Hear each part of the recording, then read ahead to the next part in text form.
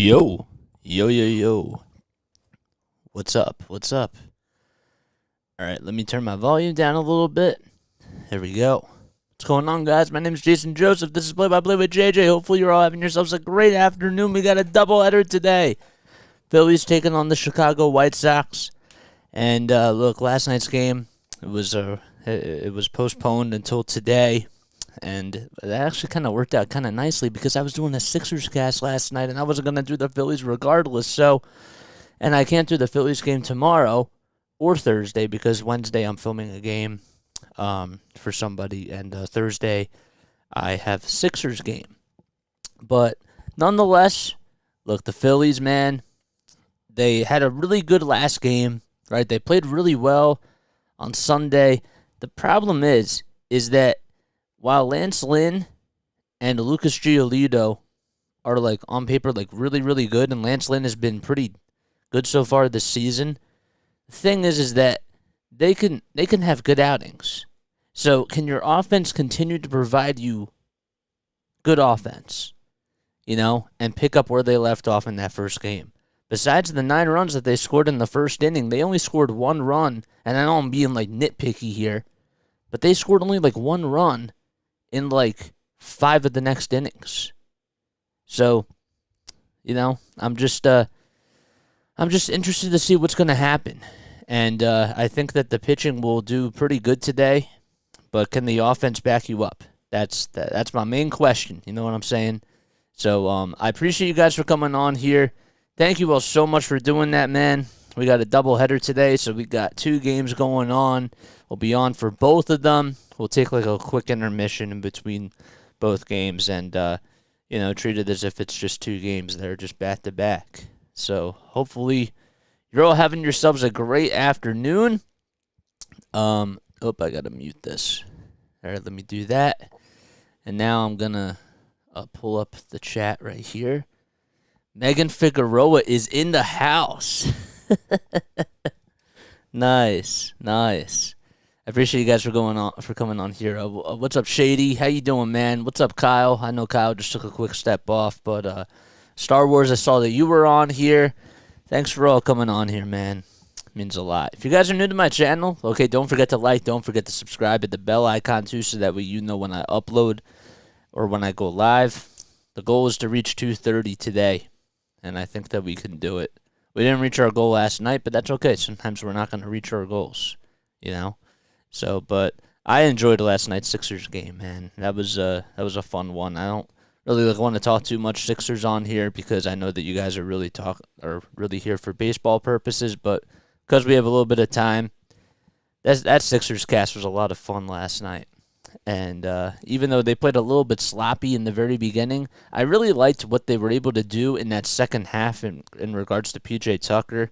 I thought that I had one of my best Sixers calls, and it was a lot of fun. So if you guys love the Sixers as much as I do, just like I love the Phillies, make sure you hop on for Thursday night's game because it'll be fun. It'll be a good one. It should be another really good call, and you don't want to miss it. So we have Lance Lynn going up against Zack Wheeler today. So it should be a good matchup. I'm really hoping that Zack Wheeler gives us a very strong outing. I haven't necessarily seen a Zack Wheeler-esque outing this season so far, but maybe today is a different day. Maybe he finally finds his groove, if you will, and maybe he'll bounce back. So the starting lineups are out, and so the Phillies will be batting first as they take on the Chicago White Sox. So Bryson Stott will be leading things off for the Phillies. Then it'll be Trey Turner, and then Kyle Schwarber. Nick Castellanos over at the DH. He'll be batting cleanup. Brandon Marsh out in center field. JT will be behind the plate, batting 6th. Batting 7th is Alec Bohm, and he'll be playing at first base. Hitting 8th is Jay Cave out in right field, and batting 9th will be Josh Harrison, who's playing over at third base today. And as far as the defense goes for the Chicago White Sox, over at first base, they got Jake Berger. Oh, did I type that in wrong? I think I typed that in wrong. Let's see. Jay Berger's over at third base. Yeah. I said first. Where did I see that? There it is. So Berger's over at third, and over at first base is Andrew Vaughn. At second is Lenny Sosa, and at shortstop is Elvis Andrus. And then in the outfield, we got Andrew Benintendi out in left field, and center field is Luis Robert Jr., and out in right field is Oscar Colas, and the DH is Eloy Jimenez. So that is the defensive alignment. And, just ready to get underway here. I think that one of the main key things for Zack Wheeler today is just to keep the ball down in the zone, or keep the ball away and keep it down as well, especially towards left-handed hitters, because I've noticed that lefties are actually starting to hit him pretty well, especially when it comes to like the third inning. And the one thing that he really struggled with last time was not just locating his fastball, but sometimes he didn't know if he should go to an off-speed pitch or not, and some of those off-speed pitches that he would go to would be up in the zone, and it would just be in hitters' wheelhouses, and that is just a recipe for disaster. So, and as far as the hitting goes for the Phillies, Bryson Stott is the hot bat. You got to continue to bat him in the leadoff spot. That's for damn sure. You know, if he's going to get you hits and he's going to get you on base, ride the hot bat. That's all I got to say. And if they can get run support today, especially in Game 1, that would be great. The goal should be to win both games, obviously. But just have to wait and see. As far as the injury report goes, Matt Strahm is listed as day-to-day. Edmundo Sosa's day-to-day. Ranger Suarez is still on the injured list, and so is Bryce Harper. The only guy that's that's listed as day-to-day for the White Sox is Tanner McDougal. So, let's take a quick sip of water.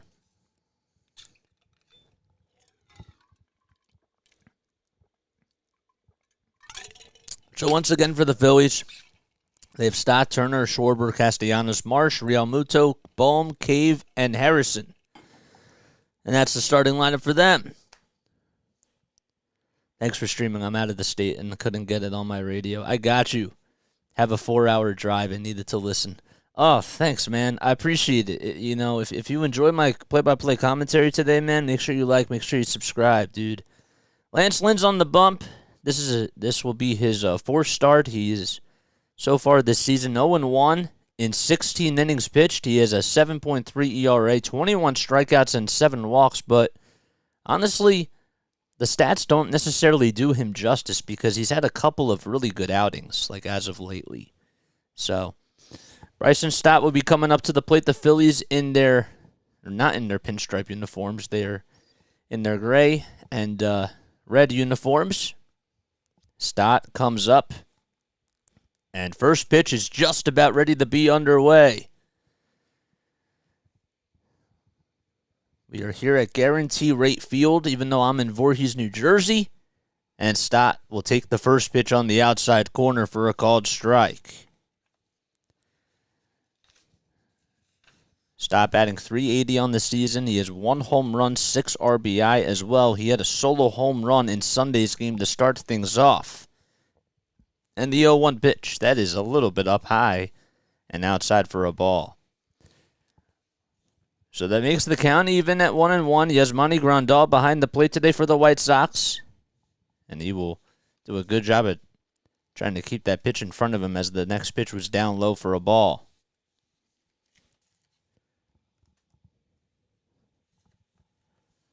The 2-1 pitch by Lynn. Swing and a foul ball right behind home plate. And the count is now even at 2-2. Lance Lynn is 35 years old from Marion, Indiana. He's listed as 6'5". The 2-2 pitch. That is poked right through the hole into center field for a base hit. And Bryson Stott extends his hitting streak to 17 games. Good job by Stott to just stay with the pitch as it was down low and away. And Stott just poked it right through the middle. And he leads off the first game of this doubleheader with a base hit.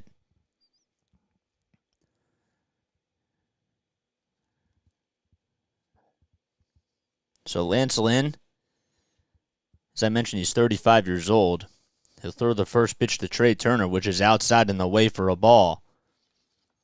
But Lynn spent some time with the St. Louis Cardinals. He's been on the Chicago White Sox for a little bit of time now as well. The 1-0 pitch, swing and a miss on a 92-mile-per-hour fastball. As I like to say, I think that he is, his pitching is aged like wine. Never gets old. And it gets better with age. The 1-1 pitch, that's fouled back towards the screen. And it's a 1-2 count. Trey Turner got on base all 5 times in Sunday's outing against the Reds. He had 2 infield singles. He had an RBI single. And he scored 3 runs. The throw back over to first base by Lynn is not in time. So Stott takes a lead off at first base. So Bryson Stott officially now has the longest hitting streak to start off a season. Turner will lift that one up to right field. Robert gets underneath it, and he'll make the catch for the first out. So he flies out to right field, and now that'll bring up Kyle Schwarber. That was a pitch that was a little bit up and away. Lynn has 6 different types of pitches. He has the four-seam, the cutter, the sinker, the curveball, the changeup, and the slider. And obviously the four-seam has been his go-to pitch. Schwarber will take the first pitch on the inside corner for a called strike. It was a check swing, but the home plate umpire said that he went regardless. Kyle in 16 games has 4 home runs, 9 RBI, which does lead the team. The home runs do. And the 0-1 pitch outside for a ball. Vaughn still keeping Bryson Stott in check over at first base. He's a pretty good glove out there. Lynn with 11 pitches so far here in the first inning, and the 12th one will be popped foul and out of play behind home plate. 1 ball, 2 strikes now. It's a beautiful day out in Chicago. It was really cold last night and supposed to be a little bit snowy, and that's why they postponed the game until today. I figured that was going to happen. 5 seconds left on the pitch clock, and the 1-2 pitch to Schwarber. It's in the dirt, and good job by Grandal to keep that one in front of him. He did have to take the mask off for a very quick second, but Stott wasn't going anywhere. He was staying put at first base.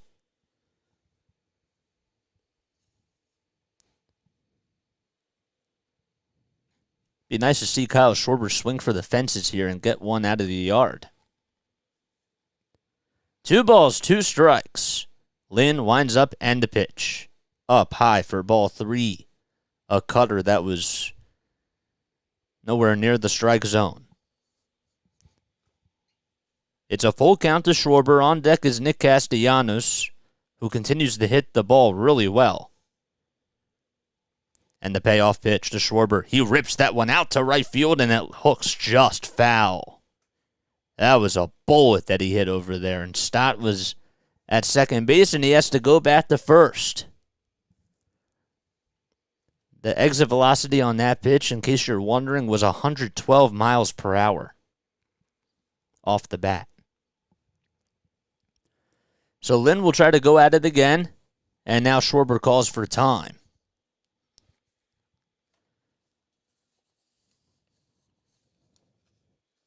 One thing about the Phillies is that in the last game that they played in on Sunday, they had a lot of timely hits, as they scored 9 runs in that first inning.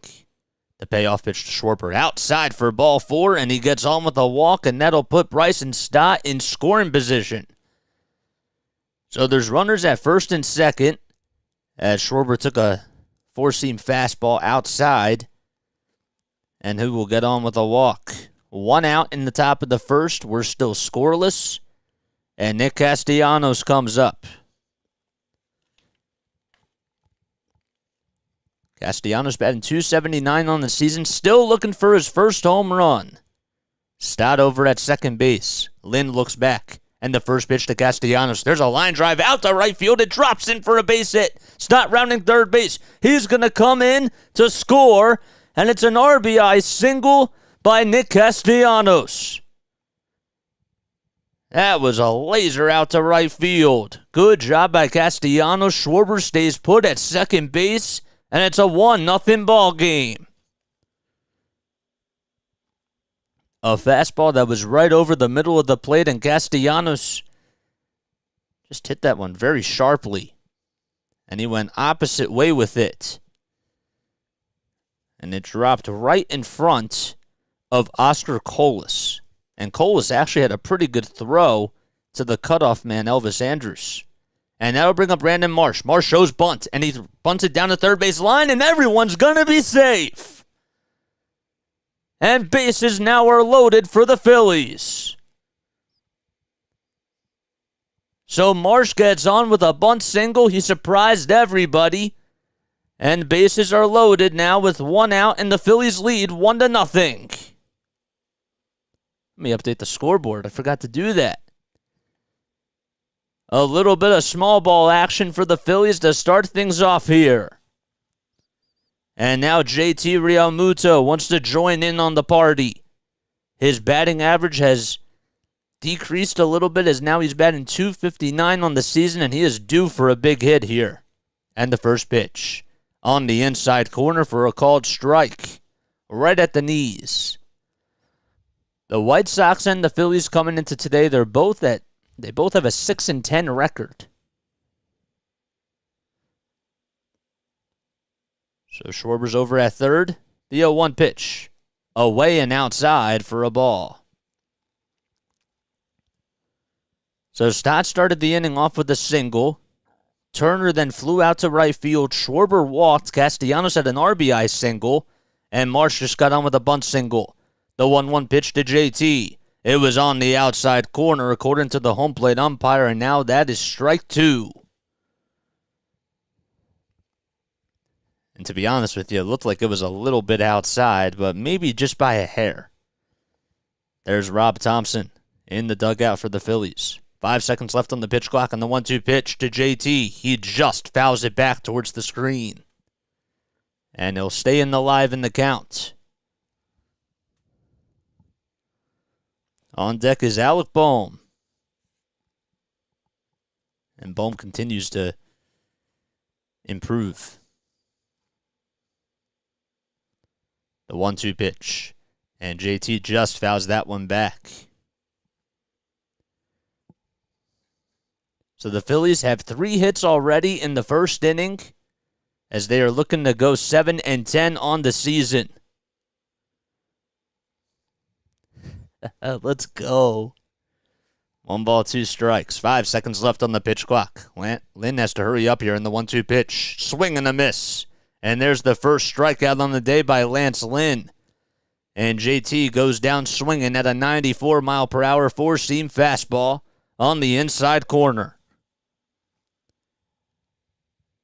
I mean, the pitch did have a lot of movement on it, but JT was late on the fastball by a mile. And it wasn't like it was too much heat or anything. Here's Alec Bohm now. Bases still loaded. The Phillies lead 1-0, and Bohm slices the first pitch foul towards the first base side, and it goes out of play.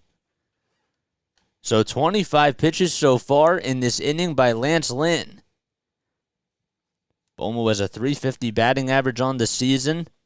He had an RBI single in that 9-run first inning by the Phillies on Sunday against the Reds. The 0-1 pitch, swing and a miss on a 94-mile-per-hour four-seam fastball. It was outside, and maybe it would have caught a little bit of the outside corner. But it's no balls and 2 strikes. Can the Phillies add on some more runs here? 2 outs, bases loaded in the top of the first, and the 0-2 pitch, way up high and outside for a ball. That time he hit 95.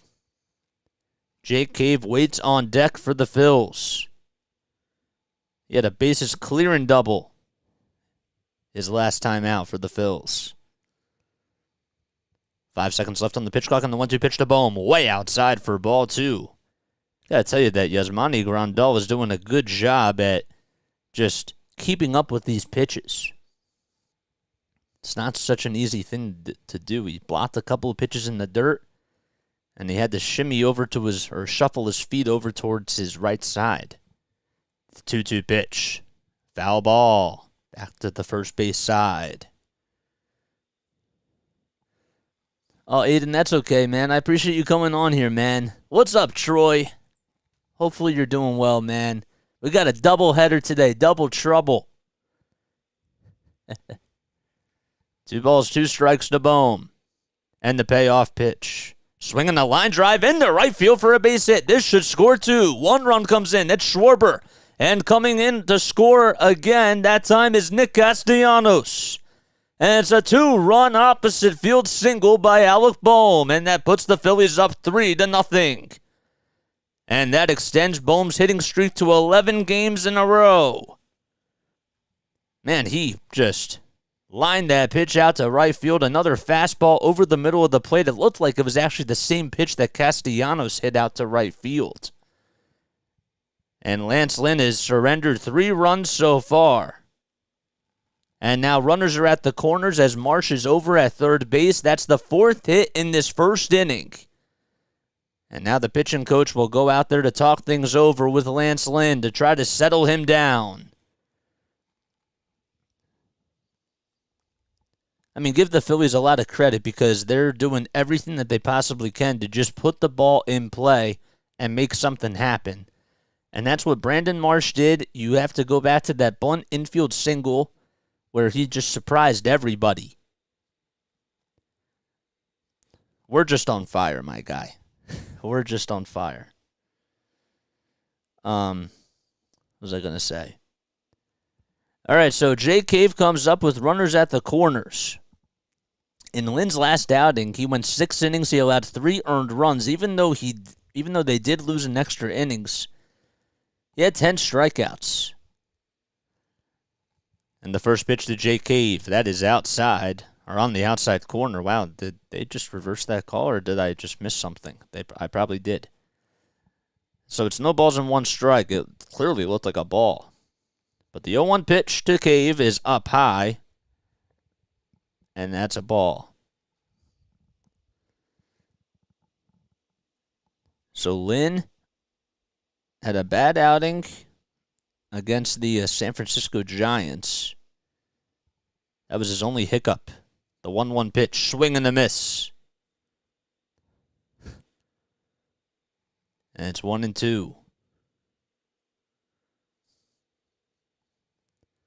33 pitches on the afternoon so far. The Phillies lead 3-0. They have runners at the corners in the top of the first. And the 1-2 pitch to Cave. Outside and high for a ball, but the runner goes over the second base, and now we have 2 runners in scoring position. Nobody was covering the bag, and Alec Bohm did a good job at recognizing that, and Bohm goes into second base with a stolen base. So a 2-run single by Bohm, and he also stole second base. There was nobody over at the bag, and he just walked right in. The 2-2 pitch. That's going to be grounded over to first base. Vaughn fields it on the hop and wins the race to the bag for out number 3. But nonetheless, the Phillies do strike first as they scored 3 runs in this first inning thanks to an RBI opposite field single by Nick Castellanos and a 2-run opposite single by Alec Bohm. And they lead 3-0 as we go to the bottom of the first inning. Phillies will be right back. Sarah, what's up? What is going on, guys? Hopefully you're all having yourselves a great day. If you guys are new to my channel, if you enjoy my Phillies play-by-play commentary, don't forget to like, don't forget to subscribe, hit the bell icon too so that way you know when I upload or when I go live. This is going to be a fun doubleheader. I can already see it so far. And good thing that the Phillies, I think that the day off actually helped them. And the one big thing that I wanted them to do, especially early on, is to just get some run support, man. And they do. So now Zack Wheeler has to produce here.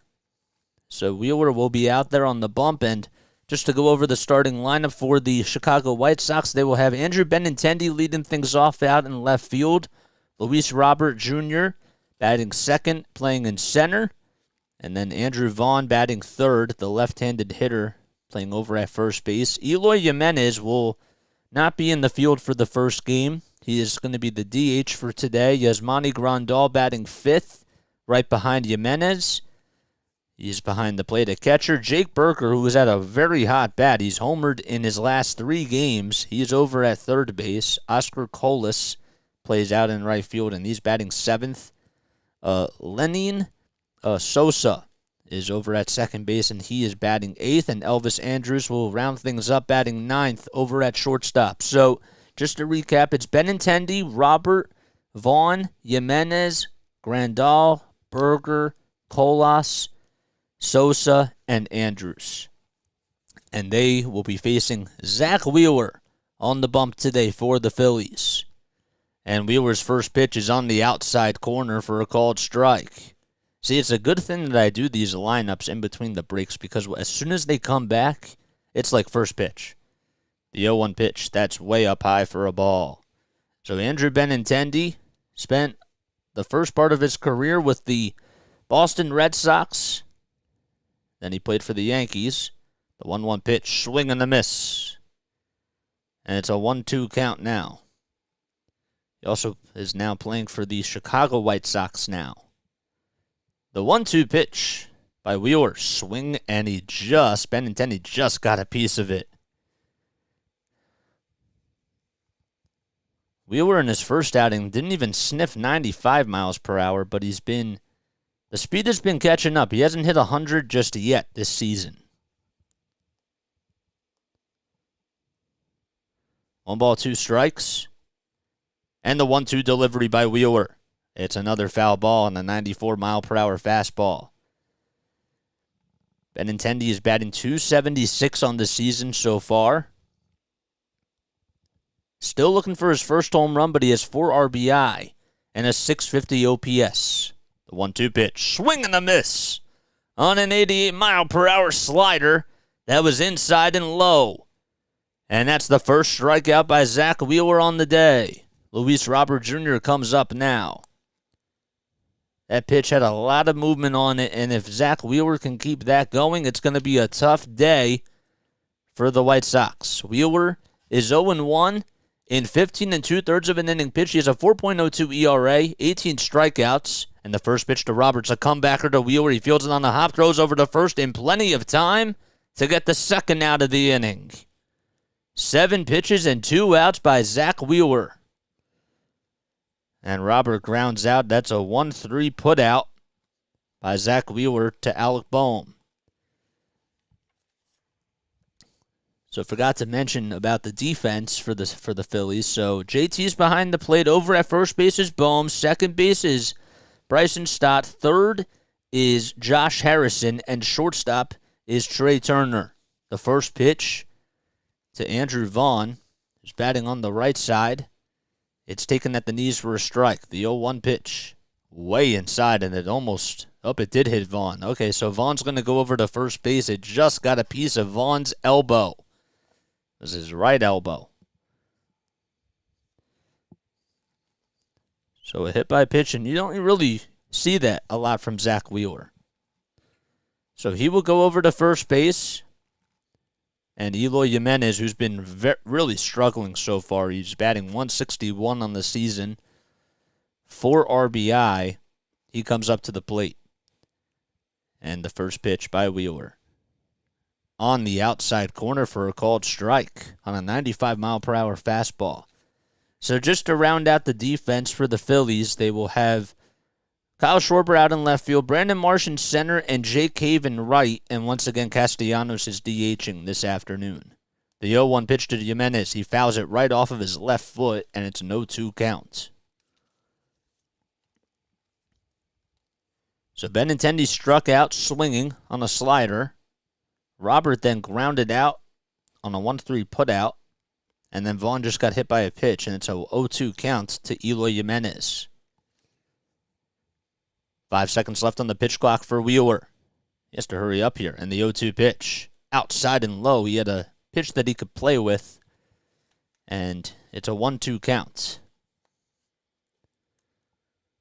So Jimenez batting cleanup today. Grandal waits on deck. 10 seconds left on the pitch clock.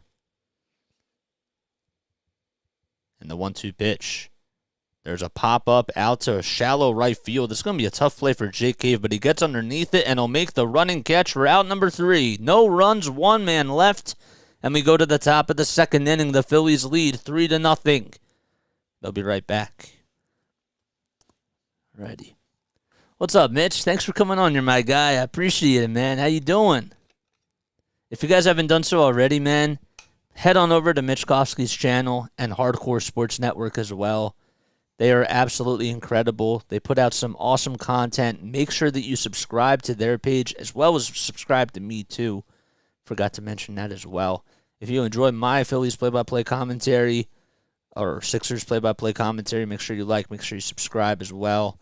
But yeah, Mitch Kofsky puts out some really good stuff, and you definitely want to check his stuff out for sure. What else do we got going on today? Well, the Guardians are taking on the Detroit Tigers. That game is in the bottom of the second inning. It's still scoreless. They are actually playing a doubleheader, so game 2 of that is right now. The Tigers actually won game 1 by a score of 4-3.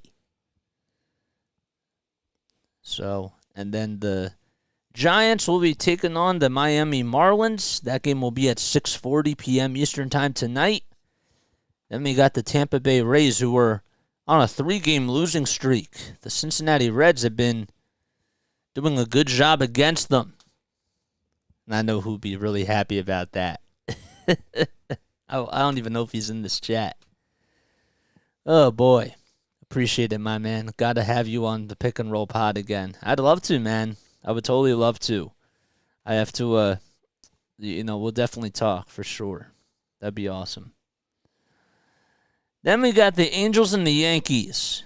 Angels are 500 this season thus far, as they will be facing the New York Yankees, who are now 10-6.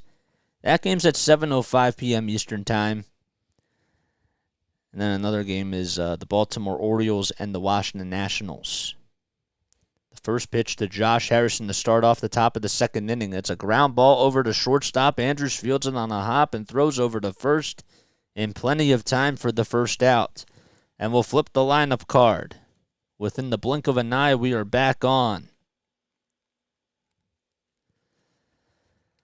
Here's Bryson Stott now. Stott led the game off with a single and extended his hitting streak to 17 games in a row. The first pitch. That's taken on the inside corner, a cut fastball at 89 miles per hour. So Stott passed Willie Jones, who had a 16-game hitting streak to start off this season, and Stott now has 17 games in a row. The 0-1 pitch, that's a high strike on the outside corner for strike 2. 8 seconds left on the pitch clock, and the 0-2 pitch by Lynn, who's still out there. It's down low for ball 1. So Lynn had 36 pitches in the first inning. Got off to a very shaky start as he gave up an RBI single to Nick Castellanos and a 2-run single to Alec Boehm. The 1-2 pitch, a defensive swing by Stott as he fouls that one off.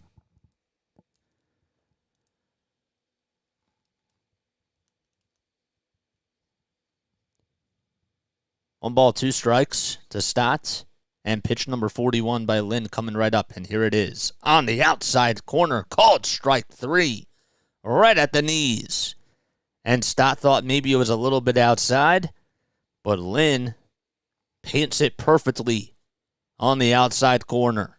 And got Stott to freeze. And he goes down looking for the second out of the inning. Trey Turner due up to bat now, and the first pitch that he sees is taking a fastball that was right over the middle of the plate for a called strike. Turner flew out to right field in his first at-bat, and the 0-1 pitch. Turner will take that one a little bit more inside, and it's a 1-1 count. Not a big crowd here in Chicago. but you wonder if the seats maybe are going to start to fill in as the game goes on. The 1-1 pitch, a curveball that was way inside for ball 2. And Turner just had to get out of the way of it. Schwarber waits on deck. The 2-1 delivery by Lynn. Way outside for ball 3, and Lynn is losing his location a little bit. It looked like the ball just slipped right out of his hand. 5 seconds left on the pitch clock, and the 3-1 pitch. Outside and low, it was a slider that was nowhere near the strike zone, and Turner gets on with a walk. So Harrison grounded out to shortstop. Stott struck out looking, and Turner is now over at first base. And Kyle Schwarber, who walked in his first plate appearance, will come up.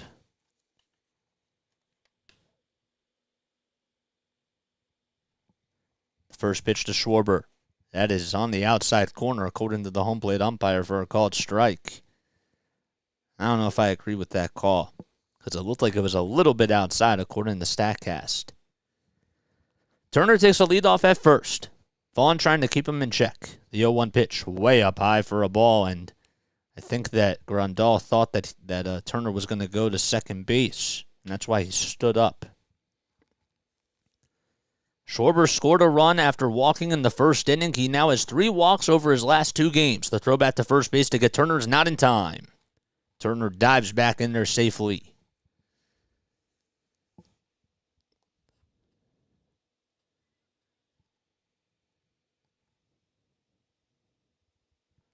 Phillies up 3-0. The 1-1 pitch to Schwarber, and Schwarber fouls that one back towards the screen. So that makes it a 1-2 count now.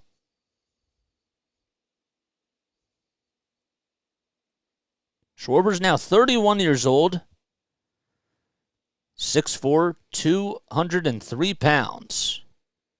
1 ball, 2 strikes. And the 1-2 pitch. That ball is popped up towards shallow center field. Andrews gets underneath it, but Robert calls him off, and he'll make the catch for out number 3. No runs, 1 man left. And we go to the bottom of the second inning. The Phillies are still up 3-0, as 4, 5, and 6 are due up for the White Sox. I meant to say 5, 6, and 7, because I forgot that Vaughn got on with a hit by pitch. So Schwarber flew out to center field. There we go. In case you guys are new to my channel, my name is Jason Joseph. This is Play by Play with JJ. Don't forget to like, don't forget to subscribe. We do Phillies games, we do Sixers games as well. We had a great game last night, even though the Sixers played a little bit sloppy in that first half, but they had a much better second half, and they did their job. They took care of business, and they've been playing like a pretty good playoff team. Hopefully they go really far. How many people do we got on here now? Let's check.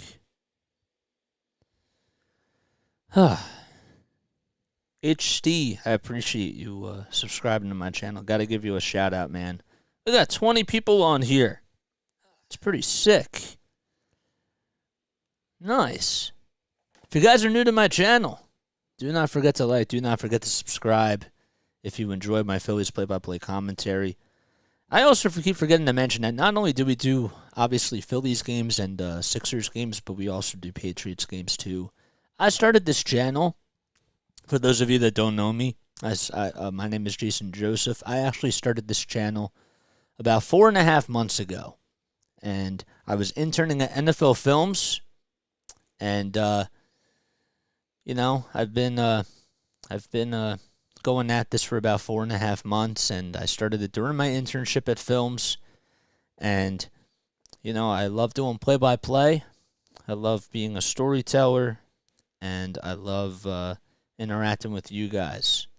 I actually got to call games for the Wilmington Blue Rocks, who were the High A affiliate of the Washington Nationals, and the Delaware Bluecoats, who were the NBA G League affiliate of the Philadelphia 76ers. Oh, they just put the game back on to 1-1 count. I don't even know how that happened, but Yasmani Grandal is up at the plate regardless. I don't like it when they do that. The 1-1 pitch. Inside and high for a ball. Zack Wheeler out there for his second inning of work. And it's a 2-1 count. There's Jake Burger waiting on deck. He has 4 home runs and 7 RBI on the season. The 2-1 pitch, swing and a miss. Grandal went fishing after a slider that was inside, and that's a 2-2 count now. Grandal batting .298 on the season. The 2-2 delivery by Wheeler. There's a high fly ball out to right center field. Marsh gets underneath it, takes a couple steps towards the warning track, and he'll make the catch for the first out. Wheeler's pitch, that was he got lucky on that because Grandal could have drilled that because it was a pitch that missed its spot, and it was right down the middle. But there's the first out of the inning as Grandal flies out to center field, and here's Jake Burger, who has homered in 3 straight games. And he fouls the first pitch off towards the first base side. Burger has 7 hits and 20 at-bats. This is now his 9th game. The 0-1 pitch. There's a high fly ball out to right field, and the hook's foul.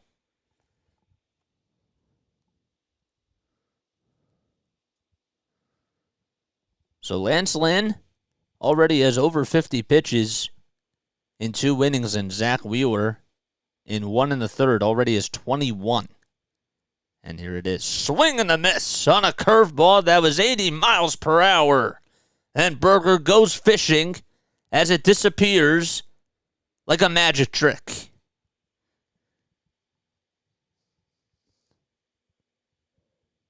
My goodness, man. That curveball was absolutely filthy. And there's 2 outs, nobody on. Colas comes up, and the first pitch, that was a curveball, and that had a lot of wicked movement on it, but not in a good way, as it was way outside. So Burger goes down swinging. The 1-0 pitch is on the inside corner for a strike. Here is Lenin Sosa. Or Oscar Colas, I should say.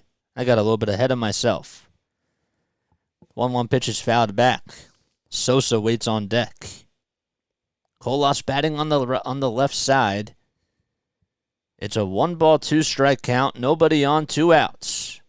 And the 1-2 pitch by Wheeler. Swing and a miss. Back-to-back strikeouts on curveballs, and that'll do it here in the bottom of the 2nd inning. 1, 2, 3 go the White Sox. And we go to the top of the 3rd. The Phillies are up 3-0 in Game 1 of this doubleheader.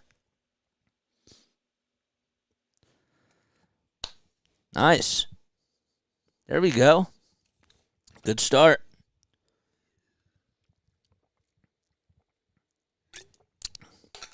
Question is, can Zack Wheeler keep this up? That's my question that I want to ask you guys. Do you guys think that Zack Wheeler will keep this up? Let me know down below in the comments section. So what was I saying before? So I used to call games for the Wilmington Blue Rocks, who were the high E affiliate of the Washington Nationals, and I also called games for the Delaware Blue Coats. I did that for the radio station at my school. I got really lucky, and I had some awesome opportunities, even though, I took advantage of everything. It was just, I was really fortunate about the timing of everything, and I got to call games for the Blue Coats, who were the G League affiliate of the 76ers for basketball, and I had a lot of fun doing that. I actually just had a guest on about, what was it, Game 1? It was Game 1 of the playoffs, and I got to have him on. He's like one of the broadcasters for the Blue Coats, and he actually got to see them go or win the whole thing this year. I got to see them go to the G League Finals 2 times in a row, but not only did he get to see them go to the G League Finals for the 3rd year in a row, but he also got to call the game that they won, the whole thing.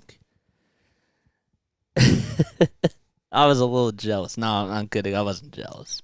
I was really happy for him. But yeah. All right, it's 3-0. The White Sox are still looking for their first hit on the day, but the Phillies are up as we go to the top of the third. Lynn out there for his third inning of work, and Castellanos is up, and he flares that one out to center field, and it drops in for a base hit. And there's another single by Castellanos. Again, just putting the ball in play and doing some magical things. So that is the second inning where the Phillies have gotten a leadoff single.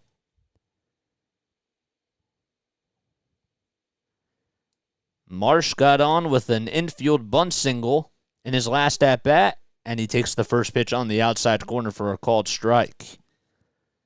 I was looking up the other day, or what was it, yesterday? I saw an article that both the Phillies and the Angels look like that they've won the Logan O'Hoppe Marsh trade.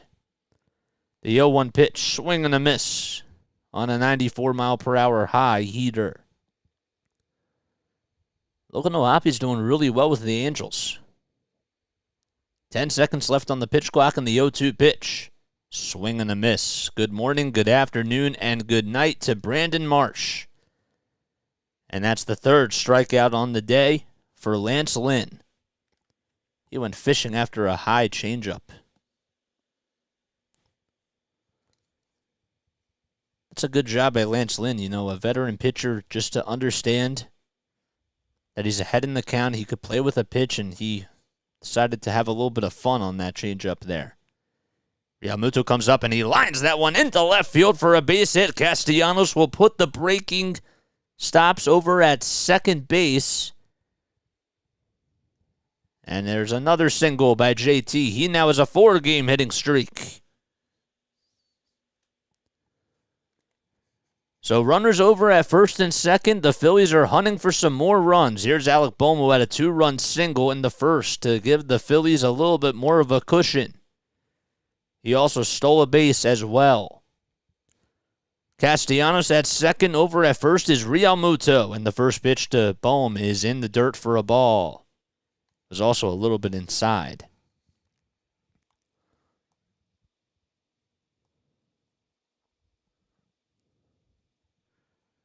One ball, no strikes, and the 1-0 pitch inside for a ball 2.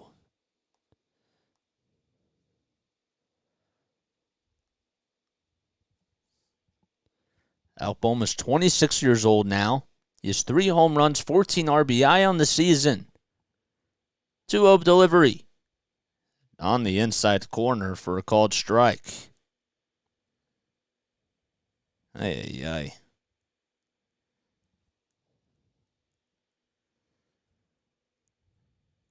That was way inside. 5 seconds left on the pitch clock in the 2-1 pitch. There's a curveball that lands over the middle of the plate for a called strike 2. Pretty sunny day out in Chicago. Not a cloud in the sky. The 2-2 pitch. Laid off by Alec Bohm as it was outside and low on a curveball at 81 miles per hour. 60 pitches by Lance Lynn so far, and we're not even through the third inning yet. Castellanos over at second.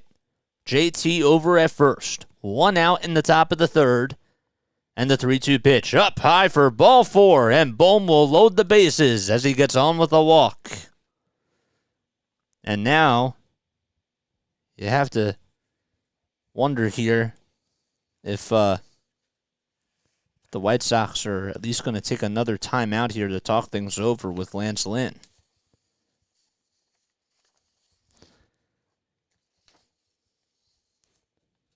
Bryce Harper did take batting practice again today, and man, he looks pretty good out there, just from the replays of everything that I just saw. Here's Jay Cave.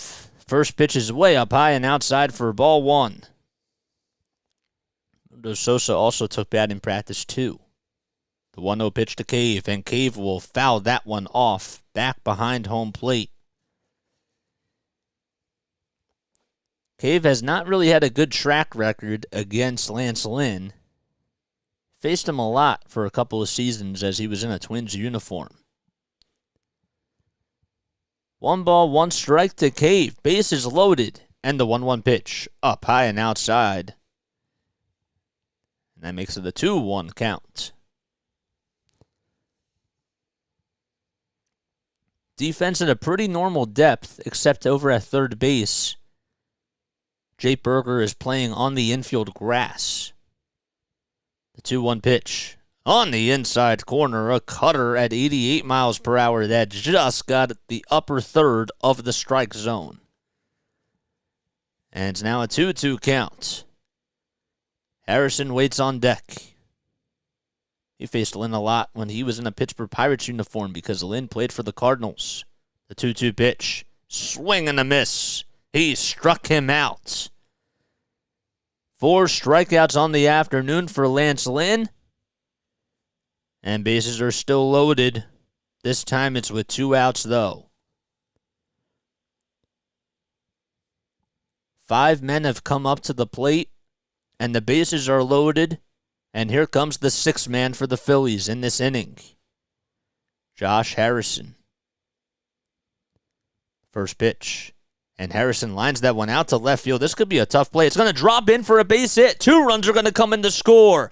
Runners are now going to be at the corners, and Josh Harrison delivers a 2-run single to put the Phillies up 5-0. That's how you do it. So Castellanos and Realmuto both scored. Bohm is now over at third base, and a 2-run single out to center field. It was a bloop single by Josh Harrison. That ball was outside and low.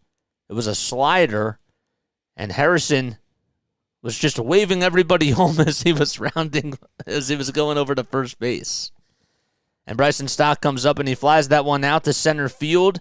This should do it, and it will for out number 3. The Phillies had the bases loaded, though, and they delivered on a 2-run single by Josh Harrison.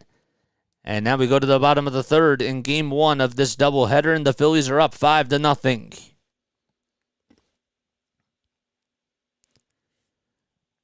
There we go. Good job. Good job by the Phils, man.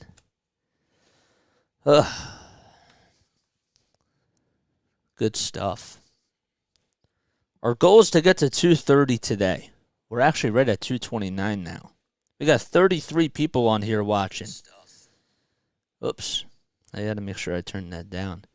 If you guys are new to my channel, if you enjoy my play-by-play commentary, don't forget to like, don't forget to subscribe, hit the bell icon too so that way you know when I upload. The Phillies lead 5-0 as we go to the bottom of the 3rd inning. We have an exciting game today, man. We got 2 games, actually. And the Phillies are doing a pretty good job. So, yes, sir, that's what I like to hear. That's what yeah, man. If you enjoy my Phillies play-by-play commentary, if you also enjoy my my Sixers play-by-play commentary, I do games for them as well. We'll be back on for Thursday's game. That'll be Game 3 of the playoffs, man. We had a lot of fun last night. Oh, thank you for the subscription. Thank you. Who was that? Teresa, thank you. Shout out to Teresa Hooper, man. If you guys subscribe to my channel, I give you a shout out. And also, if you want the White Sox to lose both games of this doubleheader, that's why you got to subscribe, man. I'm funny. I crack myself up. There was actually, when I was in high school, this one person said to me, Jason, I hope you don't take offense to this, but I noticed that, that you laugh at your own jokes sometimes, and I could just picture you as, a stand-up comedian with nobody in the audience just laughing at your own jokes. It's so true. Oh, man. Oh, thank you. Who else just subscribed? I didn't get the notification that time, but if you just subscribed, be sure to shout yourself out if you want to. You don't have to put yourself on the spot, but I really do appreciate it, seriously.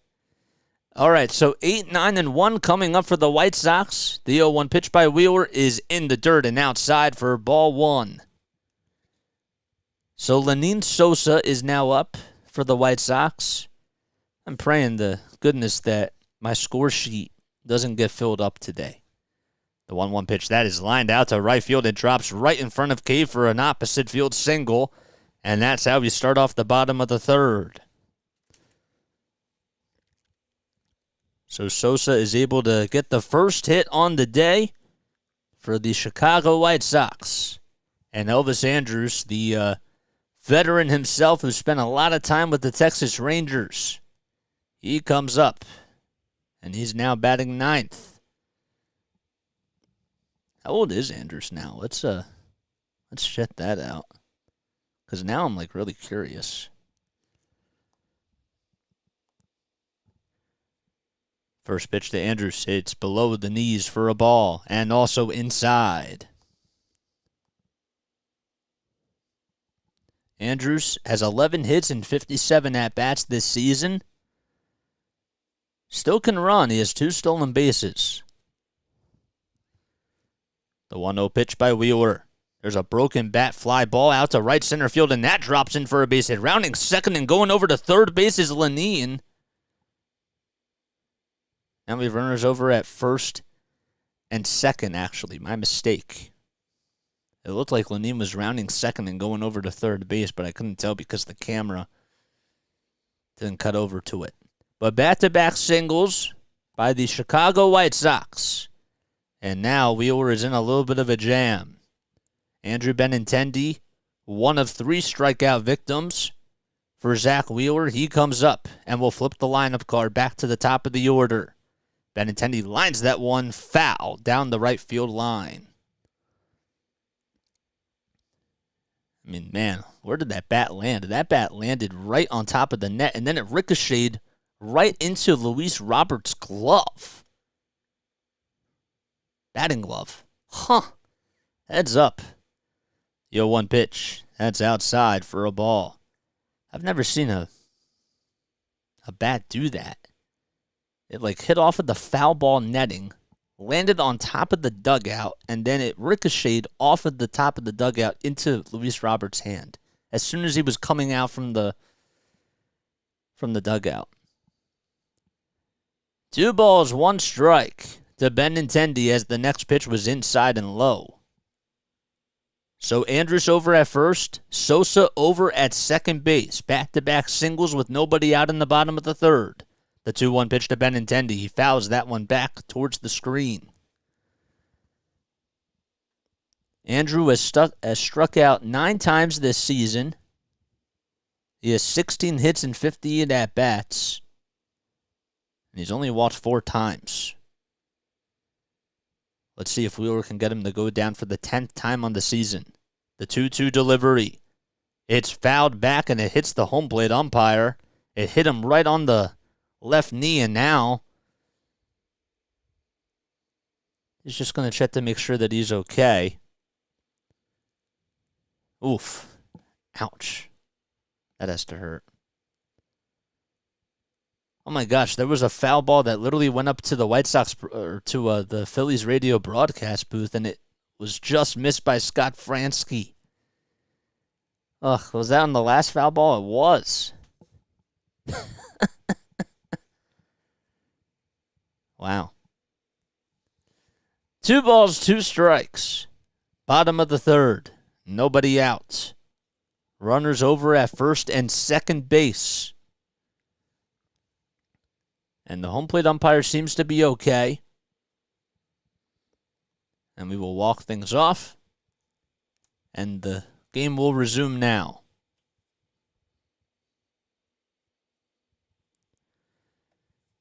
Wheeler looks back at second base, and the 2-2 pitch. Inside and low for ball 3. So Wheeler has been getting himself into a little bit of a jam here. Luis Robert Jr. waits on deck. Still nobody out in the bottom of the third. The Phillies lead 5-0. And the payoff pitch. There's a ground ball into right field, and that's good for a base hit. It gets right through the hole, rounding third base, and he'll hold his horses over there.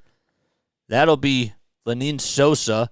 Good throw by Jake Cave as he drew a good throw, and now bases are loaded with nobody out. Back-to-back-to-back singles by the White Sox. And a tough customer is coming up to the plate right now, and that is Luis Robert Jr. He has 5 home runs on the season, 11 RBI, and that leads the team. He's also batting .277 with an OPS of .857. And now Caleb Cotham is going out there to talk things over with Zack Wheeler, just to try to settle him down and make sure that he's okay. Next shift, what's up, man? Thank you for coming on here. I appreciate it, man. If you was that you who just subscribed to my channel? I just saw that I got a new subscriber. If you just subscribed to my channel, don't forget to give yourself a shout out if you want. I really appreciate it. Oh, Teresa. I got a notification about Teresa twice. What is up, man? Bases loaded, nobody out. Everybody goes back to their spots. Oh, we reached our goal for today. Our goal was 232. Let's see if we can reach 240 by the end of today.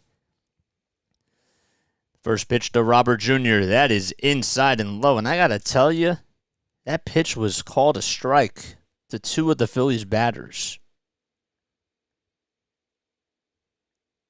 That's crazy. 1 ball, no strikes to Robert Jr. And the 1-0 pitch. Way up high for ball 2. And now Wheeler is losing a bit of his control here. He had 13 pitches in the first, 12 in the second, and already he has 14 here in the third, and there's still nobody out. Bases loaded. It's 5-0 Phillies. And the 2-0 pitch right at the knees on the outside corner for a called strike. 96-mile-per-hour fastball. On deck is Andrew Vaughn, who got hit by a pitch. Robert grounded out. It was a 1-3 putout in the first inning. The 2-1 pitch. That is lined out to right field, and that will drop in for a base hit. Cave will try to get over to it. 2 runs are going to come in to score, and going over to third base now is Andrews. As it is now 5-2 on a 2-run opposite field double. And the tying run is coming up to the plate. Luis Robert Jr. coming up clutch again. Oof. Yikes. That was a pretty good pitch. And Robert stayed with it and went the opposite way. And there's still nobody out. Wheeler now has 41 pitches. Andrew Vaughn comes up. And the first pitch, that is lined over the head of Bryson Stott into right center field for another base hit. Going over to third base will be Luis Robert, and it's now 5-3. And Robert actually came in to score, and it's now 5-4. My mistake. So it's a 2-run single because Robert was over at second base. And now it's 5-4. Wow. Let's update this now. Nope, it still isn't even updating. That is crazy. Eloy Jimenez now comes up. And there's still nobody warming up in the bullpen for the Phillies here. So Vaughn gets himself a 2-run single. And it's 5-4 Phillies now. Jimenez takes the first pitch down low for a ball. The 1-0 pitch. That's in the dirt again for ball 2. And now you have to hope that somebody's going to be warming up in the bullpen right now for the Phillies. Haha, nope, I've just been picking and rolling. No. You're not bad luck. You're not bad luck, my guy. You're not bad luck. 2 balls, no strikes. And the 2-0 pitch. There's a ground ball that's fouled off towards the third base side. So it was a 5-0 game, is now 5-4.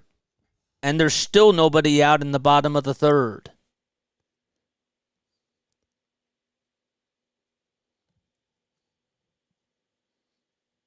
There we go. Now it finally updated. And the 2-1 pitch. That is fouled off right behind home plate. The pitches have been elevated, and Zack Wheeler just continues to struggle for the Phillies. Just when you think it's going to be a good day, something just goes wrong. 5 seconds left on the pitch clock. And the 2-2 pitch in the dirt, and it gets away from JT Realmuto, but not too far away. Thank goodness. And Vaughn will stay in check over at first base. That pitch was a curveball that was outside and low. It just looks like Zack Wheeler just is losing a little bit of his grip. 10 seconds left on the pitch clock. And the payoff pitch to Jimenez coming right up. Here it is. That ball's popped out and skied towards shallow center field. Marshall's playing really deep, and it's going to drop in front of everybody for a base hit. Oh, my goodness. And now runners are over at first and second. Marsh, Castellanos, and Bryson Stott just could not get there in time as it found a little bit of daylight. And there's now runners at first and second base with nobody out. And that is now the 6th straight base hit of this inning. Man, JJ, between NBA playoffs and NHL, MLB is back. Lol, what a time. I agree, man. I agree. Here's Yasmani Grandal now. There's still nobody out. Oh, my goodness.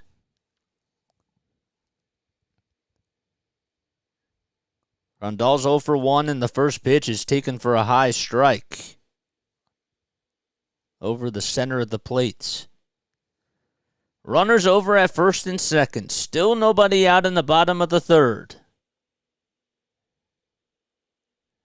And the 0-1 pitch. That's popped up, but it's fouled right behind home plate. And now Connor Brogdon is warming up in the bullpen for the Phillies. I'm sorry, but as soon as you give up a couple of hits like that, you got to be warming somebody up in the bullpen earlier. It's just how it goes. No balls, 2 strikes, and the 0-2 pitch is way up high for a ball. Phillies will be playing Game 2 of this doubleheader about 30 minutes after the conclusion of Game 1. Over at second is Vaughn. The 1-2 pitch. Inside by a hair, and it's a 2-2 count.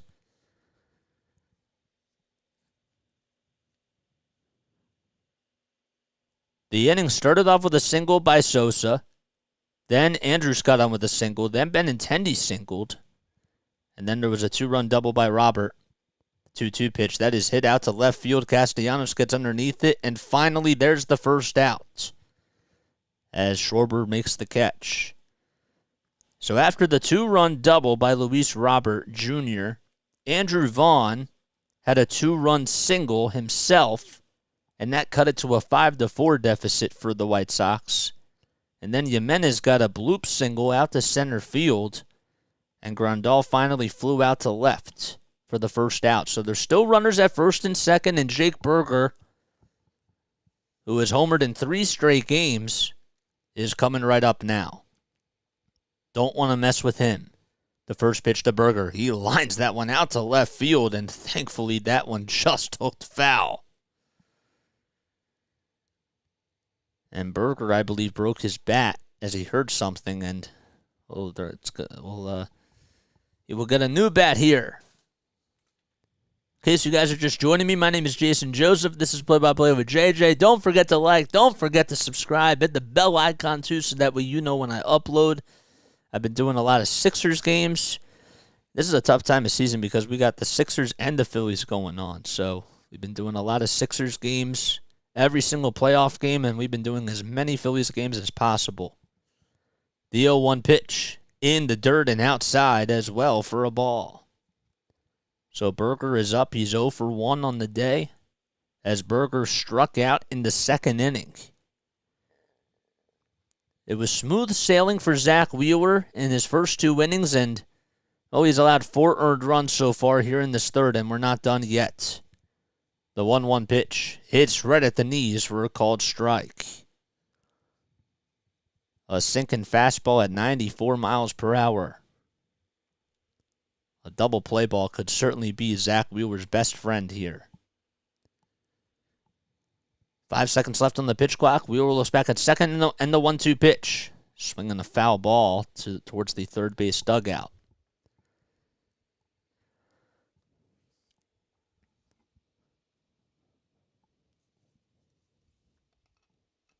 Tigers and Guardians are playing a doubleheader too.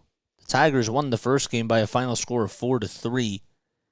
The second game, it's in the bottom of the fifth and we're still scoreless. 1 ball, 2 strikes. And the 1-2 pitch, that is just fouled, or is that a fair ball? Yeah, it is. The throw to second, there's one. The throw over to first is not in time. JT did a good job at recognizing where the ball was, and he threw a dart over to second base as if he were trying to catch a runner stealing, and Stott's throw to first. Well, you got to give Berger a lot of credit for hustling down that line as soon as he hit it. So that'll put runners at the corners now, as Vaughn now goes over to third, and Berger's over at first on the fielder's choice. It's still 5-4 Phillies in the bottom of the third, but there's 2 outs now, and runners are at the corners. Colas comes up, I should say, and he takes the first pitch up high for a ball.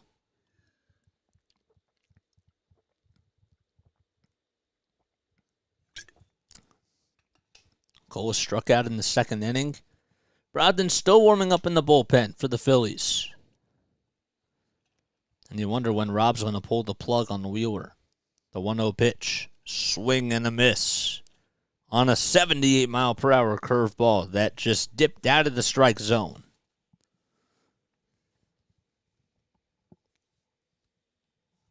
Oh, the NFL draft is next week. I got to do a podcast on the Patriots and what they should do for the draft. Oof. I got to do that. The 1-1 pitch. There's a ground ball right back towards Zack Wheeler. The throw over to first is in plenty of time for out number 3. But the White Sox clawed their way back into this one as they scored 4 runs thanks to a 2-run double by Luis Robert Jr. and a 2-run single by Andrew Vaughn. And we go to the top of the fourth. The Phillies still lead, but it's now 5-4. So a 1-3 put out. Oof, that could have gotten even more uglier. Seriously. Ugh. All right.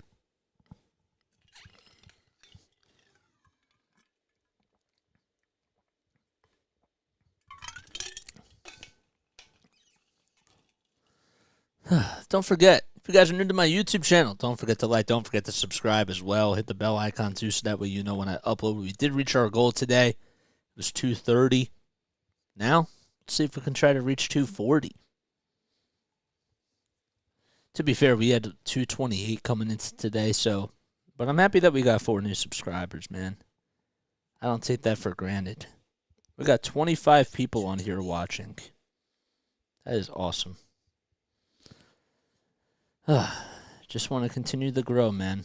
That's what happens when you put in all the hard work, you know?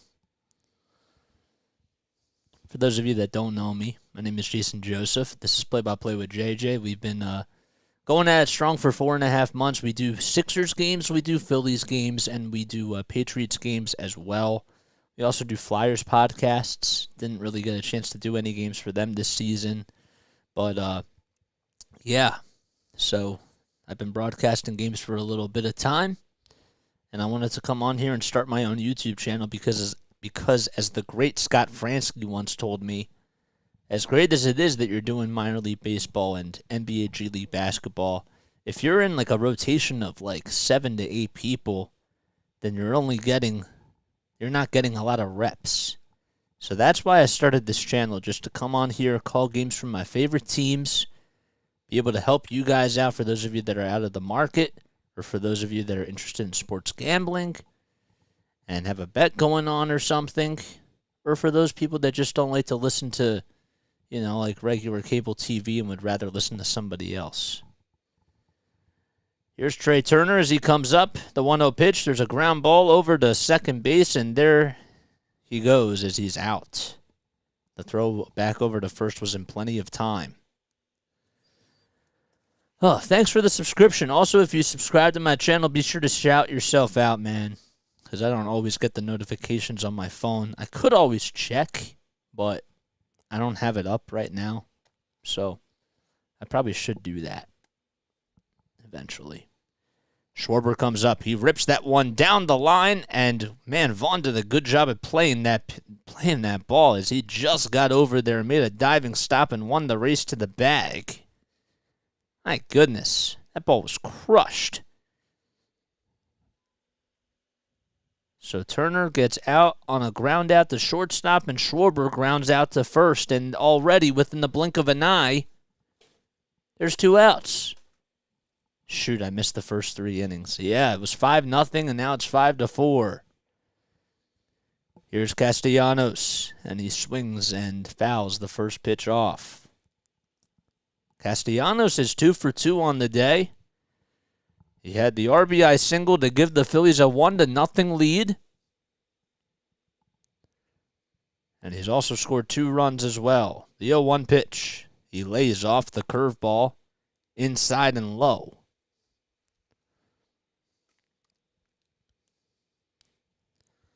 Two outs, nobody on in the top of the 4th. And the 1-1 pitch to Castellanos. Swing and a miss. On a curveball that was outside and low. Actually ended up hitting the dirt. And now Lynn seems to be a little bit more comfortable, to say the least. The even innings have been good for him. The 1-2 pitch. Up high for ball 2. Yeah, it was 5-0, my guy. And then the White Sox scored 4 runs in the bottom of the 3rd. Excuse me. The 2-2 pitch in the dirt to Castellanos for ball 3. So last night's Phillies game got snowed out.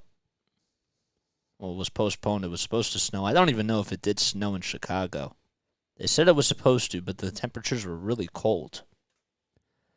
Payoff pitch on the outside corner, called strike 3, and Nick Castellanos does a little bat flip to himself, and that'll do it as the side is retired. And we go to the bottom of the 4th. The Phillies leave nobody on, and they still lead 5-4. Ooh.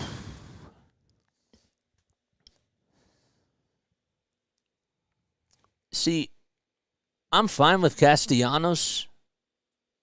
Like, you know, I'm happy that he got on twice today. I can't really knock him, but at the same time, I don't know if I'm being a little bit too nitpicky here, but why are we looking at outside pitches or pitches that are on the outside corner, bro? Wheeler was doing just fine for the first 2 innings, and then, well, let's see how many, 9 men came up to the plate. And that tells you everything that you have to know. That was in the 3rd inning.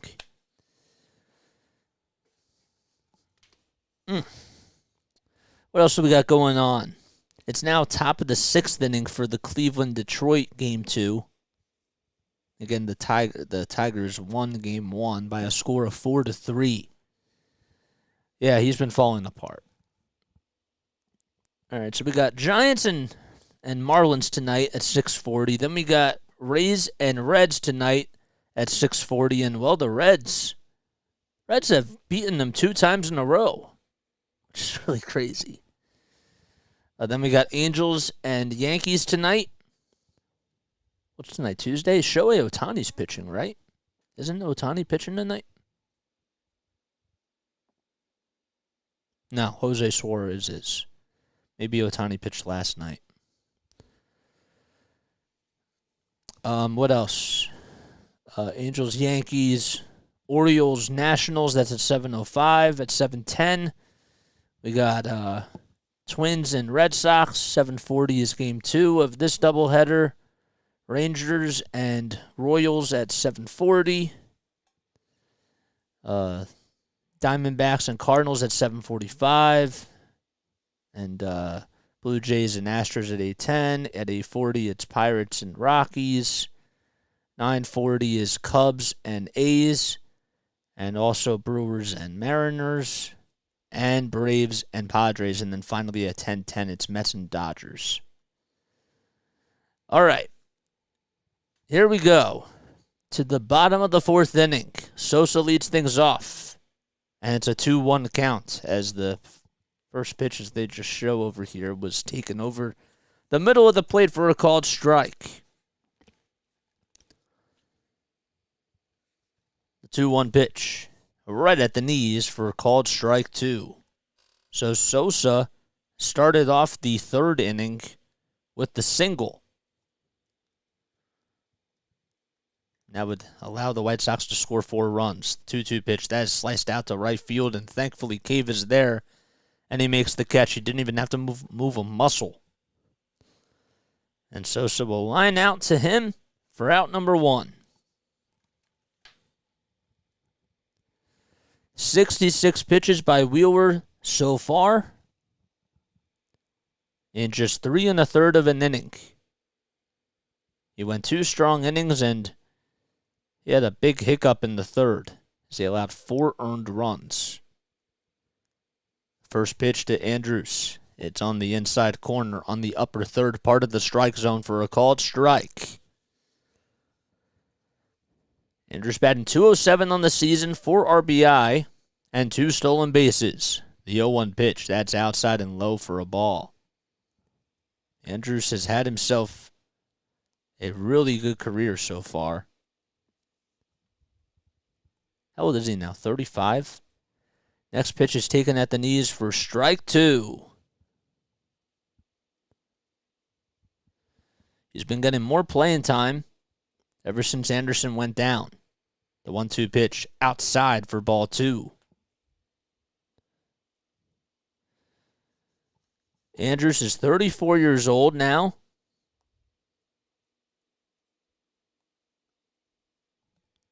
Two-two pitch.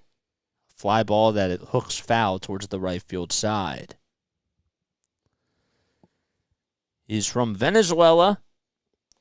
Started off his career back in 2009 with the Texas Rangers and spent 11 seasons with them, then 2 with the Oakland A's. And this is his second season with the White Sox now. 2-2 pitch inside for ball 3. And the payoff pitch. That's a ground ball over to third base. Harrison fields it on the hop and will throw over to first in plenty of time for the second out. First 2 batters are retired by Zack Wheeler. And Benintendi will come up. It's crazy because he had 11 stolen bases last season and 181 at-bats. He came into the league, he was really fast. He's had a really good career. Here's Benintendi. First pitch he takes for a called strike. And the 0-1 pitch. There's a fly ball out to shallow left field. This is going to be a tough play, and Harrison's not even going to have a play as it drops in for a base hit, and Benintendi's going to get a double out of this one at least, and he will get in there safely over at second base. Another bloop base hit by the Chicago White Sox. Harrison tumbled as he was trying to go for the ball. There was no chance that he was going to get over there, and he tried to grab it as soon as he was on the ground, and Schwarber was like, I'll just get over there. And he did.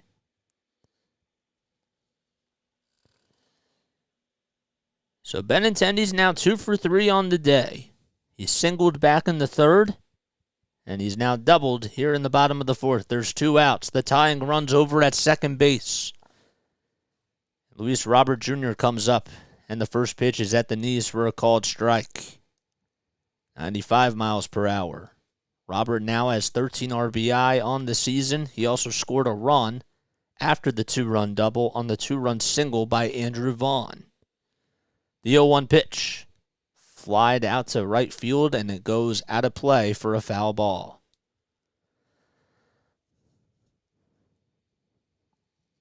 Both pitchers now have 77 pitches on the afternoon. That's Zack Wheeler and Lance Lynn. 2 strikes. to Robert Jr. And the 0-2 pitch outside, a 95-mile-per-hour fastball.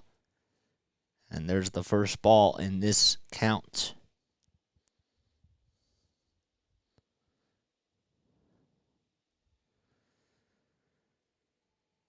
One ball, two strikes, and the 1-2 pitch. There's a high fly ball out to left center field, and Marsh just gets underneath it as he makes the catch about 2 feet in front of the warning track. Luis Robert Jr. just missed a home run. But we go to the top of the 5th inning as the White Sox leave one man left, and the Phillies still up 5-4.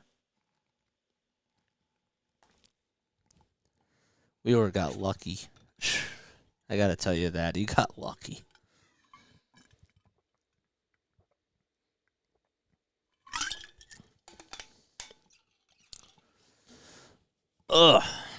Don't forget to like this video, subscribe to my channel if you enjoy my Phillies play-by-play commentary. If you like what I've been able to do so far, give me some support, man.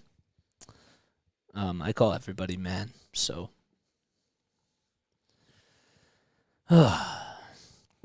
We also do Sixers games. We do Patriots games as well. We're still fairly new, as we started about 4.5 months ago. So, we've just been grinding on here, you know what I'm saying? Like, just doing a lot of work and calling as many games as possible, getting in the reps. It's like working out, you know? The more times you work out, the stronger you're going to get. I'll take lucky. Yeah. Yeah, man, that was a pitch that was right down Broad Street, and Robert missed it maybe by a hair, a home run.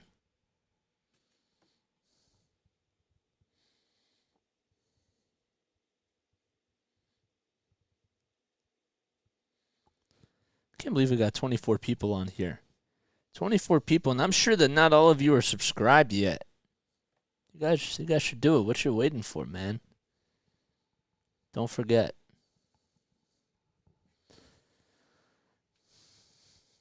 All right, top of the 5th we go.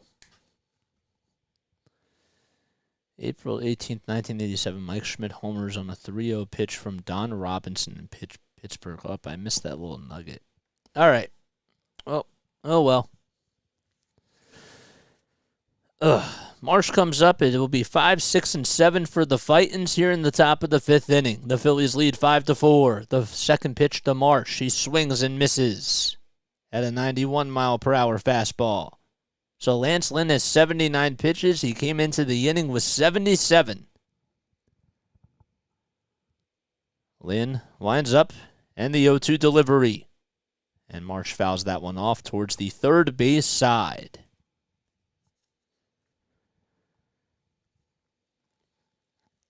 JT waits on deck.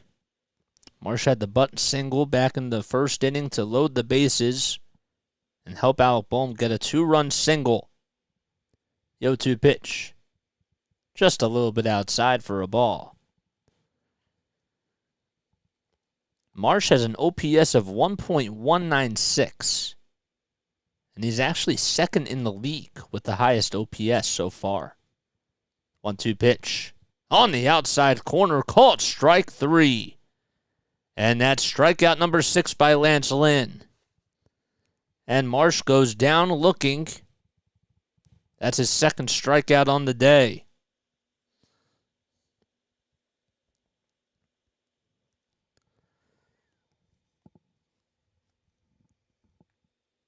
How are you liking the new rules? I'll talk about that during the break. First pitch to JT. He skies it out to center field, and Andrews backs up, and he'll make the catch onto the outfield grass for out number 2. Yeah, I'll talk about that during the break.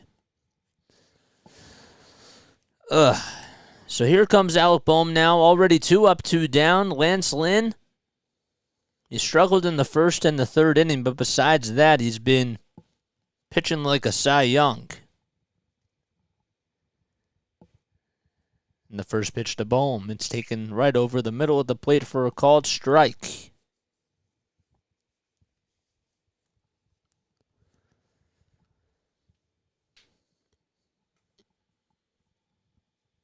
The 0-1 pitch. There's a ground ball into left field for a base hit, and Bohm gets on with another base hit. So Bohm has extended his hitting streak to 11 games in a row. He had the 2-run single back in the first to give the Phillies a 3-0 lead, and now he has another multi-hit game. He's been a really big influence because when you have Rhys Hoskins that goes down during spring training, you need somebody up to pick up, I don't want to say his slack, but his presence.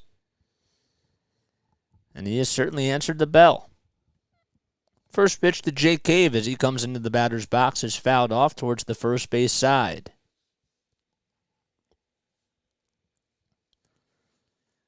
So Bohm gets a 2-out single to left field. The 0-1 pitch.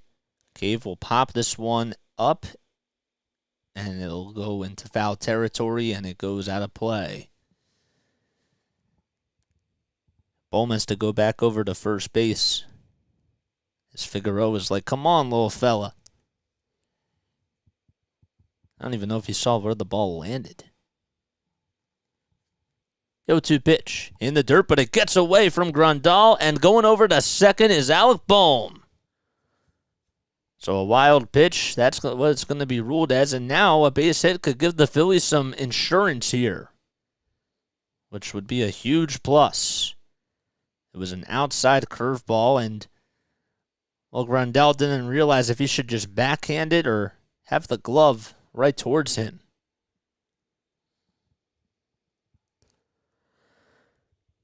Bowman scoring position, 2 outs in the top of the 5th. Jake Cave up. The 1-2 pitch, way up high for ball 2.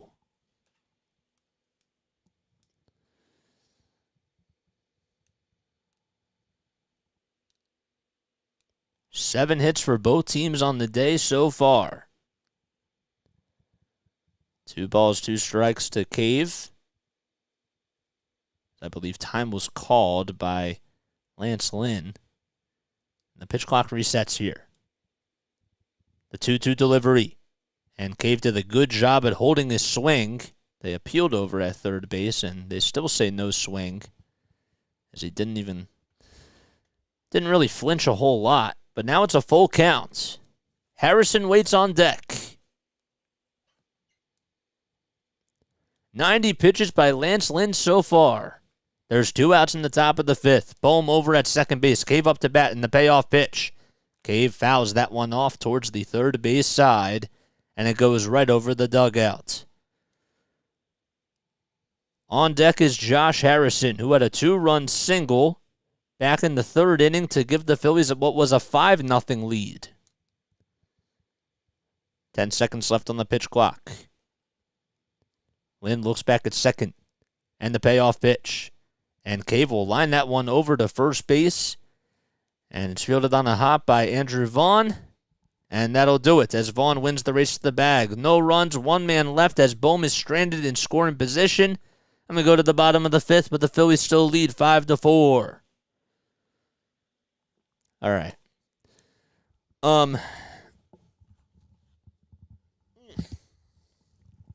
Okay. What's up, guys? Yeah, man. How are you liking the new rules? So, for those of you that don't know me, first of all, my name is Jason Joseph. This is Play by Play with JJ. I started this channel about 4.5 months ago. I used to actually call games for the Delaware Bluecoats, who were the NBA G League affiliate of the Philadelphia 76ers. And I also called games for the Wilmington Blue Rocks. So, for the Wilmington Blue Rocks, I bring that up because I did games for them for about 2 seasons. I was in a rotation of people for broadcasting, and I got used to the pitch clock, and I noticed how much it sped up the game, and I could see that that even like with the bigger base pads and stuff like that, I thought that it might actually be like really good for the game, but it feels different. Like when you're calling it at the big league level, like when you see it at the minor league level, it's one thing. I just feel like the game is a little bit sped up, like which is a good thing for people that like want to, go to bed early, and I can understand that.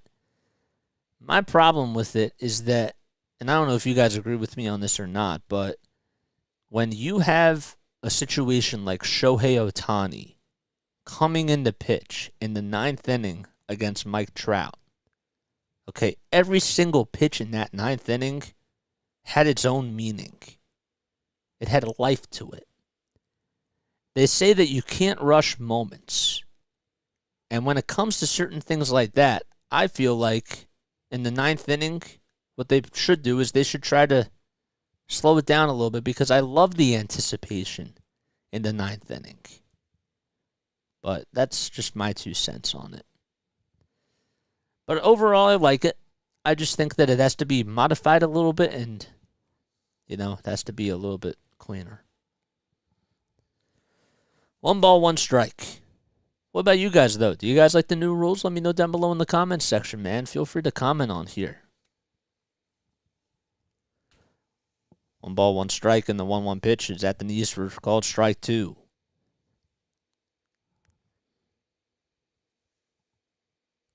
One-two pitch. That's a ground ball over to third base. Harrison Fields on the hop and will throw over to first in time for the first out. Wheeler did have a 5-0 lead.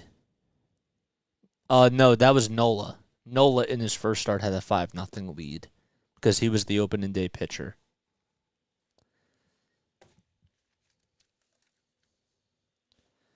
All right, so Vaughn grounds out over to a third base. I wrote G3, but I meant to say 5-3. And here's Eloy Jimenez. He swings and misses at the first pitch for a strike.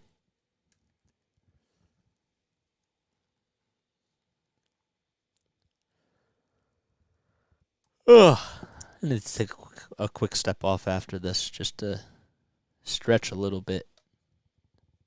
1 pitch. It's in the dirt for another strike as it was swung on and missed. Enjoying. Kurt, thanks for coming on here, man. The 0-2 pitch, swing and a miss, and Wheeler gets the strikeout. It was the same pitch that he threw previously. And there's out number 2. So Wheeler has actually retired 4 out of his last 5 hitters. Kurt, thanks for coming on here, man. I appreciate it. Don't forget to like and subscribe if you enjoy this stuff, man. First pitch in this at-bat to Yasmani Grandal. And that's taken at the knees for a called strike.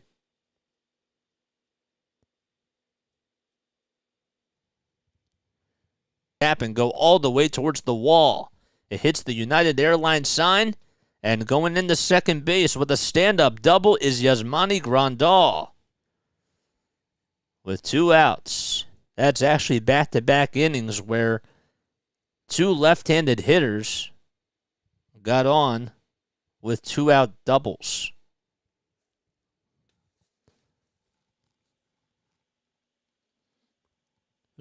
Almost the same sort of story here.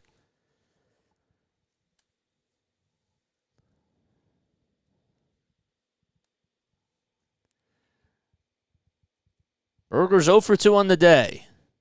And the first pitch, it's a check swing, and he went around. They don't even appeal over at first base. So Berger has homered in 3 straight games, but he's 0 for 2 today so far. Berger's playing over at third base in the hot corner. He's been really seeing the ball well. No balls, 1 strike. And the 0-1 pitch. It's in the dirt and outside for a ball.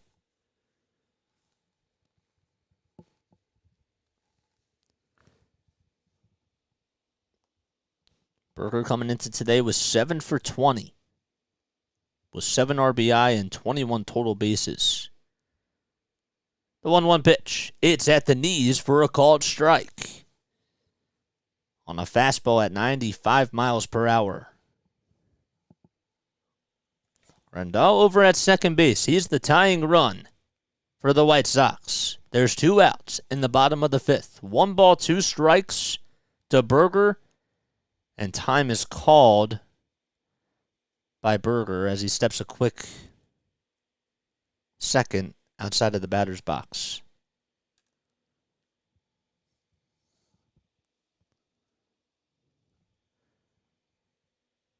Colas waits on deck. The 1-2 pitch. Outside for ball 2.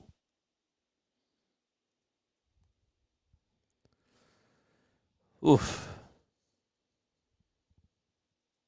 Berger coming into today batting .350 with a 1.441 OPS. The 2-2 pitch. Grounded foul towards the third base side. Berger is actually 27 years old. He's played for the White Sox for 3 seasons. He had 8 home runs and 26 RBI last season in 168 at-bats. 2 balls, 2 strikes, and the pitch. Swing and a miss. He struck him out, and Zack Wheeler gets the job done as we go to the top of the 6th inning. No runs, 1 man left. The Phillies still lead 5-4, as it'll be 9-1-2 coming up for the Fightins in the top of the 6th. Alrighty. Let's see what's going on in this chat here. Where is Restream? There it is. We got 33 people on here. Wow, thank you guys so much. That's cool, man. Don't forget to like, don't forget to subscribe as well. Hit the bell icon too, so that way you know when I upload. If you enjoy my Phillies play-by-play commentary, we also do Sixers games as well for playoffs. And yeah, man, we have a pretty good crowd today. All right, so let's see here. Stop. Boom. Thanks for answering. I'm hearing. Oh wait, I'm an old school baseball purist who's been a fan for 50 plus years, and I love the new rules. Okay, Larry. Thanks for answering. I'm hearing a lot of different opinions. I'm personally a fan, but I see your point and agree. Yeah. Never liked the DH, but I mean the thing is that like it's not just about the moments too. The other thing that I think is kind of weird is that I just how do I put this? When it comes to the shift, look, I'm fine if they like wanna. I'm fine like if they want to incorporate more offense, but you know, it's kind of like in basketball when you intentionally foul somebody, like when they were intentionally fouling Ben Simmons. Okay? It slowed the game down. But that was a strategy that they used to poke holes for the Sixers offense. And if the Hawks didn't do that, the Sixers probably would have won the series. But because they noticed that there was a hole in that game, that's what happened. And relating that back to the shift, you're getting rid of the strategy. So can you imagine if Ryan Howard didn't have to deal with that big of a shift? My guy would be hitting like more extra base hits. And so I don't necessarily like the fact that you are getting rid of strategy. But at the same time, I understand that, you know, you want to increase offense. And you want batting averages to go up. Well, Josh Harrison just came up, and I have no idea what just happened, but it's 2-1, and now it's a 2-2 count on the fastball foul ball. Man, they just over the first week or so, like I can understand, but man, they just cut to this so quickly. 2-2 pitch. Harrison stays alive, and he'll ground that one foul.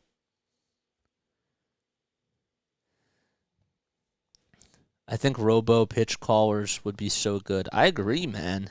I'm totally with you. I'm ready for it. 2-2 pitch.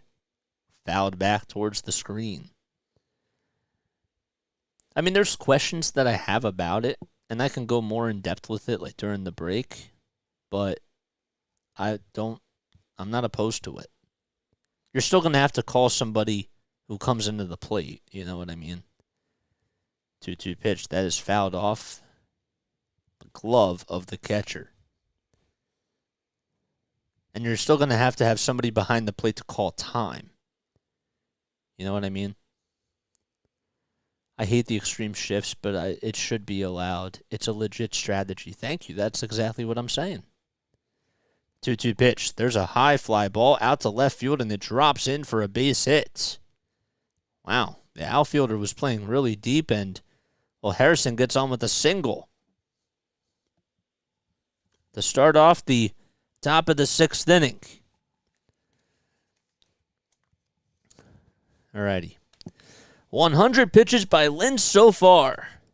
And the Phillies have had the leadoff man come on base 3 times in this game. Here's Bryson Stott. And the first pitch is on the outside corner. And man, oh man, that pitch looked like it was a little bit inside.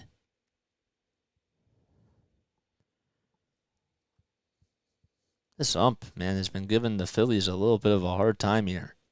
1 pitch opposite way. It ricochets off the glove of the third baseman and goes right into left field for another base hit. And Stott gets on with another infield single. As soon as the ball was hit off of Berger's glove, and Berger did everything he possibly could, luckily enough, being there to back him up over at shortstop was Elvis Andrus. And Andrus got right over towards it. And now there's 2 runners on with nobody out. Trey Turner comes up. They scored as an infield single. And Turner will take the first pitch over the middle of the plate for a called strike. Turner's 0 for 2 on the day. He walked back in the 2nd inning. And Stott gets on with his second base hit. Over at second is Harrison. Over at first is Stott. The 0-1 pitch. Outside and low for a ball. 104 pitches by Lance Lynn so far, and this most likely will be his last inning. The 1-1 delivery. Outside and low, a slider at 86 miles per hour. And Turner is ahead in the count, 2-1 here.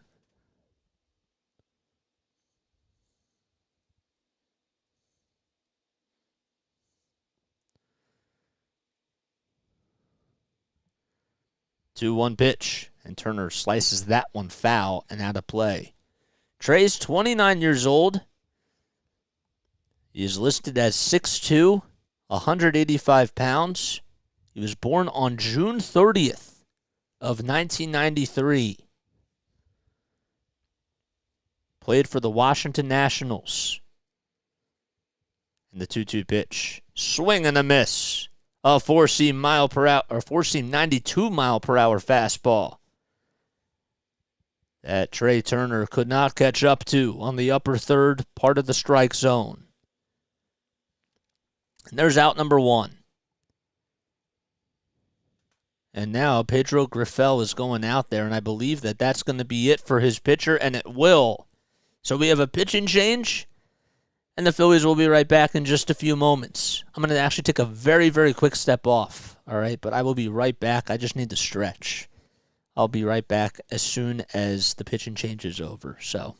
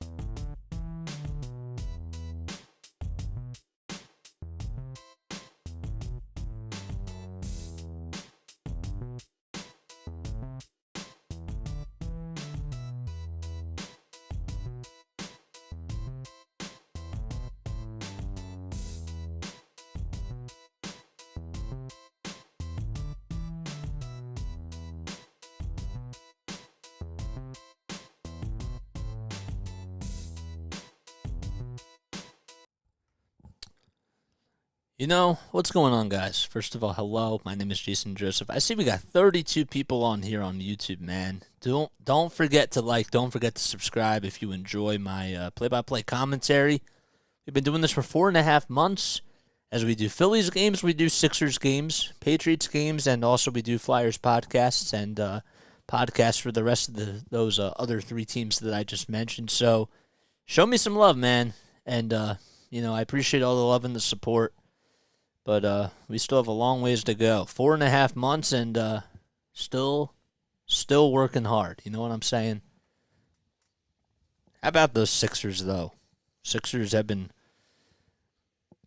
didn't have a good first half in the last game, but they had a much better second half. All right, basketball talk aside, it's baseball time. 5-4. We have a new pitching change as Jimmy Lambert will come in for the Chicago White Sox, a 2.25 ERA. And the first pitch that he throws is up high and outside for ball one to Kyle Schwarber. Schwarber is 0 for 2 on the day, but he did walk back in the first inning and scored a run as well. The 1-0 pitch. Schwarber just misses it. He was trying to swing for the fences, and he got fooled on the 84-mile-per-hour changeup.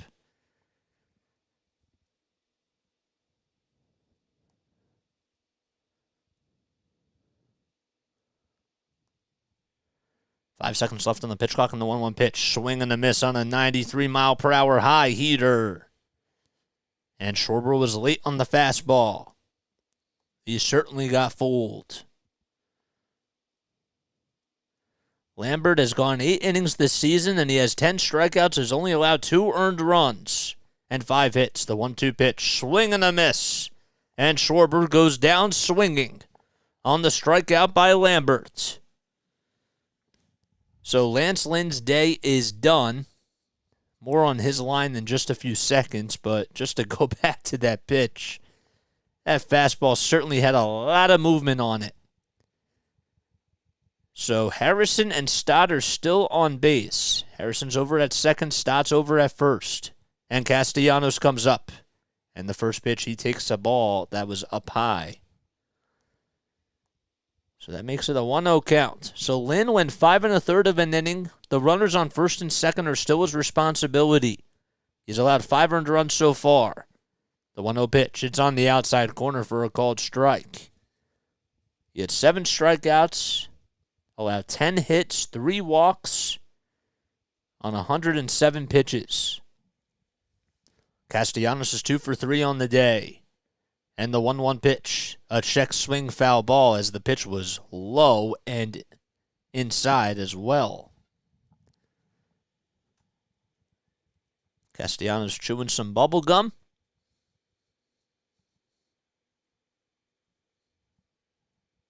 Or just gum. I don't know if it's bubble gum, but it looked like it. 1 ball, 2 strikes. And Castellanos will ground that one over to shortstop. This should do it. The throw over the second is not in time. Good job by Bryson Stott to beat out the throw. Oh, my goodness. And that'll leave the bases loaded now for the Phillies. I thought for sure that Andrews was going to be sure to get Stott out, and Stott, give him a lot of credit. He was hustling down that first base line to get into second base. And they might want to review it here. Nope, he got in. He certainly got in. And they're going to rule it as an infield single. That's actually the 3rd hit on the day for Castellanos. So Marsh now is up with the bases loaded. Stott will be over at second. The 1-0 pitch, that's in the dirt for a ball. Great base running, man. I thought for sure he was going to be out, and I didn't even see him running. But he just beat it out. The 2-0 pitch. It's on the outside corner for a called strike right at the knees. Marsh has not had a grand slam in his career, but he is 1 He does have one hit with the bases loaded this season. And one at bat, the 2-1 pitch. That's a changeup over the middle of the plate for a called strike. It's 2 balls, 2 strikes, 2 outs in the top of the 6th. The Phillies lead 5-4 with the bases loaded. The 2-2 pitch, swing and a miss. Yep, he missed it. It wasn't a foul tip into the glove. It was just dropped out of the glove, though, at the last second. But it is a strikeout, and that'll do it. The Phillies leave the bases loaded as we go to the bottom of the 6th, but they still lead 5-4.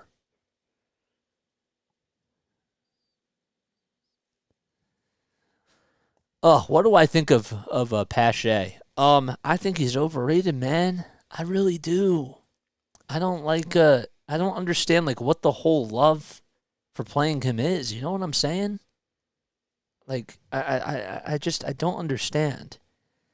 And I'm a little confused as to why this whole not playing Marsh against lefties is still a thing, because you got to go with him, man. You do. I don't understand. Oh, come on, Phils. After Bryson Stott beats out that throw, Marsh just goes down swinging like that. That's tough.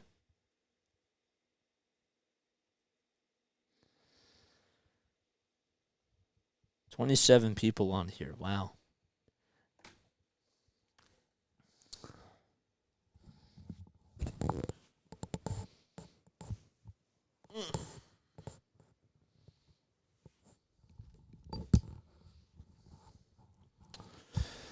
We're just going on the 2-hour mark.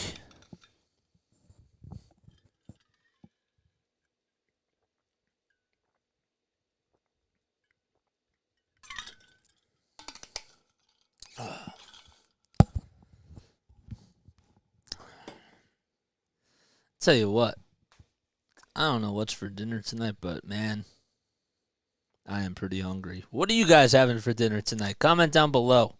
Let me know what you guys are having for dinner, because I'm curious. In between games, I am going to probably get something to eat. I think I'm going to have some pasta with some chicken tonight and some spinach. So that sounds really good. Gregory Soto comes in as Zack Wheeler's day is done. He is in line to get the win. He's 2-11 on the season. Or not 2-11, sorry.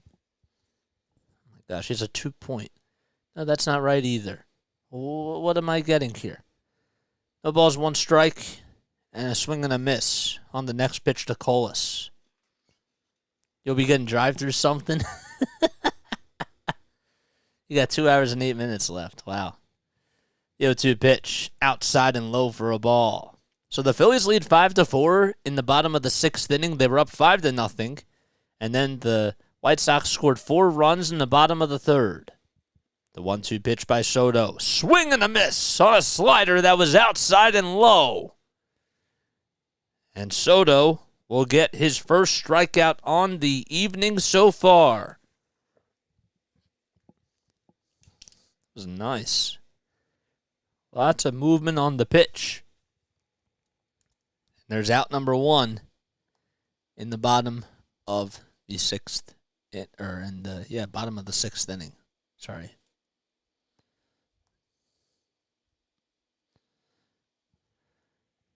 Lenyn Sosa comes up.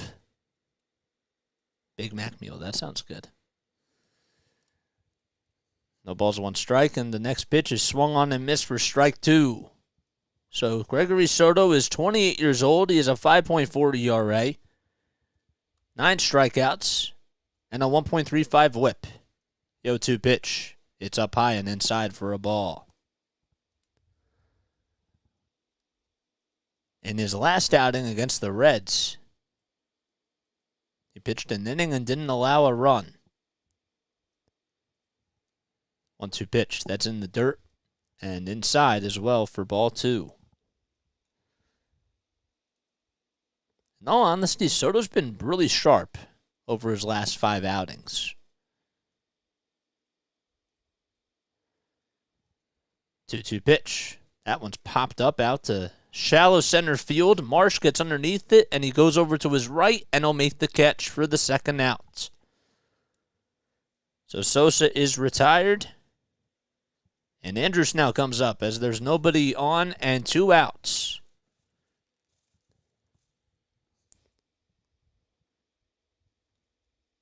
So as I mentioned, he's 28 years old. He's from the Dominican Republic. This is his 4th season in the big leagues. First pitch on the inside corner for a called strike. He was a part of the trade that would send Nick Maton and Matt Vierling over to the Detroit Tigers. The 0-1 pitch hits in the dirt and inside as well for a ball. And Maton hit a walk-off 2-run home run the other night for the Tigers as they beat the Giants. The 1-1 pitch over the middle of the plate, a slider at 88 miles per hour. Andrus is 1 for 2 on the day. He's batting 9th in the White Sox lineup and has been getting a lot of time for Tim Anderson, who's injured. 1-2 pitch, it's fouled off towards the first base side, and it goes right behind the net.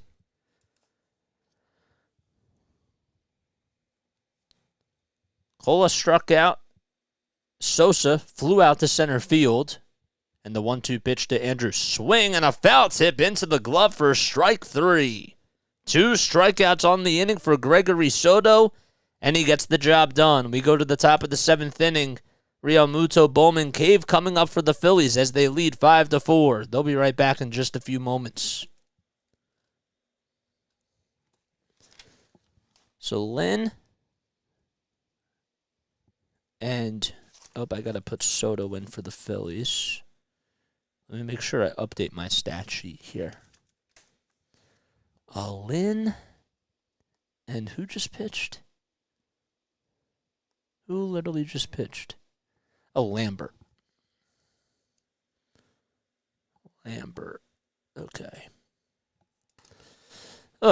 Don't forget, if you guys are new to my channel, if you're watching me on Facebook Live, if you're watching me on Twitter Live or Twitch or on YouTube, make sure you like, make sure you subscribe, hit the bell icon too, so that way you know when I upload. Also, leave me a review on my profile as well. Don't forget to do that. Make sure that you comment down below and let me know if you guys enjoy these streams or if you guys have any other ideas on what you think could make these streams better. My goal is to get to 240 by the end of tonight on YouTube for subscribers. So I really think that we can get there.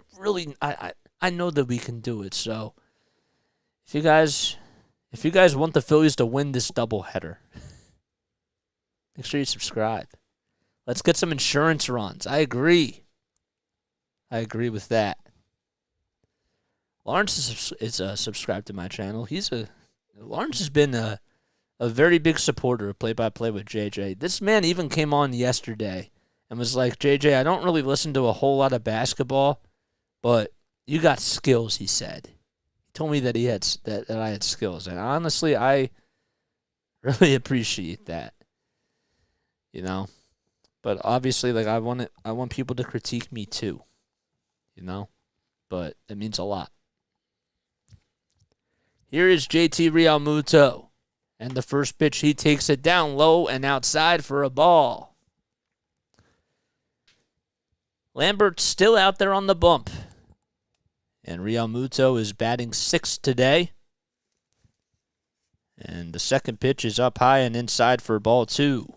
I think it's time to turn the light on. Yep.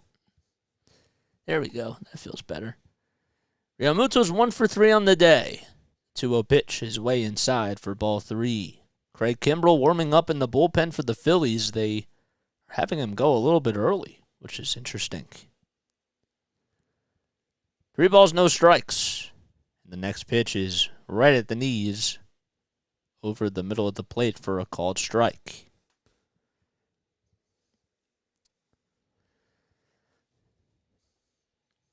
Ten seconds left on the pitch clock for Lambert. And the 3-1 pitch. He swings and misses.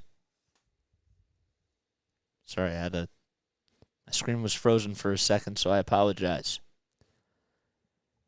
So that makes it a full count.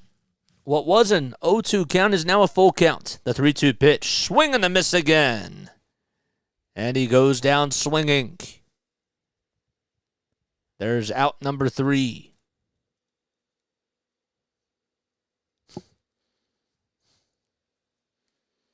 I saw that.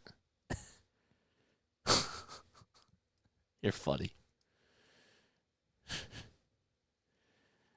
Bohm is 2 for 2 on the day. And he swings and misses at the first pitch, which was a 94-mile-per-hour fastball. James, thanks for subscribing to my channel, man. It means a lot. Welcome to the JJ family. Welcome. If you subscribe, I also give people a shout out. Even if I don't get the notification, feel free to shout yourself out. And then I'll shout you out. No balls, 2 strikes. And the 0-2 pitch. A ground ball over to shortstop. Backhanded by Andrews. The throw over to first is in plenty of time for the second out. 2 up, 2 down for the Phillies. And Bohm grounds into a 6-3 putout.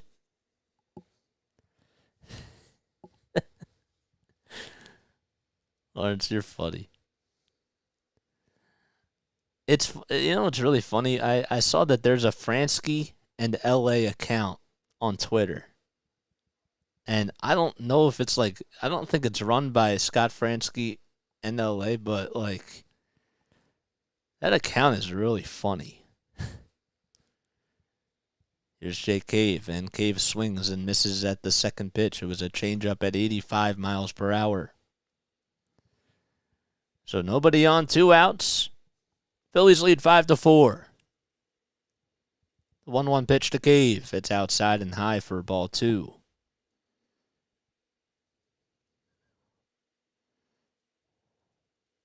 They asked during the World Series run if Schwarber had another one in him. 2-1 pitch. That's at the knees for a called strike.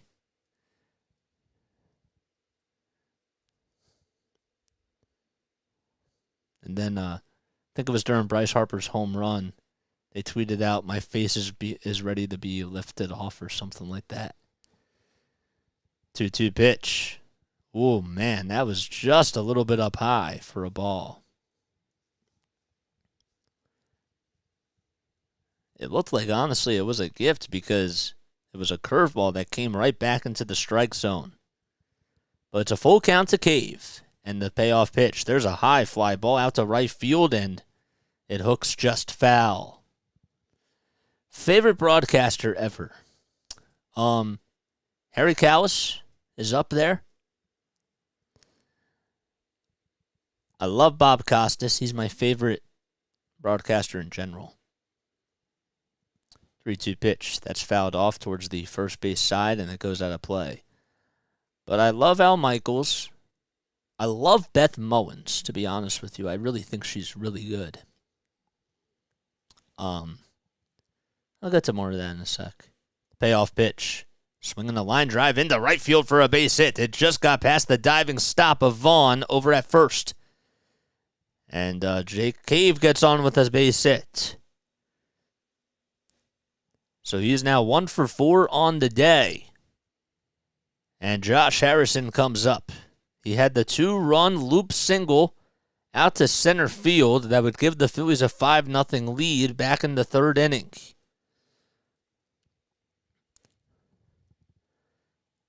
And he has his sunglasses on, batting on the right side, and the first pitch. Harrison lifts this one out to left field. This one has a chance. It's going back to the warning track, and it's gone. A 2-run home run by Josh Harrison. And the Phillies now lead it 7-4 in the top of the 7th inning. He got underneath the fastball, but it had just enough power to get on out of here. So a 2-out single by Jay Cave, and Harrison gets himself a 2-run home run. A fastball that was right over the middle, and Harrison did not miss a beat on that. Lambert just gives up a 2-run home run. That's the 13th hit by the Phillies today. And it's 7-4 Philadelphia. Stott comes up, and the first pitch, he takes it down low for a ball. The 1-0 pitch, up high for ball 2. Stott has a 17-game hitting streak as he extended that back in the first inning. And that's a franchise record to start off the season. And now, Katz will go out there to talk to his pitcher as time is called. All right, so favorite broadcaster of all time, it's Terry Callis. But I love Bob Costas. I really love Kevin Harlan. I like Al Michaels a lot. And I like Doc Emmerich. He's really good. I don't know. We have a lot of good ones. Mark Zumoff, one of my favorites as well. I like a lot of people's styles, you know. So, sounds cliche. 2-0 pitch to Stott. That's taken right at the knees for a called strike. Yeah.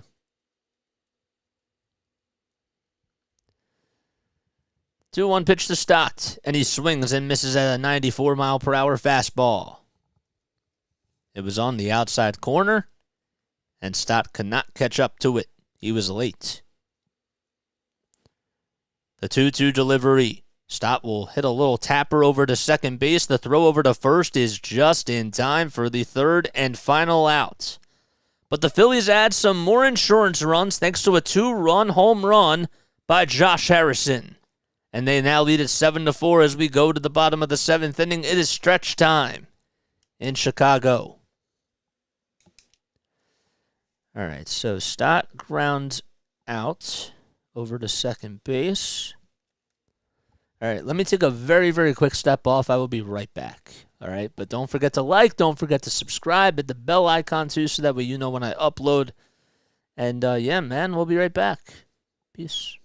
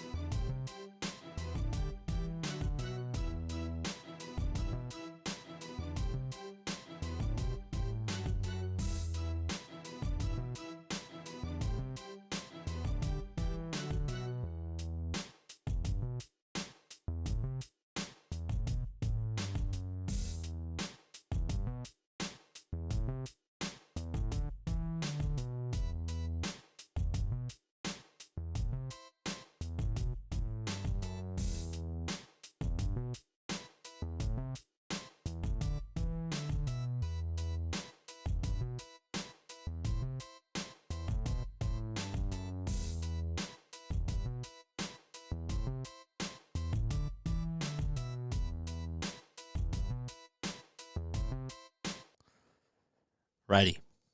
Ever see Costas Late Night Show from the 80s? It was fantastic. I've seen a couple of clips. Yeah, I have seen a couple of clips. I'll tell you the one thing that I loved about Bob Costas, and I watched this in my sports broadcasting class when I was a junior in college, was, we were learning about how to be a good, journalist, and how to be a good reporter and what to do. And the prime example of a really great cast that I will never forget is his interview that he did with Jerry Sandusky. And I'll talk a little bit more about that actually during the break. But yes, if you haven't done so, go check that out. It is really well done. All right, so first pitch to Benintendi is called a strike at the knees. The 0-1 pitch by Kimbrel. It slips right off of the glove of Realmuto and goes right behind the backstop. So Kimbrel comes in to pitch for the Phillies here in the bottom of the 7th inning. Benintendi is 2 for 3 on the day. We'll get to Kimbrel's stats in just a few seconds. 10 seconds left on the pitch clock. And the 1-1 delivery. There's a foul ball towards the third base side, and it goes out of play. So Craig Kimbrell has 3 pitches so far today. Decided to go with the knuckle curve. He's now 34 years old.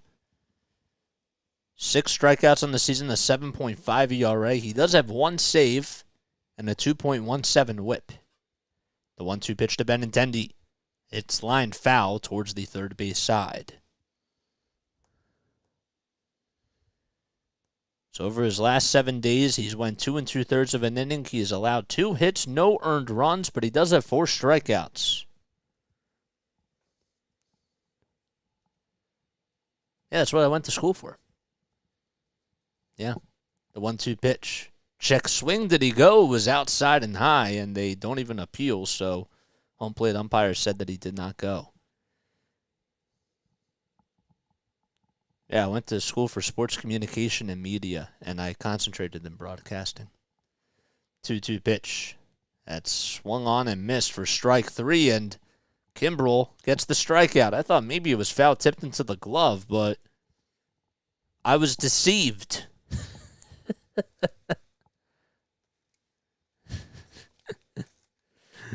Oh, man. I was fooled. All right, so now we go to the second man to come up in this inning, and that's Luis Robert Jr., who had a 2-run single, or a 2-run double, I should say, back in the 3rd inning. You like the White Sox? Fernando, if that was you who just subscribed, thanks for coming on here, and thanks for subscribing, man. I didn't get the notification on my phone, so if that was you, I'll shout you out. 0-1 pitch. It's fouled back towards the screen. The White Sox pitching, I mean, on paper, they have a really good pitching staff when you take a look at everybody that's there. You're welcome. No balls, 2 strikes to Robert Jr. And the 0-2 pitch. It's laid off. A knuckle curve at 84 miles per hour. And Robert Jr. decided not to bite.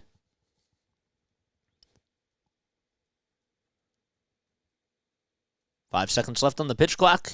And the 1-2 pitch. Check swing. They don't appeal if you win or not, so it's another ball. Robert Jr. did not go around, but there was a little check swing. It was sort of like an excuse me swing.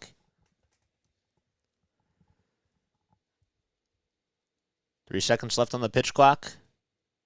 And the 2-2 pitch by Kimbrell. Swing and a miss. He struck him out. A 95-mile-per-hour fastball down Broad Street. And it's back-to-back strikeouts for Kimbrell. I mean, Kimbrell looks like he's turning back the clock. He went with a fastball down the middle and dared Robert Jr. to swing at that one. And he missed it by a mile. Andrew Vaughn will come up now. Following the 2-run double that Robert Jr. had in the 3rd inning, Vaughn then had a 2-run single. And the first pitch was, they appealed over at first base that he did swing. Vaughn batting .281 on the season. The 0-1 pitch by Kimbrell. There's a ground ball over to third base. Harrison Fields on the hop, throws in the run, and a good dig out at first base by Alec Bohm. Wow, he had a pretty good play there, and Harrison didn't necessarily throw the ball the best, and Harrison and Bohm high-fiving each other. But 1, 2, 3 go the White Sox, and we go to the top of the 8th. The Phillies lead 7-4. Alrighty.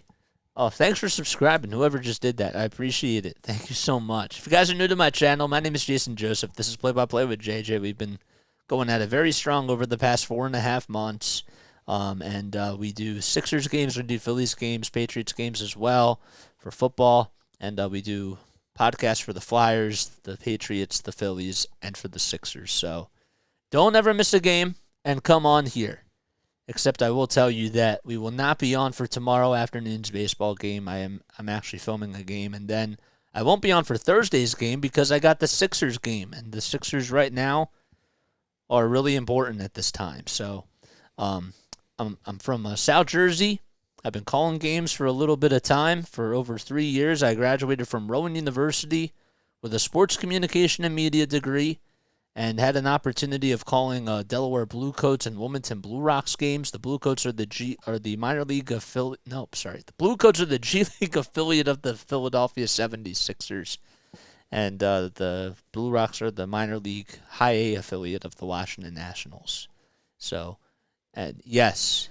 So back to the whole Bob Costas thing. So my aunt, she's incredible. She got me a signed baseball from Bob Costas. And I have it on my baseball shelf. And I love Bob Costas. One of the main reasons why is because he is like that. He's like that utility guy. Like, he's a journalist. He's a play-by-play announcer. He's an anchor. And he's been in the business for a really long time. He is, just a good overall person. And he has a good nature about him, but he also does his job. And if you ever get a chance, like, go watch the Jerry Sandusky phone interview that he did during the whole scandal. He got Sandusky on the phone because his lawyer was like, I can get Sandusky to come on. And he was supposed to actually just interview the lawyer. And 10 minutes beforehand, this dude goes on, and he finds out that he's going to interview Sandusky, and the interview was phenomenal. And you could tell just from the interview that Sandusky was guilty. Sickening. But Bob Costas did his job. All right, so here we are in the top of the 8th inning. The Phillies lead 7-4. Trey Turner comes up, and the 1-0 pitch is outside and high for ball 2. So here is Santos as he comes in to pitch for the White Sox. The 2-0 pitch to Turner. It's right at the knees on the inside corner for a called strike. So Lambert's day is done. He went 1 2/3 of an inning, allowed 2 earned runs, and had 3 strikeouts on 3 hits. The 2-1 pitch by Santos. Swing and a miss by Trey Turner. It was an outside slider that just tailed a little bit off the plate. We'll get to Santos' stats in just a few seconds. The 2-2 pitch. Turner swings and misses at the slider and goes down swinging on a strikeout. That's his second time that he struck out today.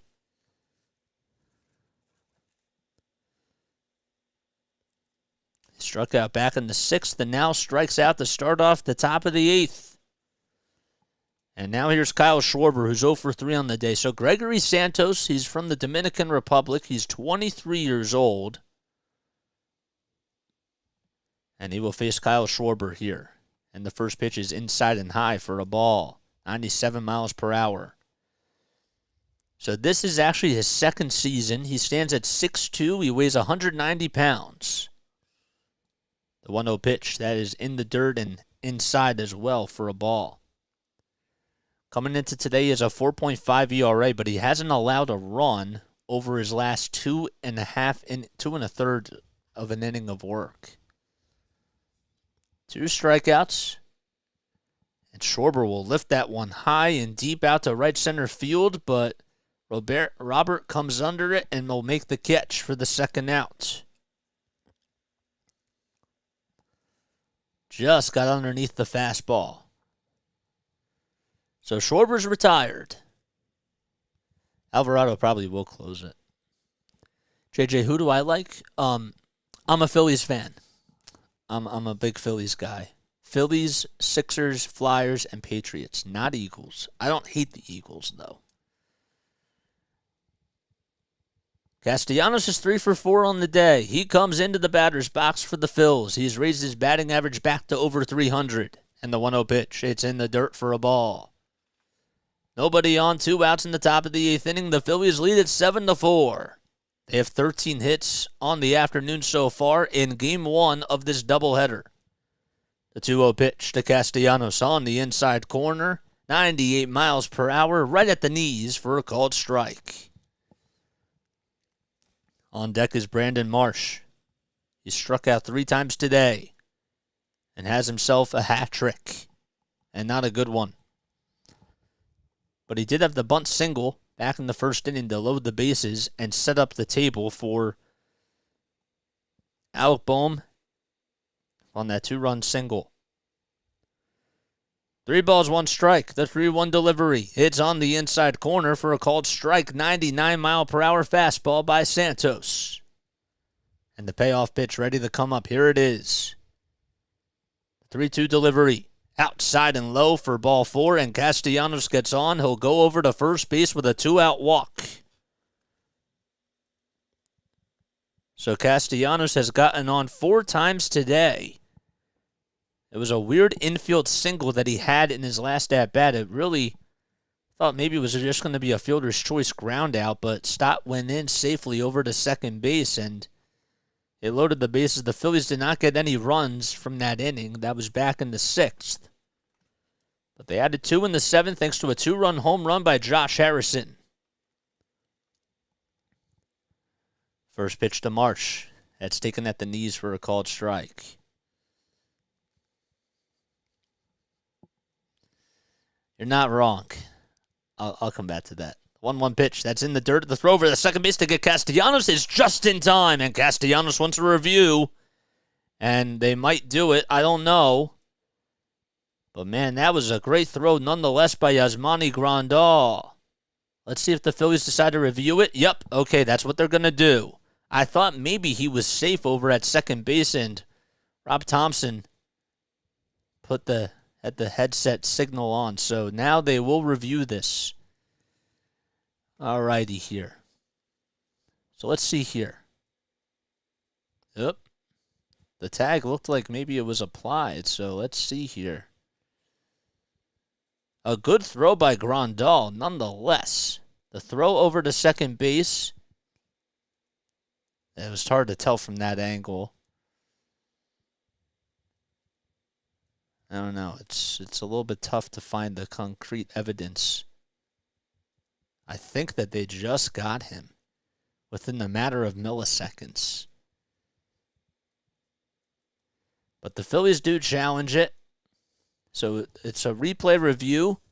If the call stands, that'll be the 3rd out of the inning. And Castellanos will get caught over at second base. Should be rather quick, I think, because it looked like he was out, but I don't know. Castellanos still standing over at second. Andrews, Berger, and Vaughn standing right next to each other.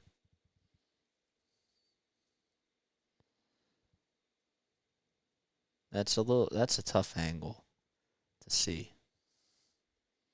Did his foot come off the bag? Maybe it did. Let's see if we can get any sort of closed captioning here.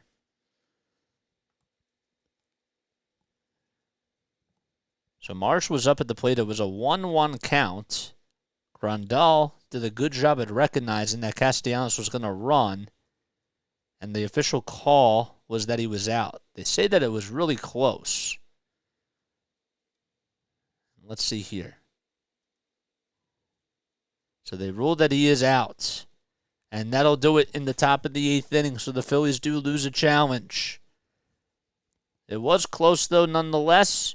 But we go to the bottom of the 8th inning. The Phillies still up 7-4.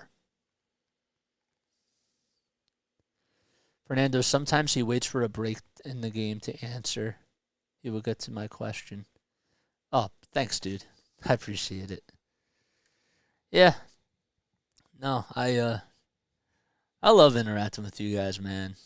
You know, it's been, this whole process has been a lot of fun. We got 36 people on here, man. If you guys are new to my channel, don't forget to like, don't forget to subscribe. Hit the bell icon, too, so that way you know when I upload. The goal is to get to 240 before the end of this cast. And then, plus, we have the next game.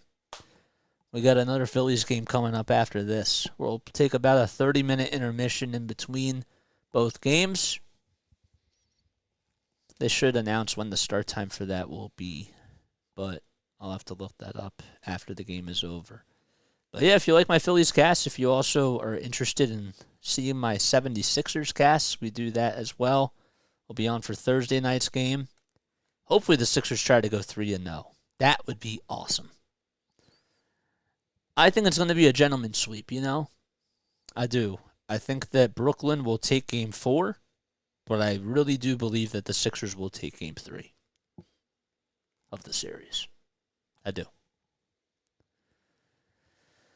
All right, what else do we got going on? Let's take a look at some scores here, shall we?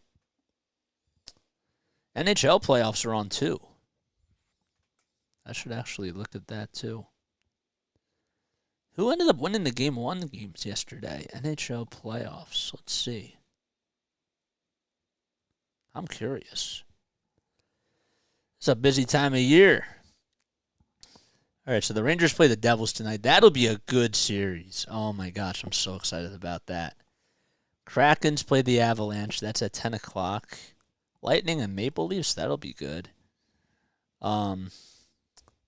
Panthers beat the Bruins yesterday, Bruins beat the Panthers yesterday. The Bruins should go all the way. You know what I'm saying? Great, I'll bet my life savings on Sixers games there. Don't do that, but no, I know what you mean. I get it. All right, so Sir Anthony Dominguez comes in. It's no balls and 2 strikes to Jimenez. Don't know why they always do this, but they do. The 0-2 pitch. Swing and a miss. 1 out in the bottom of the 8th inning. Dominguez comes in to be the setup man, and so far there's 1 retired.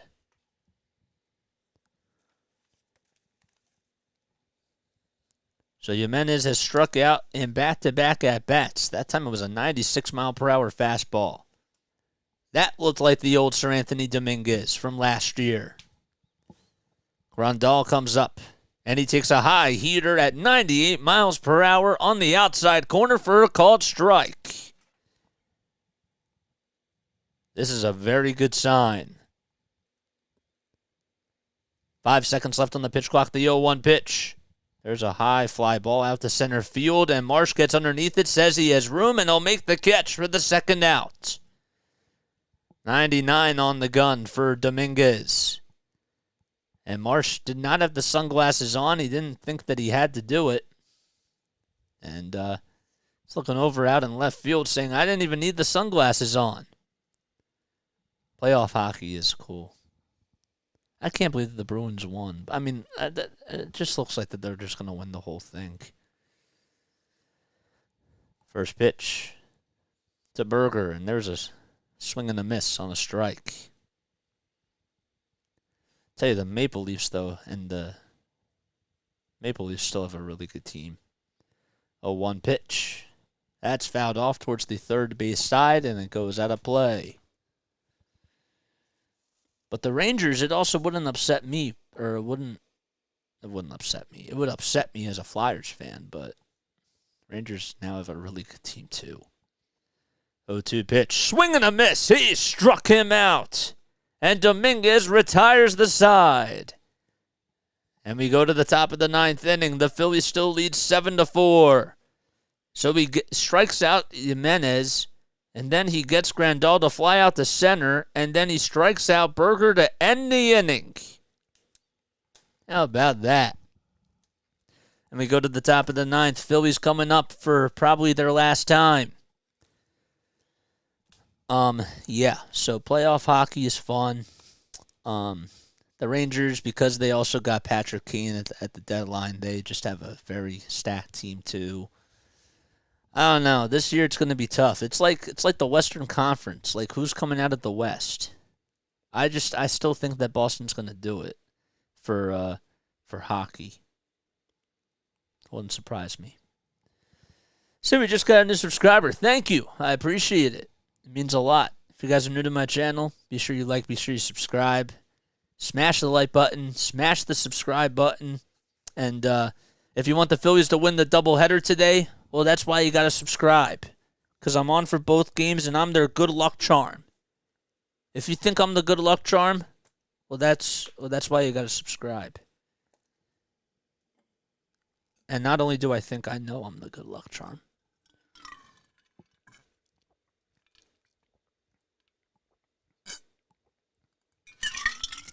Yeah, that was huge. I'm happy that he got out of that 8th inning. That looks like 2022 Sir Anthony Dominguez. It's nice. Ugh. Alrighty. What else? What else? How many people do we have on here, man?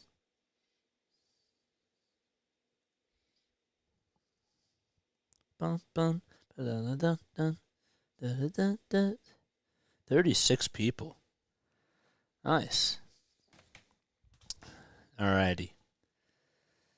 So here we go to the 9th inning in game 1 of this doubleheader for the Phils. So it'll be 5, 6, and 7 coming up for the Fightins. Do they have enough left in them to continue to add some more runs? Oof. Top of the 9th we go. 13 hits on the afternoon for the Phillies.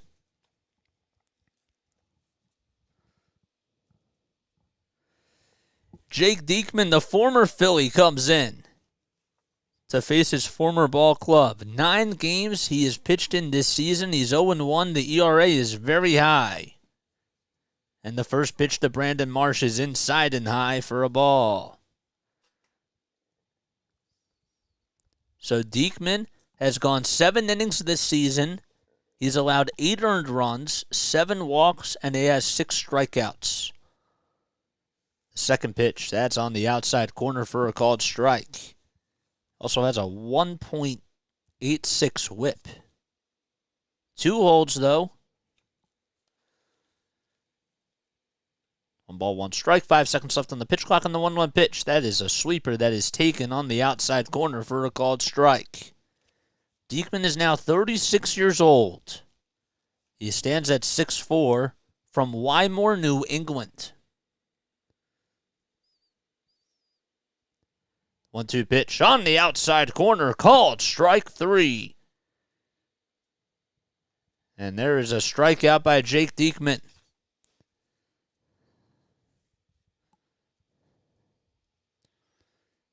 And he did a good job at framing that.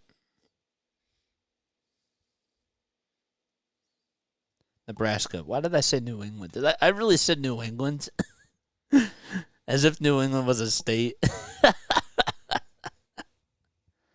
Nebraska. I was going to say, wait, New England's not a state. It's Massachusetts. Nebraska. Why more Nebraska? The 1-0 pitch. That's in the dirt to JT Realmuto for ball 2. I remember we had to always memorize the states and their capitals, and I was like, wait, that wasn't a state that I had to memorize. The 2-0 pitch to Realmuto. He lifts that one high and deep out to right center field, and it's going to drop in for a base hit. And Realmuto will stay put at first base with a long single. And there's still 1 out in the top of the 9th inning.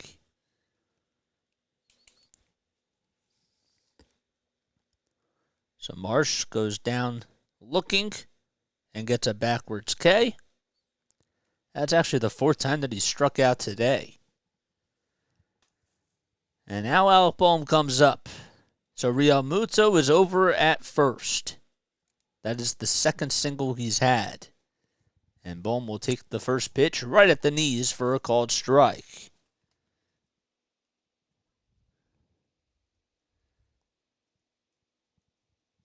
Diekman has struggled in his last couple of outings. The 0-1 pitch. That is way up high, and it almost caught the elbow of Alec Bohm. In his last outing against the Baltimore Orioles, he allowed 2 hits in 1 inning, gave up a run, and then the outing before that, he went a third of an inning, and he allowed 2 earned runs and 2 walks, along with a couple of base hits. The next pitch, that's on the outside corner for a called strike. I think that the Cavs' next series is going to go to 7 and that the Cavs will win today. I do. The 1-2 delivery to Bohm. It's inside and low for ball 2. Yeah, that. And honestly, the Warriors series, the Warriors aren't done. I'm telling you, like, the Warriors aren't done. I'm not telling you that they're going to win, but I still think it's going 7. This is playing out how I imagined it would. 2-2 pitch. Outside and low for ball 3. So Diekman could not get Bohm to offer on that pitch. Lakers, I think, are going to beat the Grizzlies. That's for sure. Payoff pitch to Bohm coming right up. Here it is. And Bohm takes the next pitch on the outside corner for a called strike 3, a 97-mile-per-hour fastball. He was walking over to first base, and the home plate umpire said, no, no, no. You're going back to the dugout. And that's where he's going. 2 backwards Ks in this inning by Jake Diekman. And Jake Cave now comes up. Diekman with 13 pitches on the inning so far. And the first pitch to Cave is inside and high.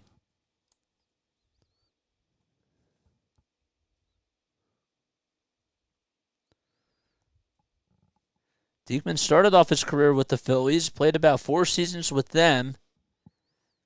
As the 1-0 pitch is on the outside corner for a called strike. Then he spent 5 seasons with the Texas Rangers and was traded to the Arizona Diamondbacks at the end of the 2018 season. Then in 2019, he played for the Royals and was traded to the Oakland A's. 1-1 pitch. That gets in the dirt, and it goes right away from Yasmani Grandal. And going over to second base will be JT Realmuto. So he's played for the Phillies, the Rangers, the Diamondbacks, the Royals, the A's, the Red Sox, and now the White Sox. This is his second season in a White Sox uniform. 2 balls, 1 strike.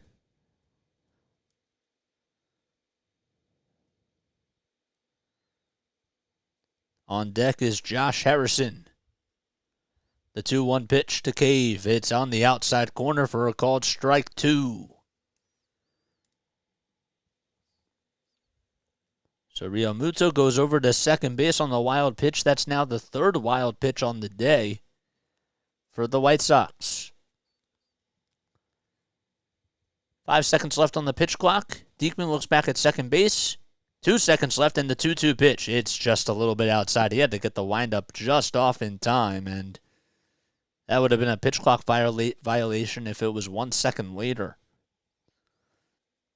That makes it a full count now. Diekman looks back at second base. 5 seconds left on the pitch clock and the payoff pitch. And that'll be lined foul towards the first base side.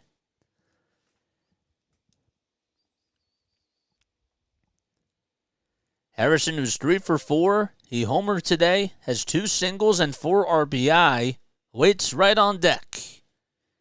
The payoff pitch to Cave, and Cave takes it down low for ball 4, and he will go to first base as he's rewarded with a walk.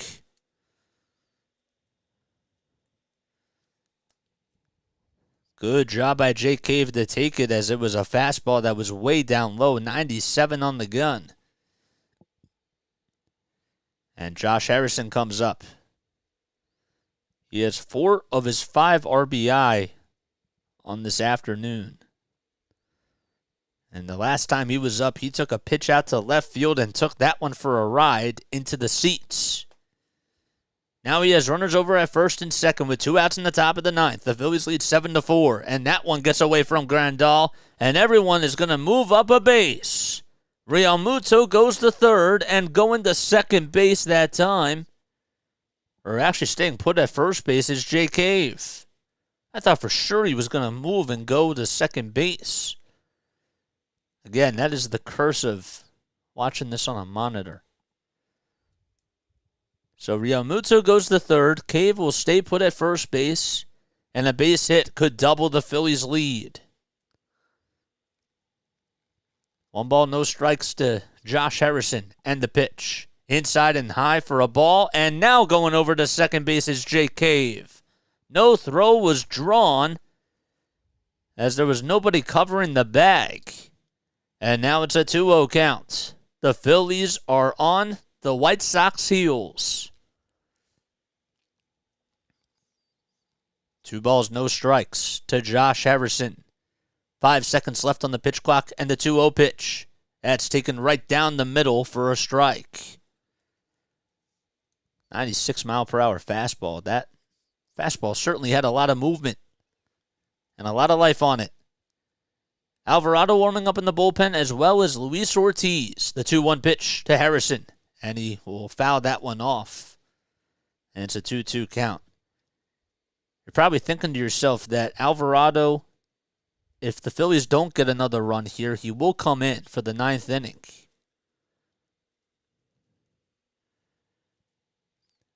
And they'll bring in Ortiz if Harrison gets on here. The 2-2 delivery. Harrison will hit that one over towards the infield, and it's caught for out number 3 by the second baseman, Lenyn Sosa. Oh my gosh, really? So we go to the bottom of the 9th inning. The Phillies lead 7-4, and Alvarado will come in for the save. Man, why was I stumbling? Well, what's wrong with the White Sox time to start over? What's wrong with White Sox time? Oh, what's wrong with the White Sox? I have no idea, man. They, in all honesty, the Phillies, let them back into the game. And ever since that 3rd inning, they haven't made any sort of noise. Hey, what's up? When can I get you on my show to talk broadcast and shop? I would love that, man. We can, email me, and we can set something up like that. I would love to do that. I want to have you on my pod, too, sometime. I've been getting some guests on, so that'd be really cool. I would love that, man. Who's starting game 2? That's a very good question. For us, it's Bailey Falter. For them, it's Lucas Giolito. That'd be really cool. If you guys are new to my channel, don't forget to like, don't forget to subscribe, hit the bell icon too so that way you know when I upload. We are going to be back on for game 2 of this doubleheader. And yeah, man, we're going at it very strong. 240 is the goal before the end of today. I will not be cutting this stream. We'll be just having a little intermission. And yeah, I can't believe we have 37 people on here. That is so sick, man. That's awesome. Sox pitching, get rid of all except for Cease. Even Lucas Giolito, even though he's had a really bad season so far. I feel like Giolito's good. And Clevenger, I understand that Clevenger's not the same guy that he was in Cleveland, but he's not like a bad 5th pitcher. I would take Clevenger as a 5th pitcher for the Phillies. Why not? Here comes Jose Alvarado. Thank you for the subscription, whoever just did that. If that was Mr. Monk or Mr. Mark, I appreciate it. I didn't get the notification on my phone. Our pitching is not there yet, and we got some issues with injuries. Yeah, Anderson. That's infield wise, but yeah, I know what you're saying. Yeah, you do like Mike. Yeah, I feel you on that. All right, so we go to the bottom of the 9th inning. This is the last chance for the White Sox here in Game 1. Romy Gonzalez comes in to pinch hit. He has 3 hits and 19 at-bats, and he's batting .158 on the season. He comes in to pinch hit for Oscar Colas. And the first pitch is way up high for a ball. So Gonzalez comes in to pinch hit as Colas' day is done. He was 0 for 3.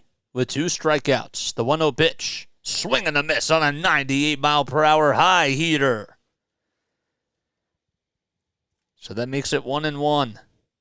On deck is Sosa.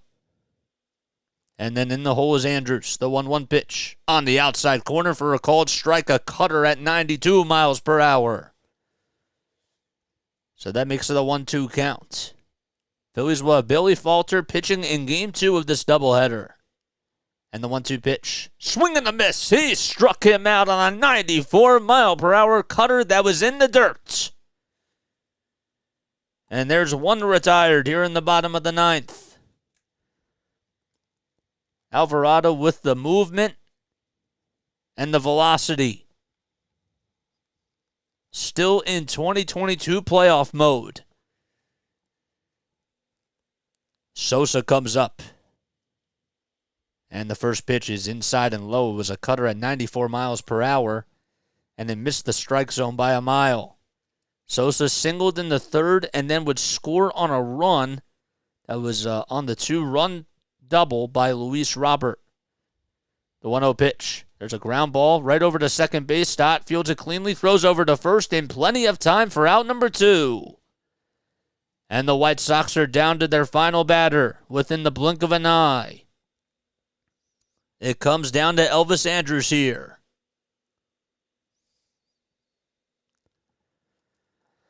Alrighty. And before this game is over, again, don't forget to like, don't forget to subscribe, hit the bell icon too so that way you know when I upload. 1 for 3 is Elvis Andrus on the day. He also singled and scored a run back in the third. And he swings and misses at the 100-mile-per-hour fastball. Right down the middle of the plate. Next game will be 30 minutes after the first game is over. The 0-1 pitch. It's in the dirt for ball 1.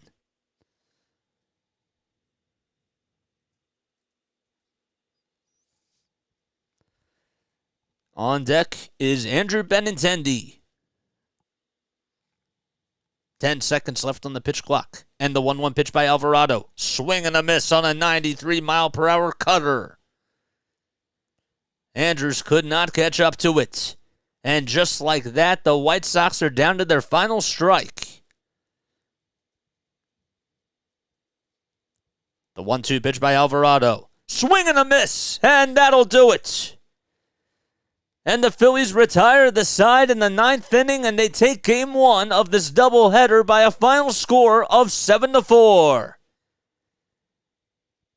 Well, it was a 5-0 lead, and then it got a little bit dicey in the bottom of the 3rd inning as the White Sox would score 4 runs on Zack Wheeler. And then the Phillies were in takeover mode, and that's why Josh Harrison is the player of the game. He went 3 for 5.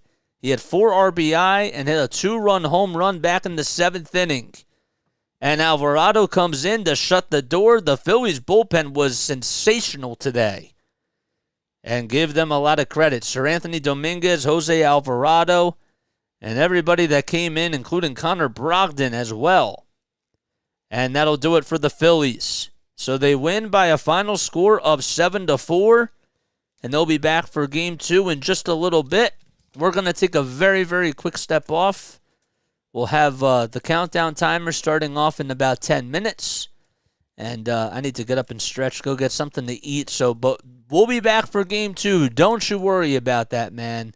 We'll be back on here. Don't forget to like. Don't forget to subscribe. Hit the bell icon, too, so that way you know when I upload or when I go live. We'll be right back. All right? Stay tuned.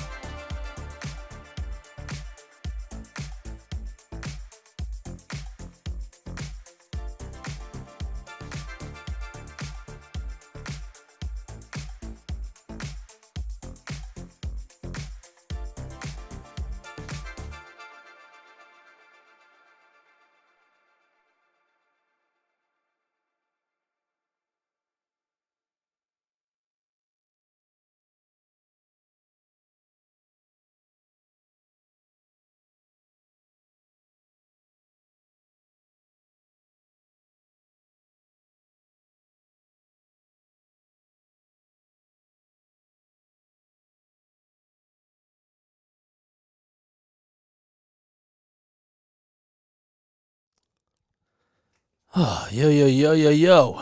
What's up? What is good, guys? Welcome back on. We got game 2 of this doubleheader. I'm play-by-play with JJ. My name is Jason Joseph. Man, I had to rush that thing down. Had a little bit of dinner, but we're ready to get going, man. We are ready to get things going. If you guys are new to my channel, make sure you like, make sure you subscribe, hit the bell icon too, so that way you know when I upload. Oops, I have to update this now. I forgot about that. Okay, so here is game 2. Let's make sure that we refresh this. Okay, nice. All right, let me see what's up here. Chew your food. Alrighty. Yes. Alright, so we got the starting lineups out for game 2. I did. So Bryson Stott will be leading things off for the Phillies. Okay, he's playing over at second base. So here's the differences in the lineup. So for the Phillies, they have Stott leading off at second, Turner playing over at shortstop. Schwarber's going to DH now, and he's batting third. Castellanos plays in right field. Marsh out in center field. Bohm plays over at third base. Clemens is over at first. At second base, or at catcher, is Garrett Stubbs. And out in left field is Christian Pache. So Stott will be leading things off, and he will be facing Lucas Giolito. So Giolito, well, we'll get to his numbers in just a second, as Stott will be coming up to bat and leading things off. How about the White Sox? Now they're in their full black uniforms. And the first pitch, that's taken for a strike. Right at the knees. Welcome back. Yes. Yes. Welcome back. No balls, 1 strike. And the next pitch is up high for a ball. So Stott went 2 for 5 in the first game. He allowed 1 run. He did strike out once, but he's batting .382 coming into this game. The 1-1 pitch to Stott, and Stott will pop this one up towards foul territory. Taking off the mask behind the plate is Zamala, and he makes the catch. Zavala. Why did I say Zamala? Zavala, and he makes the catch. Thanks for the subscription. I really appreciate it. So Stott will pop out. And now he has to try to extend this game to an 18-game hitting streak. So now here's Trey Turner, and the first pitch was way outside. But according to the home plate umpire, it was right on the outside corner. That was a mile off the plate. No balls, 1 strike, and the 0-1 pitch, a changeup at 80 miles per hour that Turner goes swinging and missing at. And that's the thing, is that, because of that first pitch, that changes the whole outcome of the at-bat. The 0-2 pitch. Swing and a miss. And Turner goes down swinging for out number 2. All right, so let's update this. Let's update this scoreboard. Nope, it still isn't updated yet. Well, all right, Kyle Schwarber comes up. So he's DHing today. I forgot to mention that we were going to get to Lucas Giolito's stats, so I apologize about that.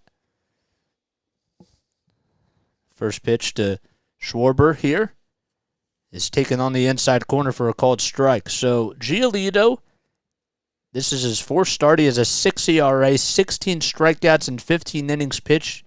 He has surrendered 3 walks and has an 0-1 record. The 0-1 pitch to Schwarber. It's in the dirt and inside for a ball.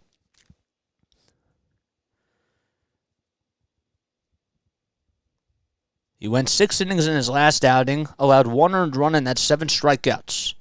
And the 1-1 pitch, that's right at the knees for a called strike. He had a shaky first outing where he went 5 innings against the Astros and allowed 2 earned runs, had 6 strikeouts, and then against the Pittsburgh Pirates, he lost all control. The 1-2 pitch to Schwarber. It's inside and low for a ball. So he's been a little bit inconsistent so far. As Castellanos waits on deck, nobody on, 2 outs in the top of the first, the 2-2 pitch to Schwarber. It's down low and inside for a ball.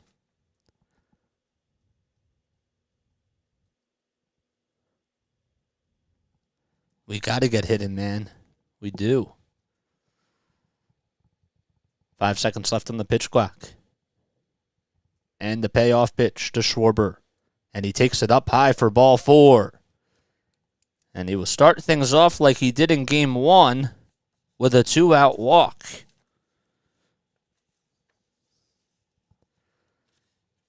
That pitch was up high and inside. And Schwarber gets on for the first base runner in game 2 of this doubleheader. All right, so now Nick Castellanos comes up. And now let's see if this refreshes. Nope. Still does not refresh. The first pitch is outside and low for a ball. Huh. That's a little bit odd.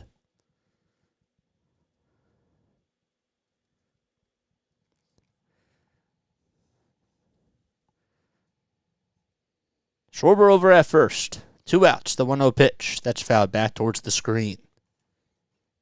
So Castellanos himself, he went 3 for 4. Had an RBI, and scored 2 runs. And now has a .308 batting average. Giolito gets set, winds up and delivers. The 1-1 pitch, that is hit high and deep out to left field. It's going back, and it just hooks foul. Gonzalez tried to get over there, and then just went into foul territory. Good swing by Castellanos, though. Is my mic a little bit too loud or no? I feel like I see that it's going in red a little bit. So I hope it's not too loud. The 1-1 pitch. Castellanos lifts that one high and deep to dead center field. But having room at the warning track to make the catch for the third and final out is Luis Robert Jr. So he just missed a home run. And we go to the bottom of the first. The Phillies leave one man over at first base. And we go to the bottom of the first. It is scoreless. Am I peaking? Because I feel like that my audio levels are peaking. So let's see. Let's go, Bailey. Volume is good. All right, good. Good. Excuse me. That was a burp. Come on, man. Why is this not updating? This kind of bothers me. So let's try Phillies, White Sox. It still says 7:40. Huh. That's bizarre. All right, so we're going to the bottom of the first inning. All right, Bailey Falter's going to be out there on the bump. Castellanos flew out to center field. I can't focus on this right now. Luis Robert Jr. will be leading things off out in center field. Andrew Vaughn, batting second now, plays over at first base. Eloy Jimenez is out in right field. He's not DHing like he did in the last game, and he's batting third. Berger will be hitting cleanup, playing over at third base. Yasmani Grandal's now the DH. Sebi Zavala is now behind the plate, batting sixth. Andrews is now batting seventh, and he still is over at shortstop. Sosa's still batting eighth over at second base. And Romy Gonzalez, who came in to pinch hit in the first game, is out in left field. And they will be facing Bailey Falter for the Philadelphia Phillies. Romy Gonzalez at the bottom of the lineup. He's batting 150. That was the first thing that I just saw. All right, so Falter will get ready to wind up and throw the first pitch. And here it is, and it's a foul ball.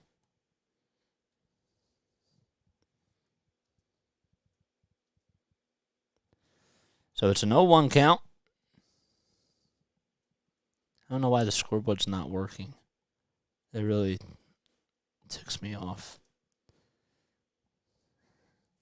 Yeah, I know. I know, man. No balls, one strike. And Falter throws the next pitch for a ball. First pitch was a foul ball. The second pitch was low and inside for a ball. The 1-1 pitch to Robert Jr. Swing and a miss on a 95-mile-per-hour fastball. So Falter has went 15 innings this season. He has a 4.8 ERA. He also has 9 strikeouts and 1 walk allowed. The 1-2 delivery. It's up high and inside for ball 2. Let's try one more time. Nope.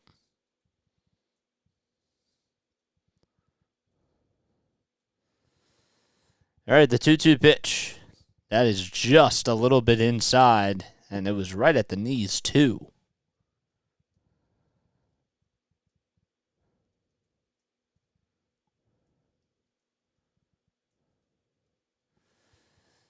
So there is Stubbs behind the plate as the next pitch is fouled off, and it still is a full count.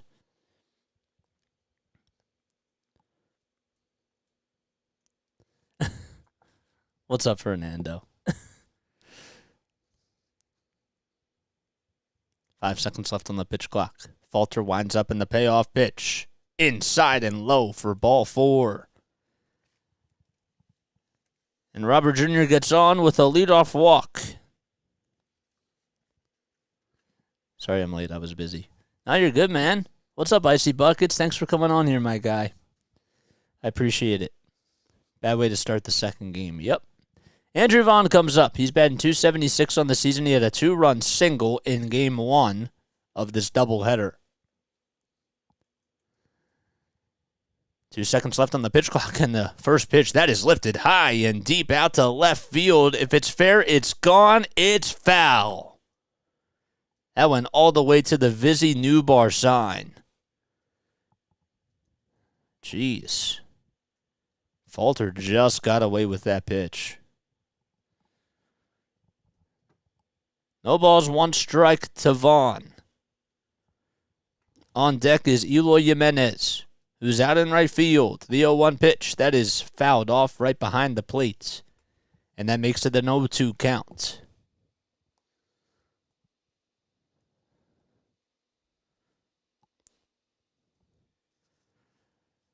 So JT got the start behind the plate in Game 1. And Stubbs behind the plate now for the Phillies in Game 2. The 0-2 pitch.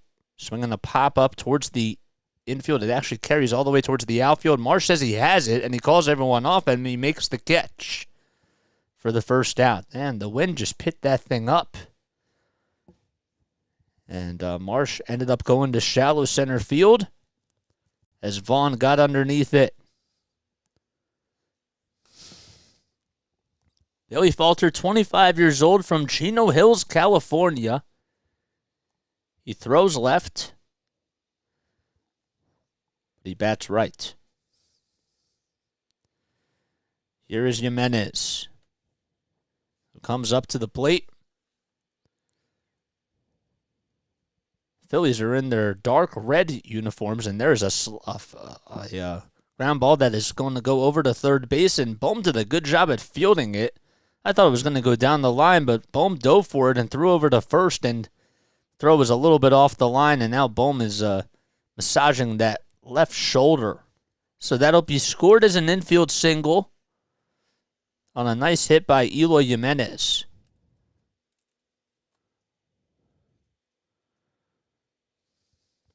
That would have been a tough play by Alec Bohm, but he did a good job of keeping it right in front of him, and he did his best to try to make a throw over there. It would have been a double down the line.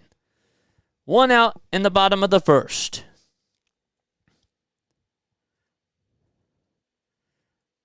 And now here comes Jake Berger. The home run streak has ended, but now if he does homer here, he could homer for 3 days in a row. Not 3 games in a row, though.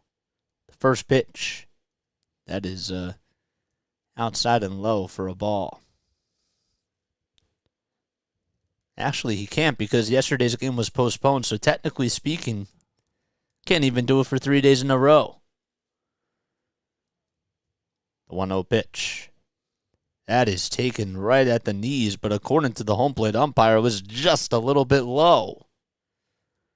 And that makes it a 2-0 count. So Falter has worked his way into a little bit of trouble. Jake Burger up with a 2-0 count. Robert Jr. over at second. Jimenez over at first.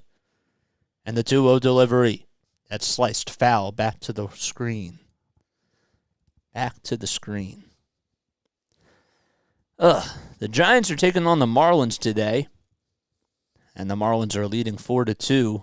The Rays, who are on a 3-game losing streak, are actually shutting out the Reds as they lead 8-0 in the top of the 5th. 2 balls, 1 strike to Burger. And the pitch. That is lifted high and deep to left field. Forget about that one. That is long gone. A 3-run bomb by Jake Burger. And now the White Sox have a 3-0 lead within the blink of an eye. 417 feet by Burger. And he waves right over to his teammates and gives everybody a dab. It was sort of like a Cam Newton dab. That was a fastball right down Broad Street. And Burger just crushed that thing. So that makes it 3-0. White Sox have the lead. And the first pitch in this at-bat, that is inside and low for a ball.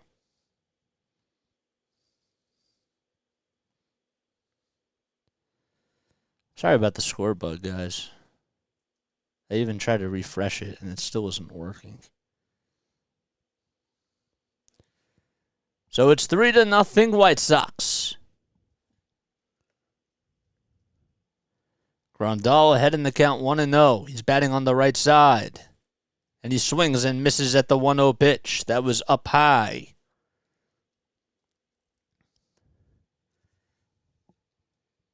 "17 pitches by Falter, and he's only recorded 1 out.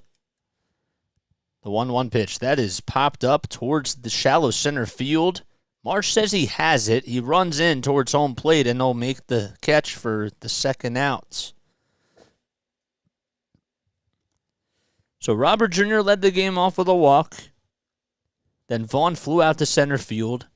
Jimenez got on with an infield single. And then Burger just hit a 3-run bomb out to left field. And Grandal just flew out to center.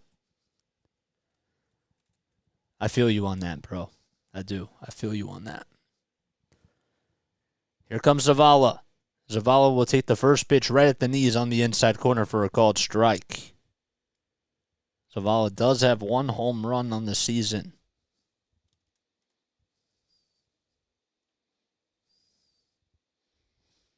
The 0-1 pitch. That's lined foul down the third base line, and it just hits the tarp.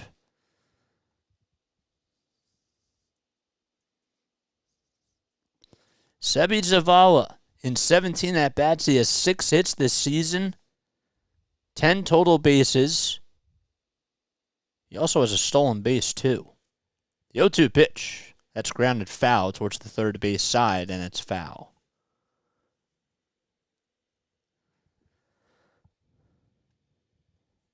On deck is Andrews. The 0-2 pitch by Falter. Swing and a miss. And Zavala goes down swinging for strike 3. But the damage is done thanks to a 3-run home run by Jake Burger out to left field as it went at least 408 feet or so, and that gives the White Sox a 3-0 lead in Game 2 of this doubleheader. We go to the top of the second. All right, let's try to figure out what's going on with the score bug thing. This is so bizarre.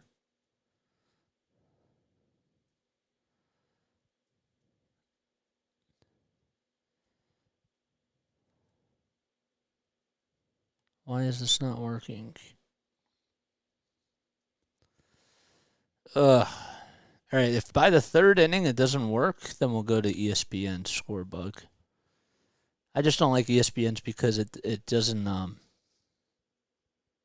because it's a little bit ahead, and that kind of defeats the purpose. But we'll do it if it's after the third inning. All right. Oh well. We need to win the Phillies. Yeah, we do. We do, man. If you guys are new to my channel, make sure you like, make sure you subscribe. Sorry that we were off to a little bit of a shaky start for the second game here. I've never done a doubleheader for the Phillies before. That kind of threw me off a little bit, so I apologize. But yeah, Falter, in one inning of work, just gave up a 3-run home run to Jake Berger, and it's a 3-0 ball game for the White Sox. The Phillies did take game one, as they won by a score of 7-4. They were up 5-0, and then the White Sox scored 4 runs in that bottom of the third inning to cut the lead for the Phillies to 1, and then Josh Harrison hit a 2-run home run out to left field. So don't forget to like, don't forget to subscribe if you're new to my channel, so that way you know when I upload, and hit the thumbs up button too, which is the same thing as the like button.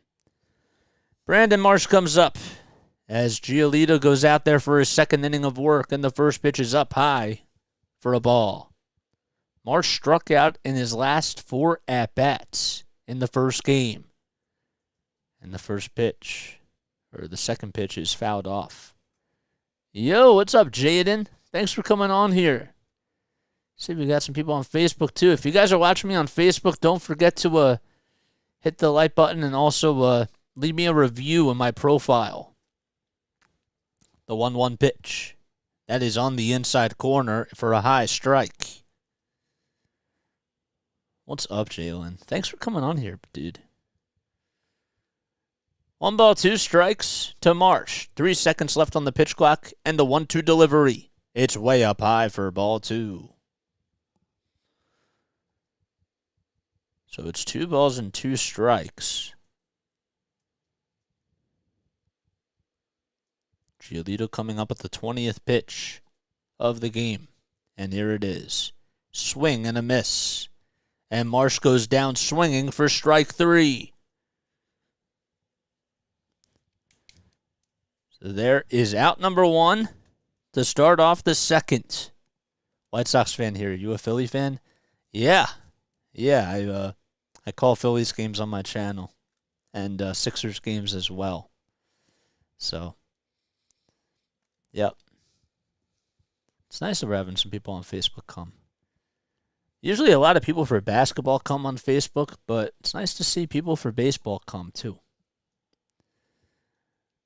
Albaum steps to the plate, and the first pitch is at the knees for a strike. The second pitch is just a little bit below the knees for a ball. Bohm batting .359 on the season. He had a 2-run single back in the first inning of Game 1. And that gave the Phillies a 3-0 lead. The 1-1 delivery, that is sliced foul towards the right field side, and it goes out of play. So Cody Clemens waits on deck. He's playing over at first base. Bohm is over at third in the hot corner. Garrett Stubbs will be after Cody Clemens. He's batting 8th. He's behind the plate in Game 2 of this doubleheader for the Phillies. 1-2 pitch. Outside for a ball. And then Christian Pache is playing out in left field, and he is hitting 9th for Philadelphia. Giolito with the 26th pitch coming up. Here it is, the 2-2 pitch. That's fouled off. Good job by Alec Bohm to stay alive in this at-bat. He fouled off a changeup. Bohm has an 11-game hitting streak. Stott has a 17-game hitting streak. 2 balls, 2 strikes, and the pitch. Check swing. They don't even appeal, so he did not go on the low pitch. That was outside. It was a changeup by Giolito. If he can locate his changeup, it is filthy. And the payoff pitch. Swinging a pop-up towards shallow right field. This could drop in. And making the running catch is Sosa as he went all the way towards right field and made a basket catch for the second out. Good play by Sosa. That was not easy whatsoever. He had to go over to his right side and go back as well. And he made a beautiful catch. And there's out number 2. Reds down by 8. Yeah, I saw that, Carter. I saw that. I thought that they were going to sweep the Rays. Here's Cody Clemens. First pitch is inside and high for a ball. Clemens has 1 hit and 14 at-bats this season. Nobody on 2 outs in the top of the second. And the 1-0 pitch. It was a check swing foul ball. Sort of like an excuse me type of a swing. Like half swung at it and didn't know what to do. 5 seconds left on the pitch clock. Giolito winds up. And the 1-1 pitch. Swing and a miss on a changeup. That was outside and high. But Giolito had a lot of good movement on that pitch. So that makes it a 1-2 count. Clemens calls time as he steps out of the batter's box. 10 seconds left on the pitch clock. And the pitch. Outside and low for ball 2. Giolito has been going a lot to the changeup so far in this game, and when the changeup is on, that's one of his dominant pitches. 2-2. Swinging a foul ball that just lands out of the glove of Zavala.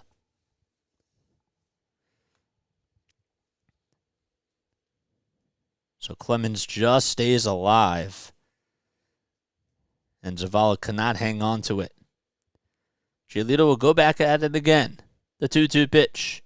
On the outside corner. Called strike 3, and Clemens went right back to the dugout. That was a pitch that he probably should have nailed. But regardless, we go to the bottom of the second inning as the Phillies go down in order. And we'll be right back in just a few moments. Backwards K. All right, is the game score up and running? Nope, still not running. Let's try White Sox game. White Sox game. Nope. That one's not working either. Huh. That is really wild. Well, let's go to Phillies score. Sorry about this, guys. Kind of annoys me. Even if I click on the old game, it won't refresh it.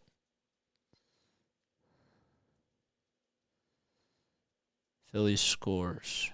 Let's go to the scoreboard here.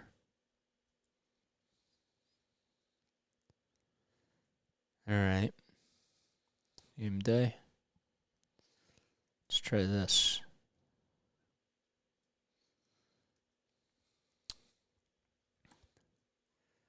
All right, maybe this will be a little bit behind.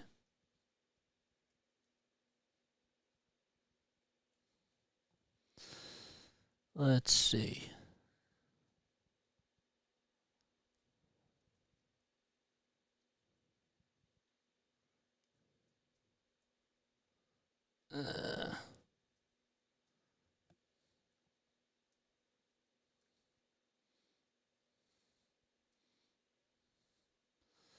There we go. All right. Here we go to the bottom of the second inning. Elvis Andrus comes up in the first pitch. It's a high strike on a curveball at 75 miles per hour. So the Phillies went down in order. We go to the bottom of the second inning. And the 0-1 pitch that is in the dirt for a ball. So the Phillies are in their red uniforms with their white letters and their white numbers. as the 1-1 pitch is swung on and missed on an 84-mile-per-hour slider. Meanwhile, the Chicago White Sox are in their black uniforms. They have some pinstripes, and their white letters and their white numbers. 1-2 pitch. It was a defensive swing that was fouled off. It's kind of cool. I don't know what the occasion is tonight.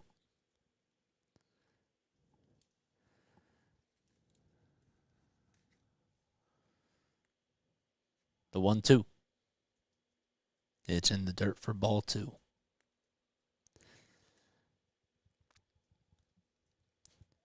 Two balls, 2 strikes. Falter with the windup and the pitch. That one is fouled off towards the third base side, and it goes right out of play.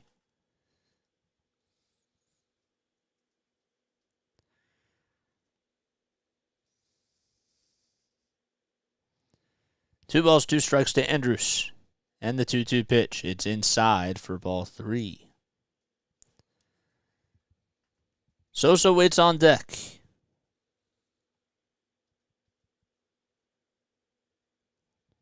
And the 3-2 pitch. That's in the dirt and down low for ball 4. So Falter gives up a walk to start off the bottom of the second inning.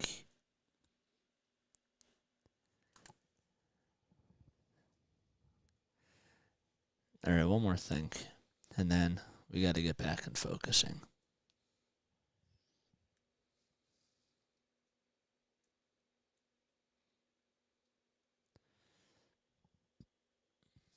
All right. First pitch to Sosa. That is fouled off towards the third base side, and it goes out of play. So we got some NBA playoffs, too, going on today. Get you some scores on that in just a little bit. No balls, 1 strike to Sosa. Sosa did have a hit in game 1, as he had a single back in the third. Throw back over to first base, and Andrus is going to be caught into a rundown. The throw over to Stott, and he tags him right out. And some base running miscommunication. Good job by Bailey Falter to recognize it. And Andrus gets caught sleeping. And he had plenty of time to get back to the bag, but regardless, Phillies did a good job at recognizing that. So now there's nobody on, 1 out. And the 0-1 pitch, it's in the dirt for a ball. Falter is a lefty. Yes, he definitely is a lefty. I know I've been a little bit asleep today myself. The 1-1 pitch that's popped up towards the infield. It actually goes into foul territory. Clemens gets right underneath it, and will make the catch for the second out.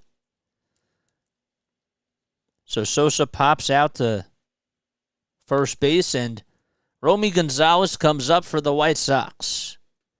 Gonzalez in the first game came into a pinch hit for Oscar Colas, and Gonzalez struck out. That was in the 9th inning.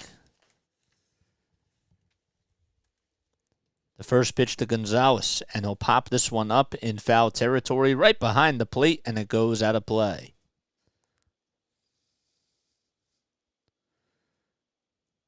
Gonzalez has 3 hits and 20 at-bats. He's 26 years old. He stands at 6'1". He's from Miami. The 0-1 pitch. That is right below the knees for a ball. He will be 27 years old on September 6th. The 1-1 pitch. That is hooked into right field, and making the catch out in right field is Nick Castellanos on a line for out number 3. So that'll do it here in the bottom of the second inning. No runs, no men left, and we go to the top of the third. We're still the Phillies trail 3-0. Man, I'm like really off now. Just because this whole score bug thing has been throwing me off. Ugh, it bugs me. I guess that they don't do such a good job on Google for double headers, huh? I don't understand. And everything else is quick. Ugh.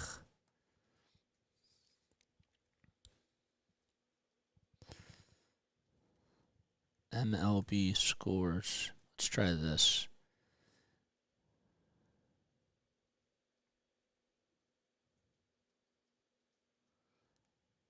Nope.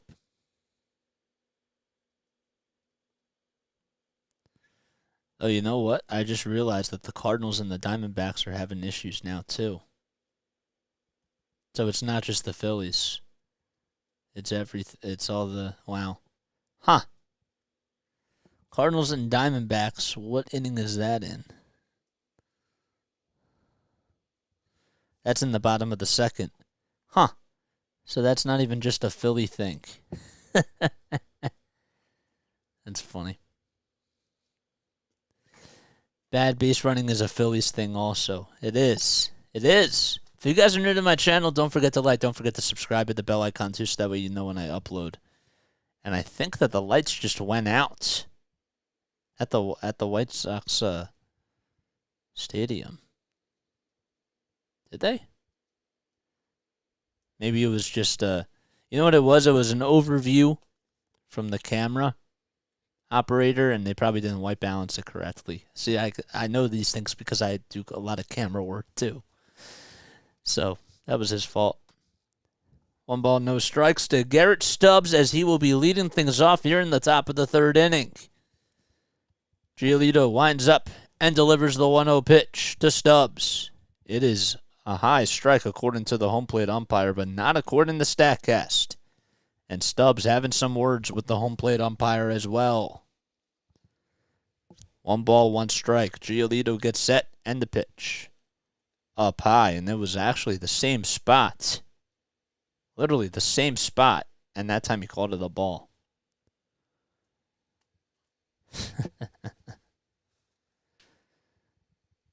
Wow. 2-1. Inside and low for ball 3. So Stubbs takes a change up. What should have been ball 4.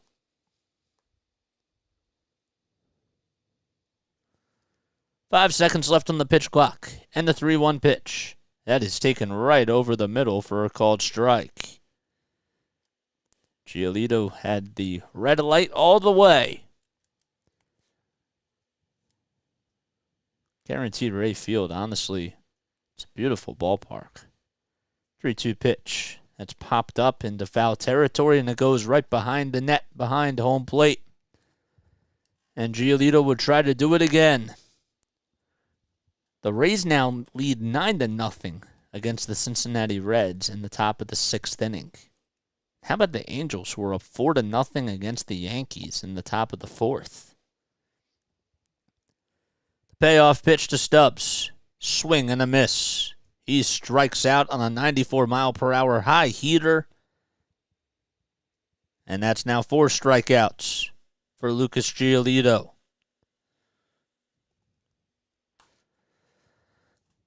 So there's 1 out in the top of the 3rd.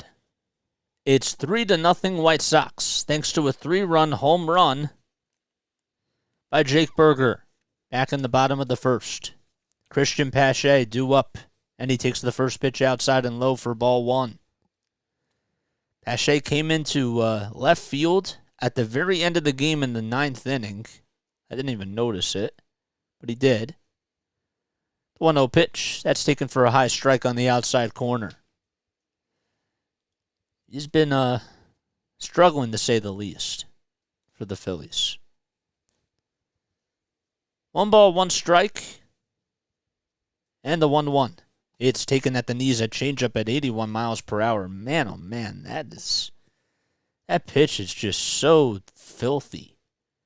You think it's going to be a strike, like over the middle of the plate, and then it just dips right at the knees. Great movement.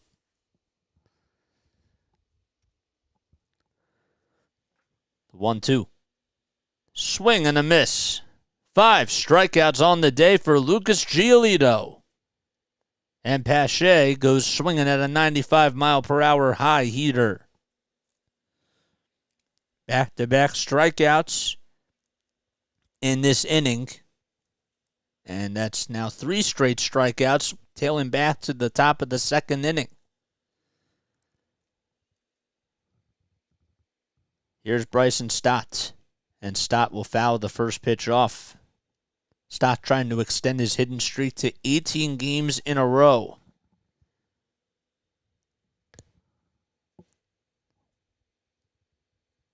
The 0-1 by Giolito. It's down low and inside for a ball. Had some pasta tonight. My mom made a really good meal. I just had to eat it really fast, though. 1-1 pitch. That is fouled back towards the screen. But don't worry. Probably after the game is over, I'll get to enjoy another round of it. I had some veggies with it. Some zucchini. A little bit of red sauce. And some grated cheese. The 1-2. That's in the dirt for ball 2. So there's nobody on, 2 outs in the top of the third. Bryson Stott is tied up in the count, 2-2. My mom is a great cook. The 2-2. Swinging a foul ball towards the third base side, and it's foul. On deck is Trey Turner, who was one of 5 strikeout victims for Lucas Giolito. 5 seconds left on the pitch clock. Phillies trail 3-0. And the 2-2 pitch. That's fouled back again. Bryson Stott staying alive.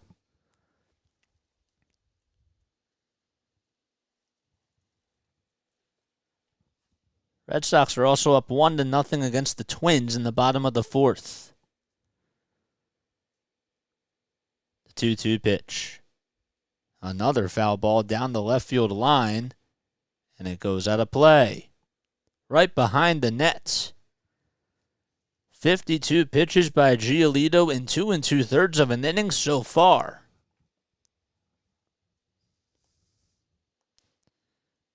And the 8th pitch of the at-bat is coming right up here. The windup and the pitch. Stott fouls it off again.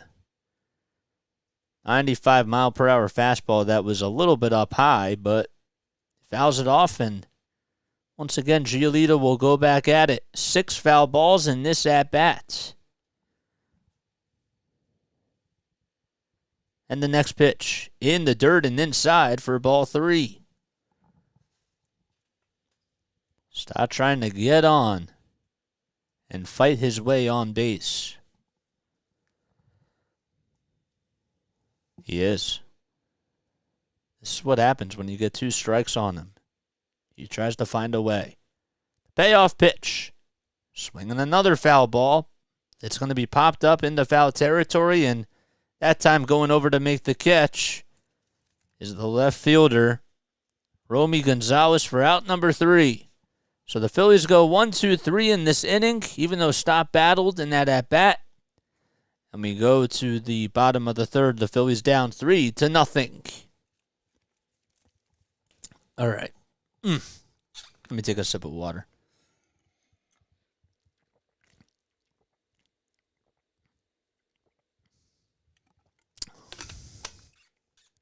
If you guys are new to my channel, don't forget to like, don't forget to subscribe, hit the bell icon too, so that way you know when I upload. And yeah, man, it was a good at bat. It was. He fought off pitches, and that helps.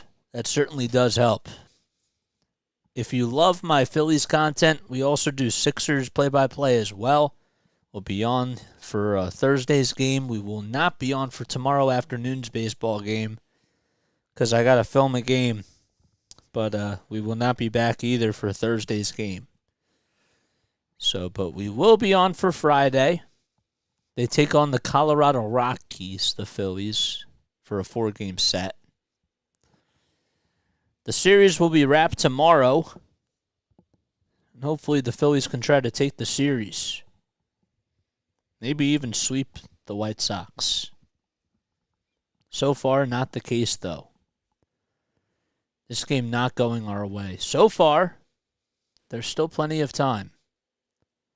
Plenty of time. Nope, still nothing to it with the scorebook. All right. Oh, well. How many people do we got on here? Can't believe we already at 241. Got 19 people watching. Don't forget to like, don't forget to subscribe. Luis Robert Jr. comes up. And the first pitch, he fouls off right back towards the screen. So it's a 3-0 game. White Sox lead by 3. Thanks to a home run by Jake Berger. Robert comes up in the 0-1 pitch. That's fouled off towards the right field side, and that one goes out of play.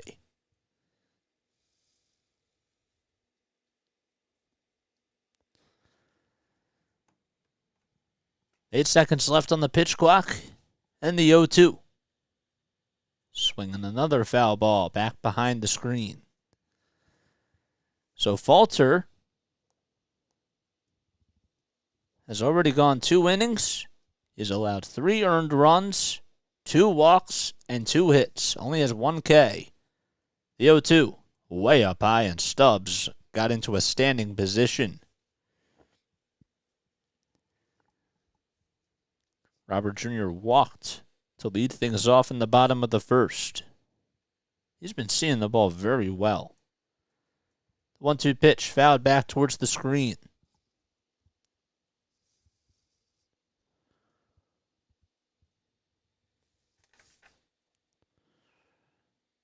He had the 2-run double back in the 3rd inning of Game 1. The 1-2 pitch. Oh, man, Falter certainly wanted that call. It was inside a curveball that had a lot of good movement.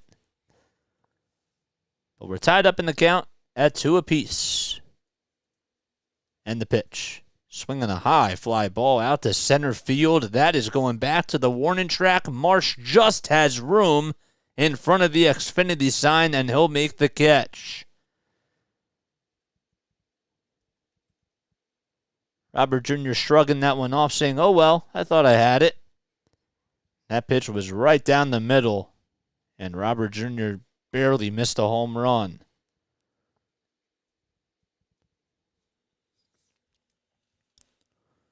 So he flies out to dead center field to start off the 3rd inning. And Vaughn comes up. He flew out to left field in the 1st. And it's a 0-1 count. Nobody on, 1 out. The 0-1 pitch, swing and a miss on the 91-mile-per-hour high fastball.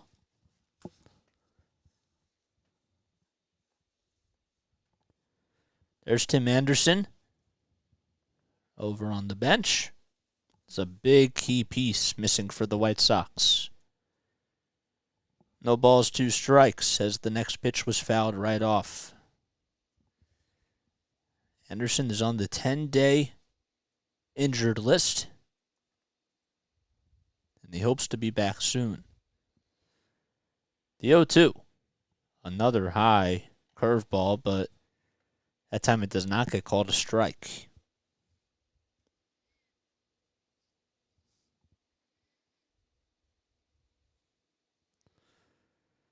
One-two pitch. That is popped up towards the infield. Clemens is in foul territory, and he will just be able to get underneath it to catch it for out number 2.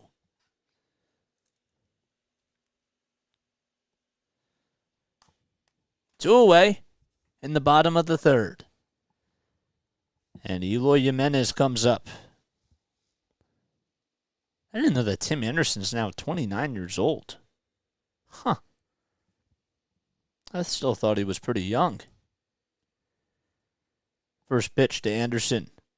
Or to Jimenez. It's no balls and 1 strike.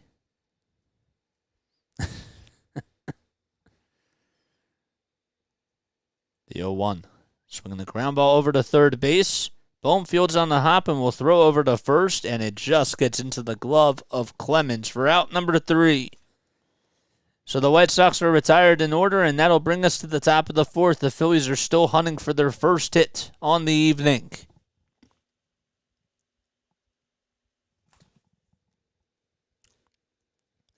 All right, I am afraid to refresh this. Nope. Still isn't working. Does it work on my phone? I wonder if it's like just a Google thing. It is. It is literally just Google. They're having a problem.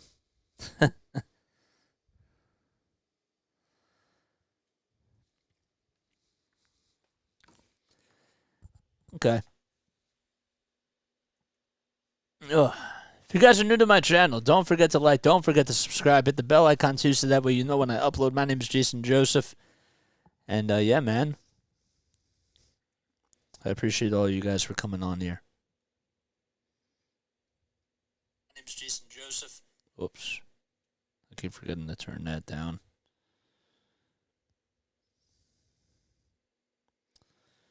It's not working on my iPhone. Oh, it's not working on your phone. Yeah. Okay. Well, it's not just me. So that's a good thing.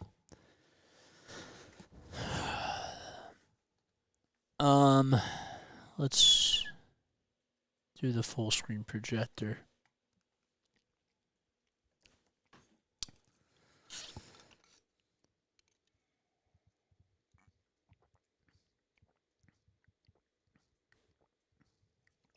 I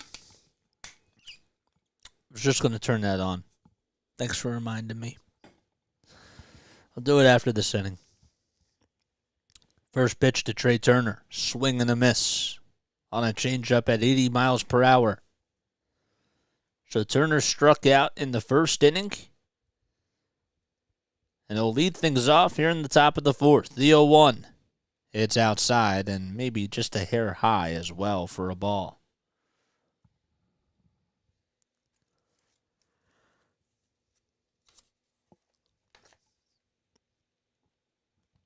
The 1-1 pitch. That is fouled back towards the first base side, and it goes out of play. So Turner only got on once in Game 1, and that was in the second inning. He got on with a walk. So he is 0 for 5 on the day. And the 1-2 pitch. In the dirt and outside for ball 2.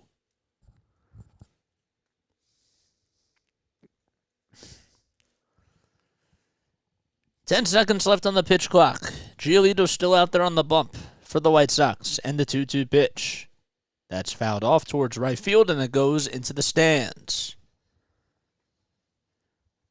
Well, the Yankees have the bases loaded in the bottom of the 4th. It's a 4-0 lead by the Angels, but now one swing of the bat could tie the game up there. 2-2 pitch. That is lined down the third base line, and it is a foul ball. It is foul. Just by a little bit. Yeah, I apologize that the scoreboard's not working. It's not even just for me. It's on everybody else's phone too. So yeah, so it was a 3-run home run. I know. It was a 3-run home run by Jake Burger in the first. 2-2 pitch. Ground ball back up the middle. It's fielded on a hop by Andrews, and the throw over to first is in plenty of time for the first out. So the White Sox lead 3-0 thanks to a 3-run home run by Jake Burger back in the bottom of the first inning. After Robert Jr. would walk and Eloy Jimenez would get a single, Burger just with one swing of the bat was able to cause a 3-0 lead for the White Sox. Schwarber comes up to the plate now. And the first pitch. He takes a high strike, and Schwarber's looking at the home plate umpire, seeing what I see, as it was, it looked like it was a ball. Now it's no balls and 1 strike. Schwarber did call for time. And I guess some words were being exchanged between both dugouts. The 0-1 pitch. In the dirt for a ball.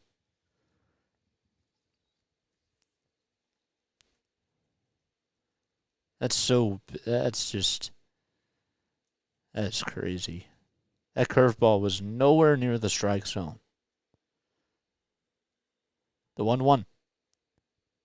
That time he calls it the ball. And that was just a little bit up high. I feel you on that. Schwarber walked in his first plate appearance. The 2-1 to Schwarber. And Schwarber will take that one right at the knees. He knew it as soon as it landed that it was going to be called a strike. So the count is even at 2 apiece. Turner grounded out to shortstop. There's nobody on. 1 out in the top of the 4th. Schwarber will swing and miss at the 2-2 slider that was in the dirt. And that is now strikeout number 7 on the day.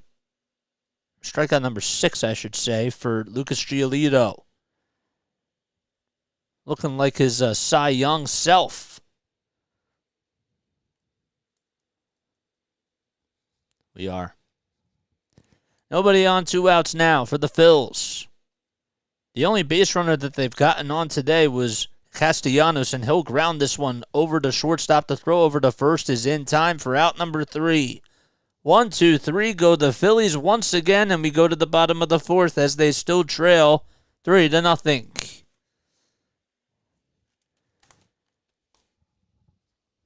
Yankees just got a run. Wow. All right, let's be sure that we refresh this page.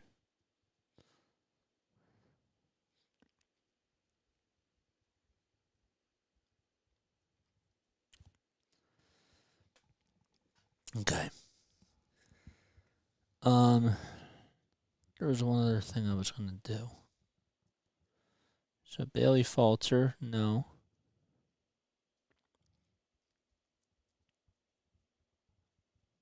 I want to go to Phillies. And I want to go to stats. There we go. And I want to copy this.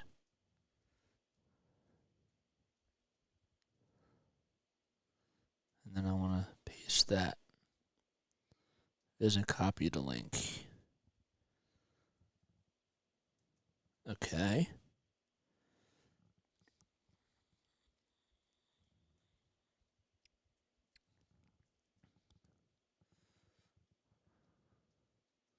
All right.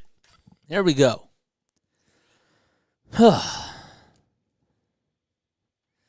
So Jake Berger actually just had the second highest exit velocity on any hit this season on that 3-run bomb out to left field. And that was back in the bottom of the 1st. It's 3-0 White Sox. Now we have a timeout on the field as I don't know if there's like any sort of debris that came on or whatever. But the home plate umpire puts his match back on, and we resume play in the bottom of the 4th. First pitch to Berger in this at-bat, and he takes it way up high for a ball. So Falter has given up 3 earned runs, all on the home run by Berger, who now has 5 home runs and 10 RBI. He's been swinging the ball very well. The 1-0 pitch, that's taken at the knees for a called strike.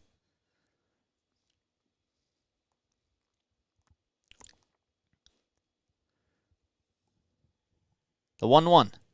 Swinging another high fly ball out to left field, and that time it'll be caught by Pache on the run towards home plate. So he lined that one out. I was just going to say that Berger is 7 for 24 coming into today.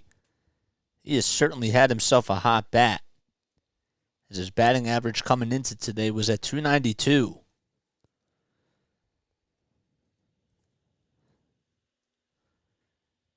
So he lines out to left. And the first pitch in this at-bat, that's taken right at the knees by Grandal for a called strike. Grandal, the switch hitter, He's 0 for 1 in this game as he flew out to center field in the 0-1 pitch. It's fouled right off of his foot. So Grandal, who was behind the plate in Game 1, is now the DH in this game. Grandal did double back in the 5th inning of Game 1, but he struck out twice.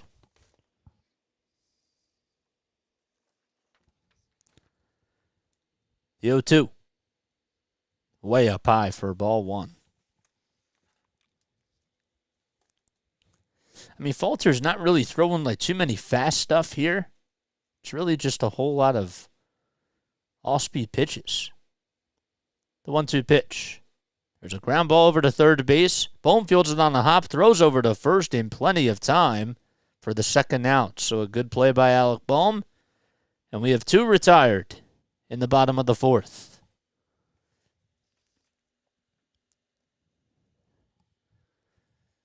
The opening odds for the Phillies to win tonight were at plus 110, and now they're at plus 500. So if you think that the Phillies are going to come back, maybe you want to bet them. First pitch in this at-bat to Zavala. He grounds that one right back to second base. Slide in play by Stott. Throw over to first in time. A nice play by Bryson Stott as he backhanded it and slid right up the middle. And had a good throw over to first base for the third and final out. 1-2-3 go the White Sox, and we go to the top of the 5th inning. The Phillies still down 3-0, but they'll be right back in just a few moments. But Bryson Stott flashing the glove over at second base.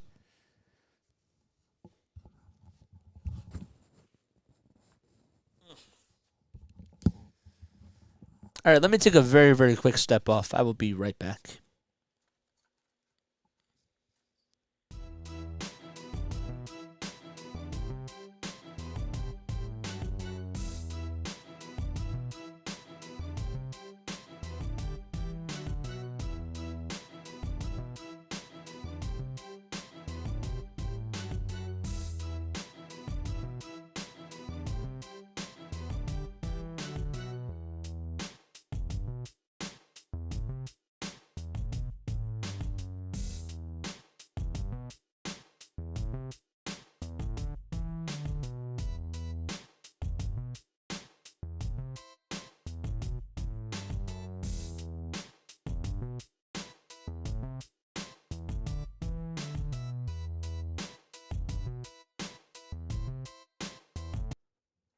Righty.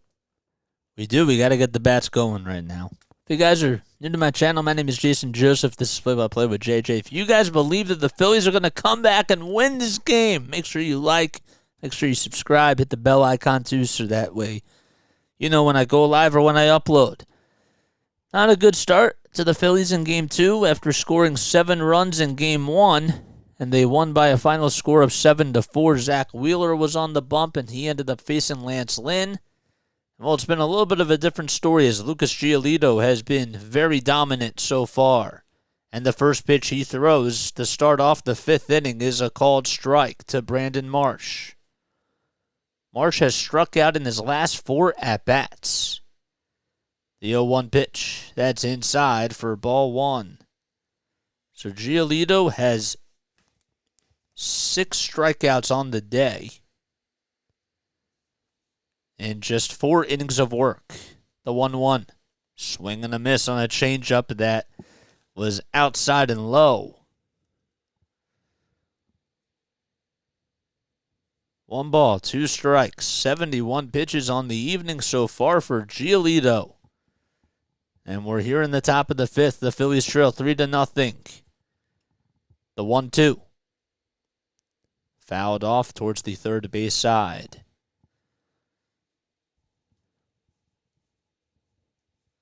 So the Phillies are in their red uniforms, their red top jersey shirts with the white letters and white numbers.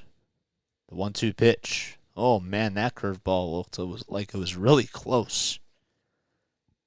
Looked like it was going to be a high ball, and then it just dipped right back and almost landed in the strike zone. The 2-2 pitch by Giolito. another foul ball that is grounded towards the first base side. So, yeah, so they're in their red tops, right? They have their gray bottoms with the red line going down the leg. 2-2 pitch. Swinging a foul tip into the glove for strike 3. And that's 7 strikeouts for Lucas Giolito. He is like in cruise control right now. Another pitch. He decided to go with the changeup, and it worked. He's been really dominant.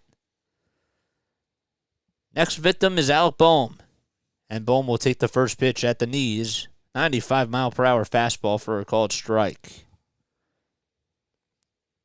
Told you, besides the one hiccup that Giolito has had, he's been really good. The 0-1. It's fouled back towards the right field side. It goes out of play. And it's no balls and 2 strikes.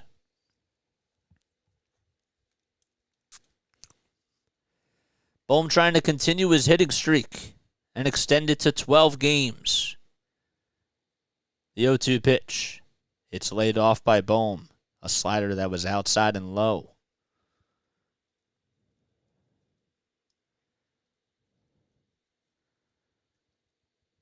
Bohm is 0 for 1 today. Phillies still looking for their first hit. The 1-2. Swinging a fly ball out to left field. That is carrying and making the leaping catch at the track is Gonzalez. Man, he made a pretty nice catch, and he started to come in a little bit, and Lucas Giolito saying thank you.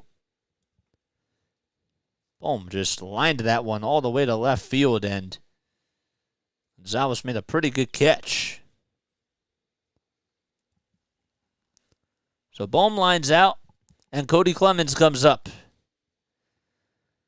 First pitch in this at-bat, nobody on 2 outs, and the first pitch is in the dirt, a curveball at 78 miles per hour. Don't forget to like, don't forget to subscribe. If you guys are new to my channel, smash the like button, smash the subscribe button as well. The 1-0 pitch. Well, Giolito did not get the call that time as it was a changeup, and it looked like it was just in the strike zone. On the upper third, part of the plate. The 2-0 pitch. Inside and low for ball 3. Phillies had Kyle Schwarber get on with a walk back in the first. That was their only base runner that they've had. And ever since then, 12 in a row have been retired. The 3-0 pitch.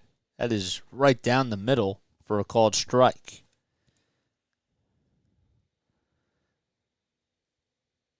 Can Clemens try to get on here? The 3-1 delivery. Swing and a miss on a 94-mile-per-hour fastball that was on the inside corner. 10 seconds left on the pitch clock. The payoff pitch just about ready to come. Nobody on, 2 outs in the top of the 5th. The Phillies trail 3-0.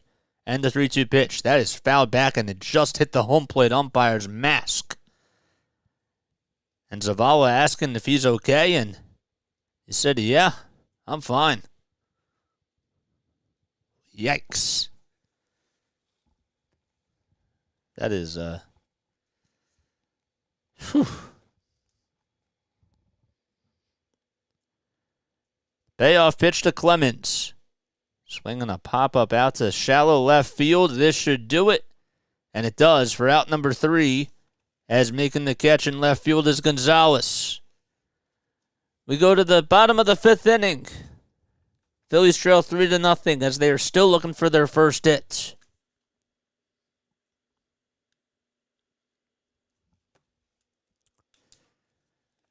Yeah, it is. Yep. I just can't say that because it's a broadcaster's curse. Can't say it just yet. That's why I can't say that. That's like rule number. That's a part of like the unwritten rules of baseball. That you can't say those types of things until the game is actually called or until the team gets on base.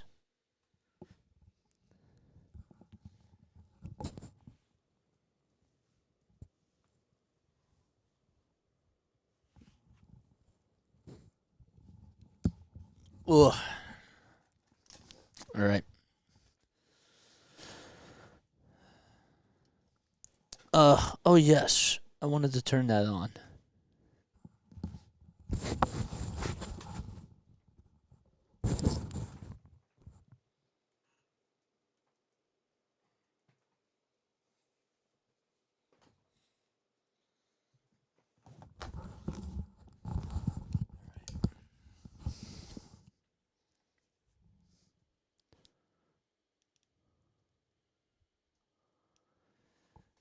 Oh, the Knicks and Cavs are on.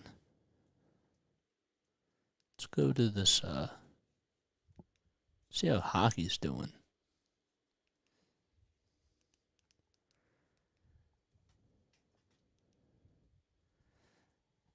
All right. Andrews comes up, and he'll be leading things off.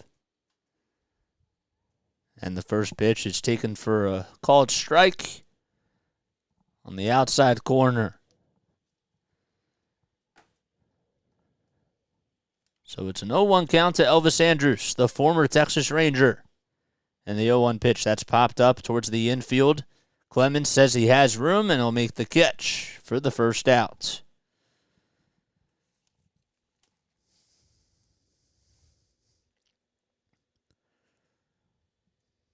Not a big crowd in Chicago tonight. First game of the series got snowed out last night.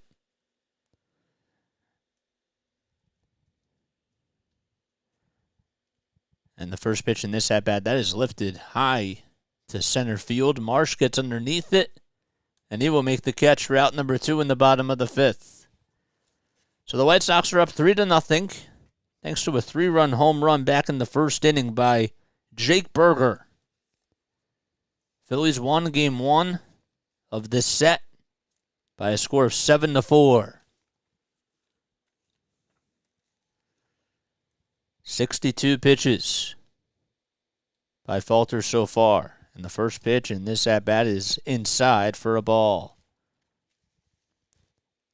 So Falter's still out there on the bump. He has 63 pitches. It has not been smooth sailing for the Phillies in this game. The 1-0 inside for ball 2.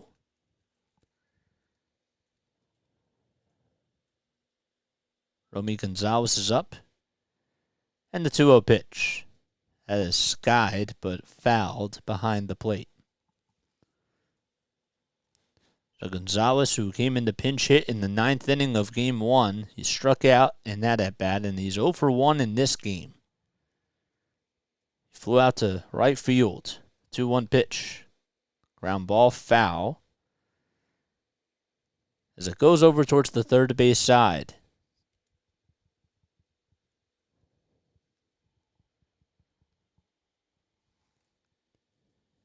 Nobody on. 2 outs in the bottom of the 5th. Falter winds up and the pitch.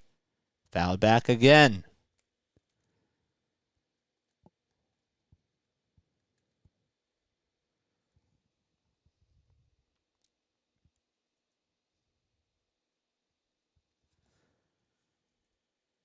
I guess it's starting to get pretty chilly. 2-2 pitch. It's fouled back right behind home plate. Almost in the same spot as the previous pitch.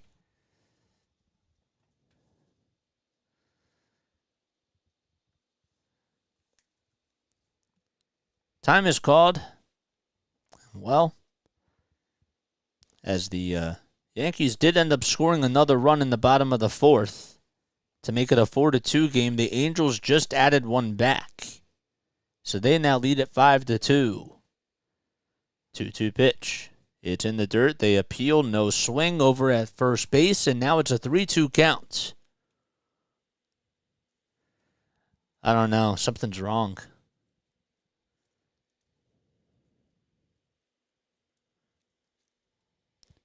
Payoff pitch by Falter. Swinging a pop-up towards the infield. Stott, it gets underneath it, goes over to his right side, and they'll make the catch for out number 3. So we go to the top of the 6th inning. The Phillies still trail 3-0. Thanks to a 3-run home run by Jake Berger back in the 1st inning. And Giolito will go back out there for his 6th inning of work. F5. Or it's really a P5. That's what I swear it as. There we go. So we're going to the top of the 6th inning. Oh boy. If you guys are new to my channel, if you enjoy my content, make sure you like, make sure you subscribe, hit the notification bell icon too, so that way you know when I upload. My name's Jason Joseph. I'm a broadcaster from South Jersey. Been doing this for about 5.5 months. Wanted to come on for today's doubleheader because I won't be on for tomorrow's game, and I won't be able to do Thursday's game because I'm filming a game tomorrow at a local high school for somebody, and that'll interfere with the time of the baseball game. And then on Thursday, I'm calling the Sixers game, and that'll interfere with the Phillies game. They take on the Rockies for a 4-game set. So,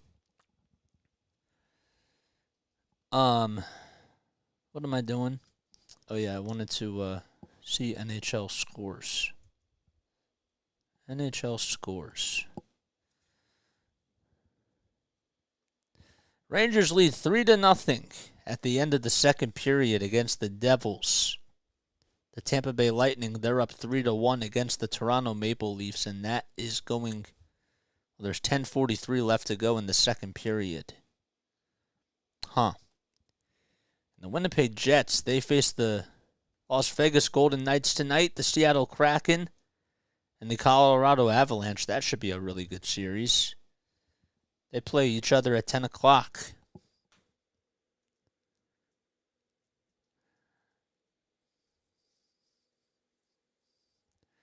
Alrighty. So we go to the top of the 6th inning.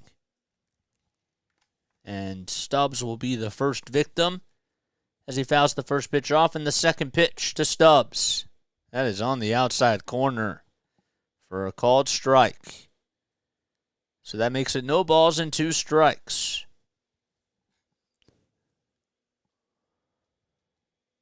Giolito has been cruising along so far in this game.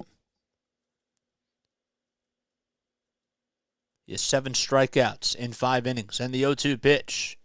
Ground ball foul towards the first base side. That goes right over towards the net.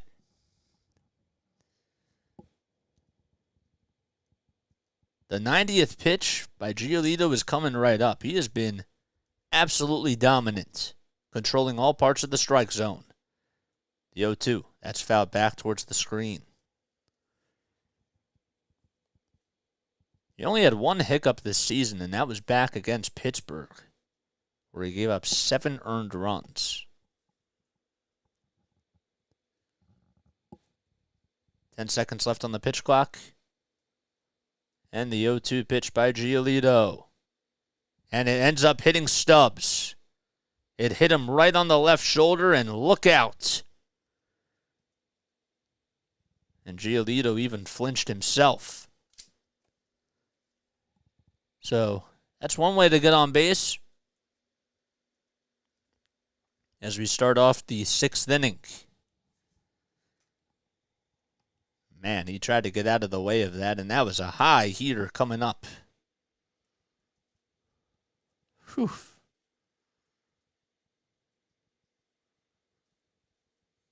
So hopefully he's all right. And he stays over at first base. So he walks it off, and he's fine. And by fine, I mean, when you have a 95-mile-per-hour fastball coming at you, I don't know if you'd be really fine, but he stays in the game. Stubbs takes the lead off at first. Christian Pache comes up now. He struck out back in the 3rd inning. tried to show bunt at the first pitch, and then he took it back as the first pitch was down low and outside for a ball. So the Knicks are taking on the Cleveland Cavaliers in Game 2. As the 1-0 pitch is down low and outside for a ball. And the Cavs are winning 61-41 with 10:55 left in the third quarter. 2 balls, no strikes to Pache.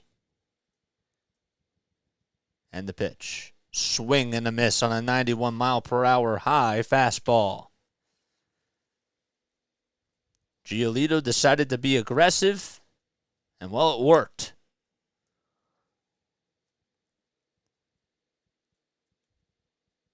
The 2-1 delivery.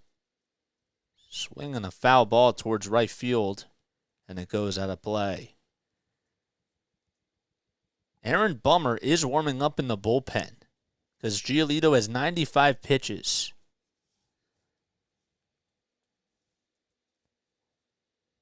Phillies have not gotten a hit off of him just yet. The 2-2 pitch. That's fouled over to the third base side. A little dribbler. And the count still remains at 2-2.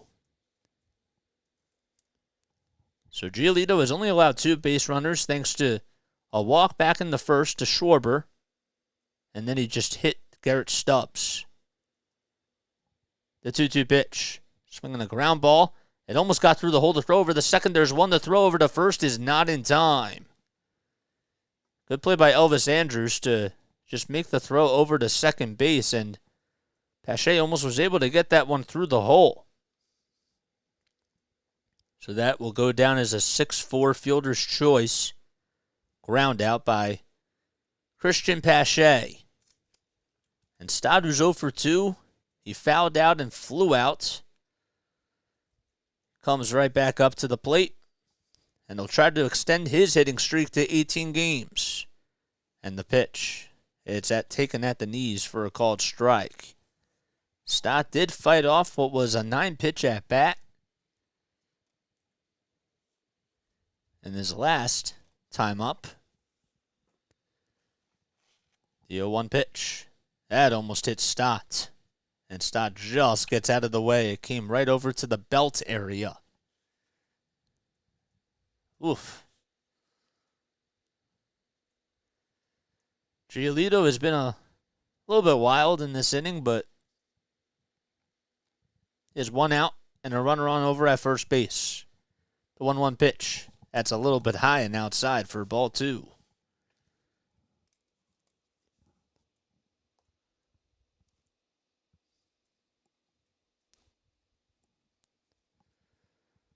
Phillies won game 1 by a score of 7-4.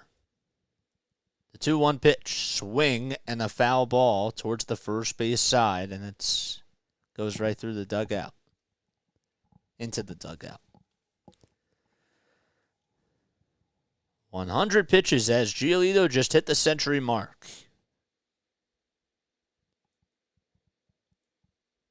2-2 pitch.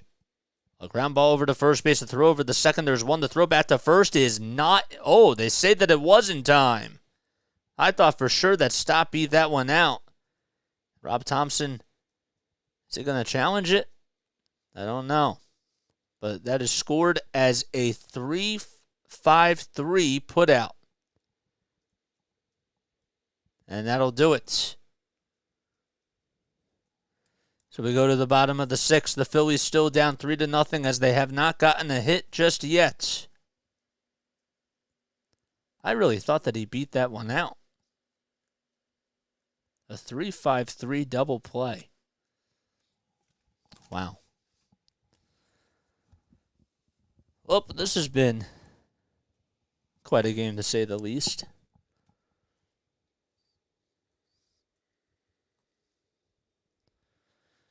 Whew. Sorry, sports data is temporary unavailable. Try reloading this page or check back later. There we go.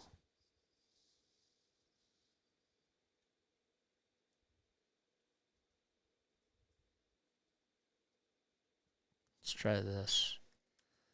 Phillies score. Phillies.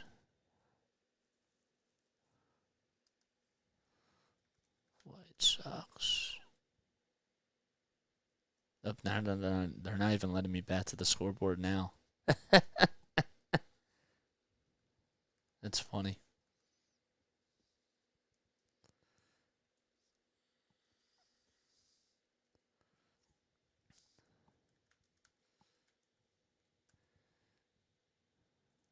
Yep, they're still not even doing it. How about that?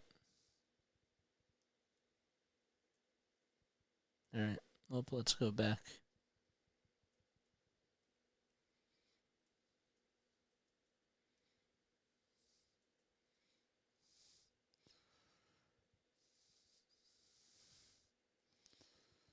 All right. Oh, well. Bailey Falter going back out there for another inning of work. As leading things off will be Luis Robert Jr., who will ground that one foul. Phillies trail 3-0 in the bottom of the 6th inning. And the second pitch is a high strike, a curveball at 74 miles per hour.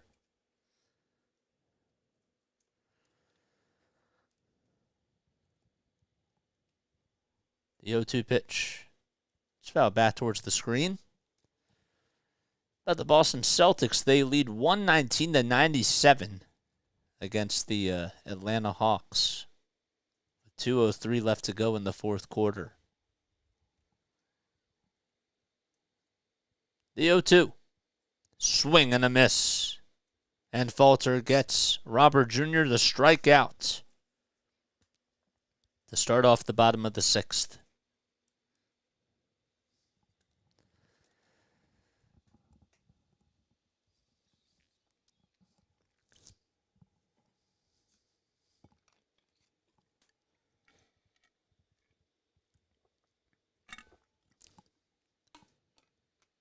Here comes Andrew Vaughn, and he'll pop the first pitch up towards shallow right field. Stock goes over to his left, stops, and he'll make the catch for the second out. And there is out number 2. Oh, man. I remember you when you were at like 121 subs.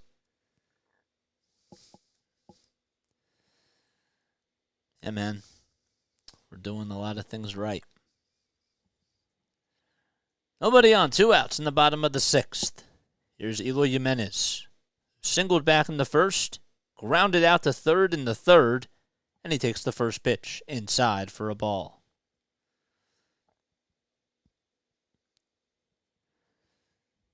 The 1-0. Fouled back towards the screen. Jimenez is wearing his bright red cleats. I don't think he wore them in the first game. They are pretty nice. They look a little orange. Orange-reddish. There's a little dribbler back up to Falter. Falter throws it up high, but Cody Clemens leaps up and he makes the catch and then tags the bag for out number 3. So the White Sox go down in order, and we go to the top of the 7th inning. The Phillies still trail 3-0 and are searching for their first hit on the evening.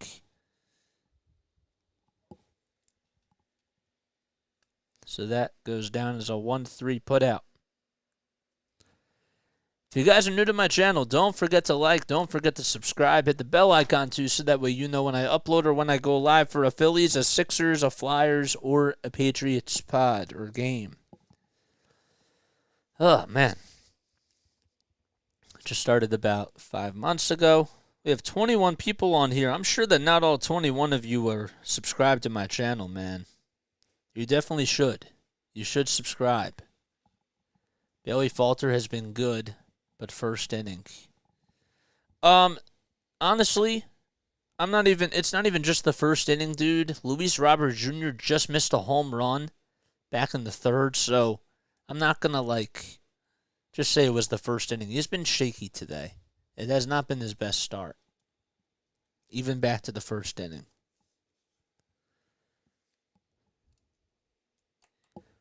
So, ugh. Oof.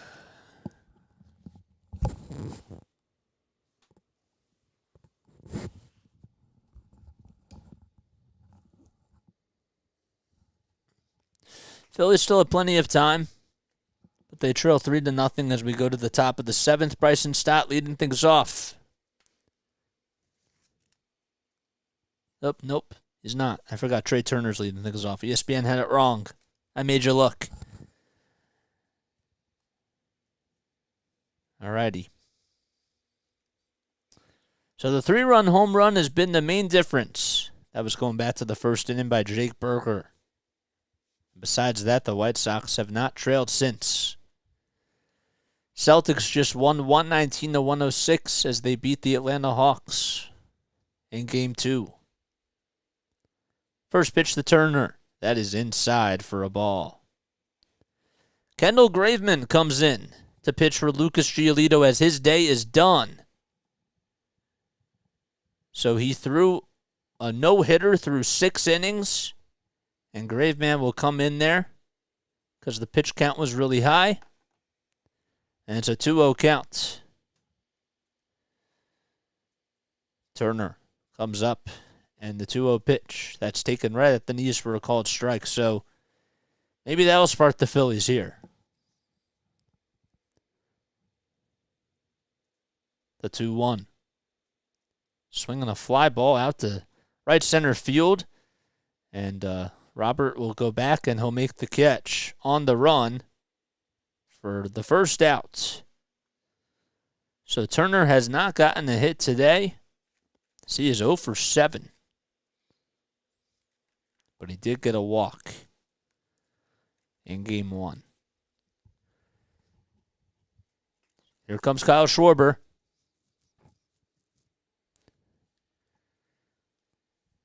Schwarber will hit the first pitch on a rocket, and the throw over to first is in time for the second out now. So there is out number 2.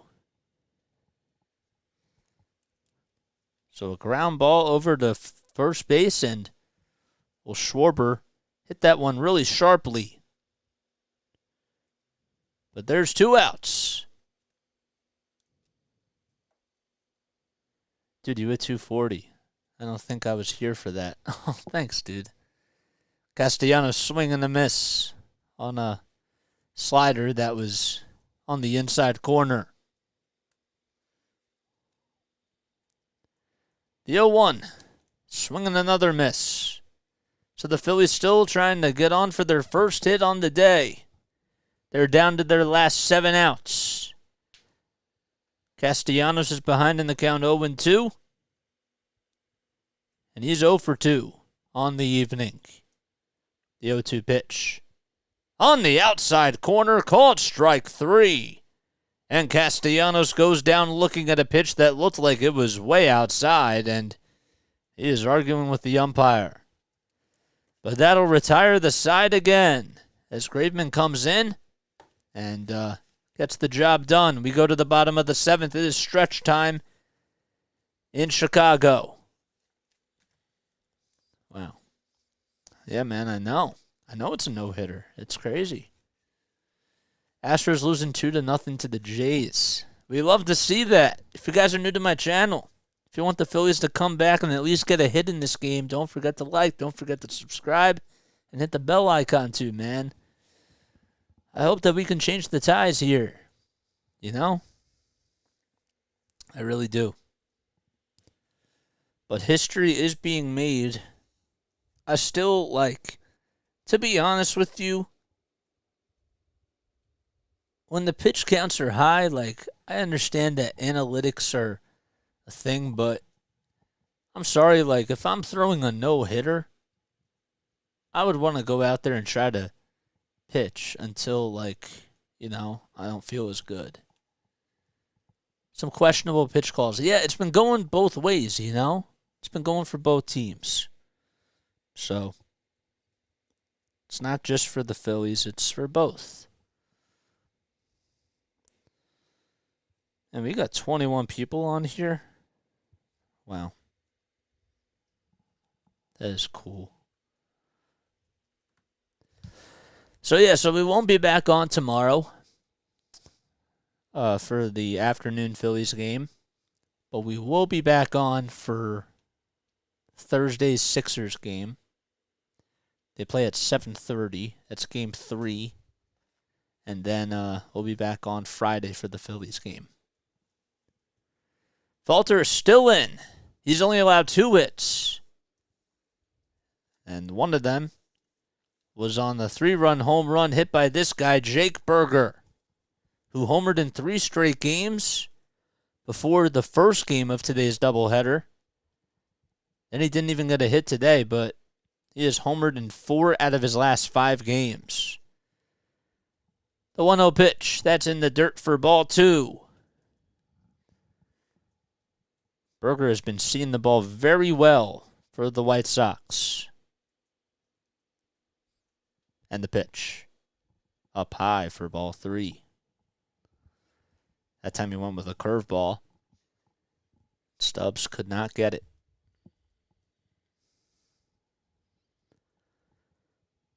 The 3-0 delivery by Falter on the inside corner for a called strike. That time he went with a fastball. Falter only has 82 pitches. He has been battling. Just has not been the sharpest. The 3-1 up high for ball 4. What is this? I agree with you, man. I don't know what this is. But if you're tuning into my channel, this is Play-by-Play with JJ. That's what this is. But no, this game, yeah.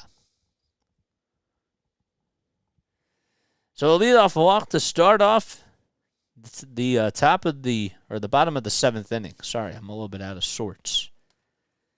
So Burger gets on for the second time tonight in this game.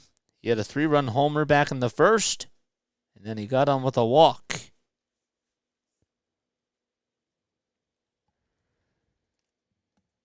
So Grandal leads off at first base, or Burger leads off at first base, and Grandal is up to bat now. The first pitch, swing and a miss. Bailey Falter was like, I dare you to hit this fastball. And Grandal could not catch up to it. 91 miles per hour. No balls, 1 strike. Falter gets the signs from Stubbs and the pitch. That is popped up towards the infield. Clemens says he has room and he'll make the catch right towards foul territory. Right by the second pitching mound. There is a second pitching mound that's like right over towards home plate. And that is where Clemens made the catch. So there's 1 away here in the bottom of the 7th.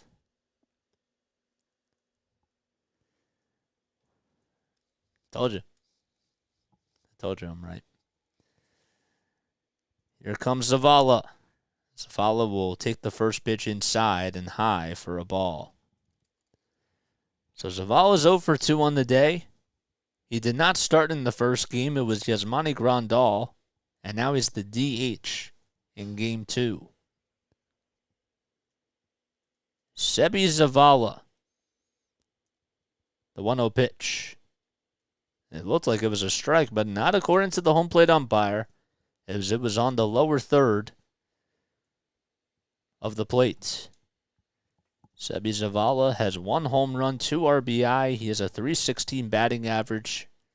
Came in today with 7 hits and 20 at-bats. The 2-0. That is called a strike. That was almost the same pitch. Maybe a little bit more inside that time and a little bit higher, but not by much.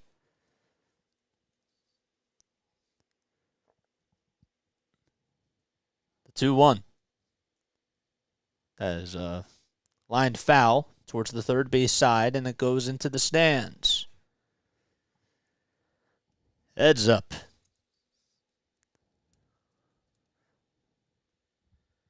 Ten seconds left on the pitch clock. Bottom of the 7th we are. runner over at first base for the White Sox as they lead 3-0. The 2-2 pitch, that is poked foul. And the count still remains at 2-2. So Falter, if he gets through this inning, he's going to be the first starting pitcher. The first Phillies starting pitcher, I should say, that goes 7 innings. It's impressive. Also, if you just subscribe to my channel, be sure to shout yourself out. I didn't get a notification. So Falter winds up, looks back at first base, and the pitch. Swing and a miss. He struck Zavala out on a 91-mile-per-hour fastball. And there's 2 outs in the bottom of the 7th inning. How about that, man? So Falter gets a strikeout there. That's his 3rd K on the day. And Elvis Andrus comes up. Bottom of the 7th, 2 outs. Berger over at first base. And Andrus will hit that one right to left center field. It drops in for a base hit. Pache fields it. The throw over to third base is not in time. And thankfully, Falter was there to back up the play as the ball just got past Alec Bohm. And now runners are at the corners with 2 outs. Good job by Falter to back up Alec Bohm on that play. And now Caleb Cotham will make a call to the bullpen. Andrus did a good job at hitting that one, and Pache made a throw. Wasn't the best throw, but Bohm, it just got underneath his glove. And Falter was like, I got you. So Berger's over at third, and over at first is Andrus. He can still run. Sosa comes up, and the pitch shades inside and low for a ball. A curveball at 77 miles per hour. Lenyn Sosa 0 for 2 tonight. He fouled out and flew out as well. He did get a hit, though, in the first game. He went 1 for 4. So he's 1 for 6 on the day. The 1-0 pitch up high and inside for ball 2.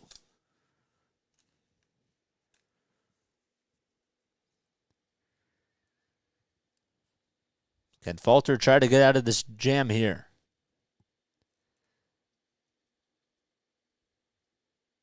Two-0 pitch inside by a hair. And that makes it a 3-ball count.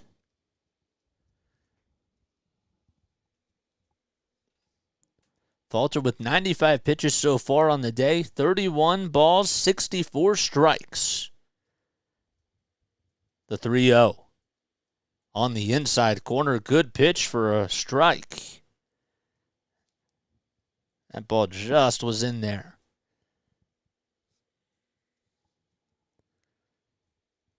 3 balls, 1 strike in the bottom of the 7th. Runners at the corners for the White Sox. 5 seconds left on the pitch clock and the 3-1 pitch. On the inside corner again, a 91-mile-per-hour fastball. And Sosa just let it go. So what was a 3-0 count is now a full count. Big pitch by Falter coming right up. On deck is Romy Gonzalez. And the payoff pitch. Swinging the ground ball back up the middle. It's fielded on the hop by Turner. The throw over to first is in time. Nice play by Trey Turner. And that'll do it. No runs, 2 men left, and we go to the top of the 8th. The Phillies are down to their final 6 outs as they trail 3-0, and they're still searching for their first hit on the evening.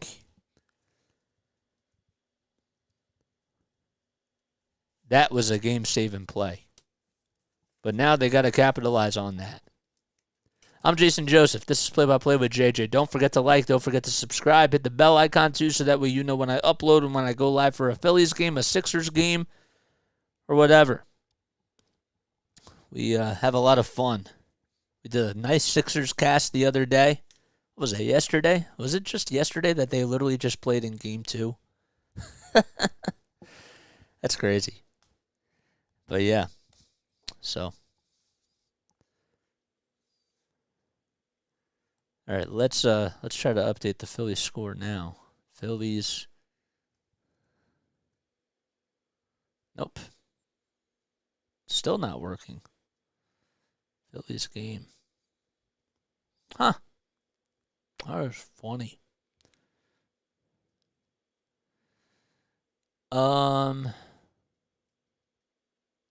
Bailey Falter's done. You think he's done? I don't know if he's done. You think he should be done, but I don't know if he is done.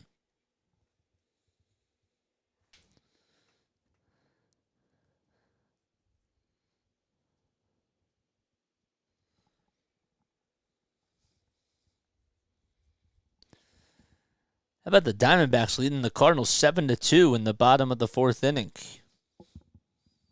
That's insane.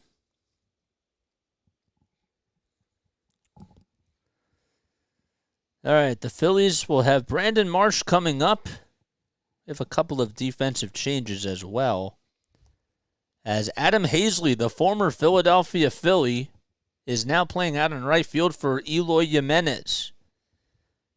So his day is done. I don't know if he got injured or what. And Aaron Bummer comes in to pitch. He has a 3.44 ERA and 5 1/3 of an inning of work. And Marsh will be coming up for the Phils. So Hazley, I have to write that down. Hazley comes in. The first pitch to Marsh, swing and a miss. So Bummer is the setup man for the White Sox. No balls, 1 strike to Marsh. We have a no-hitter alert. And the 0-1 pitch. That is lined fair down the left field line. It just stayed fair. As soon as the graphic came up, Brandon Marsh goes into second base. And now the Phillies have their first hit on the day. A leadoff opposite field double by Brandon Marsh, who struck out 5 times in a row. Nice. So it's 3-0 White Sox lead. And Marsh just got the first hit here in the top of the 8th inning for the Phillies. It was a no-hitter thrown by Lucas Giolito in 7 innings. And now Bummer's out there for the 8th inning. It was really 6 innings that he went. And Bohm will foul that pitch to the third base line. The no-hitter's gone. I'm trying to see who that is. What's up, man? So it's an 0-1 count to Bummer.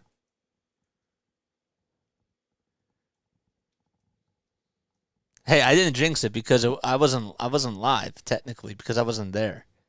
So I told you I'm not supposed to say it, but it was I said that the Phillies were.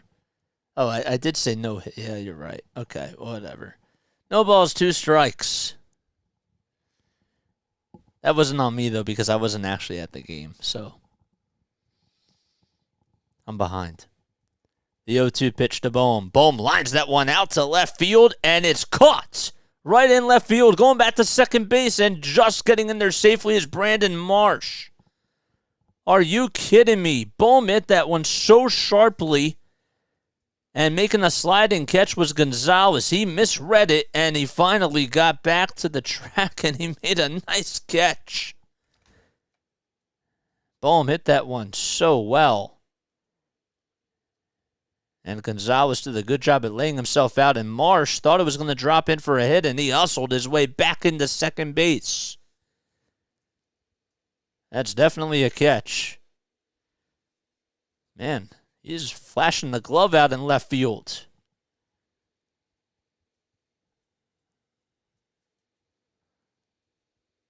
A runner over at second base. 1 out in the top of the 8th inning. And now we have a timeout called on the mound here. And they still haven't reset the pitch clock. But Bohm hit it really hard, and my gosh, that was just a nice flashy play. So Josh Harrison will come in to pinch hit for Cody Clemens as his day is done. And that seems like the right move. So Harrison most likely will come in to play third base in the bottom of the 8th inning, and they'll slide Bohm over to first. The first pitch to Harrison. That's taken on the inside corner for a called strike. So Harrison hit a 2-run home run back in the first game to give the Phillies a 7-0 lead. He also had an RBI single as well. A 2-run single, I should say. The 0-1 pitch. It's in the dirt and it gets away from the catcher, and going over to third base is Marsh.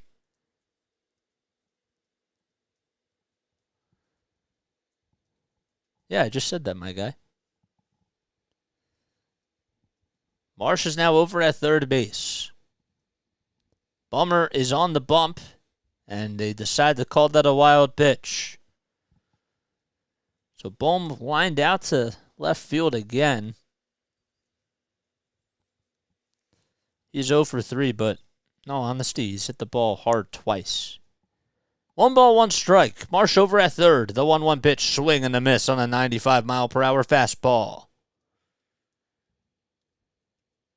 That was right down the middle. 1 ball, 2 strikes. Bummer on the bump. And the 1-2 pitch. And Harrison stays alive and fouls that pitch off. So Stubbs, I believe, is still on deck. But if not, JT will come in to pinch hit. Kind of wonder what's going to happen if Harrison does get aboard here. 5 seconds left on the pitch clock. Bummer winds up in the 1-2 pitch. And Harrison will ground that one foul towards the third base side. JT is showing his bat in the dugout, so he probably will come in to pinch hit at some point. Stubbs does wait on deck.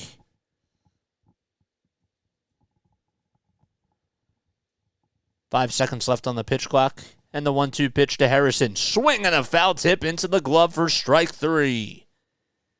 And there's 2 outs now. A big out by Bummer.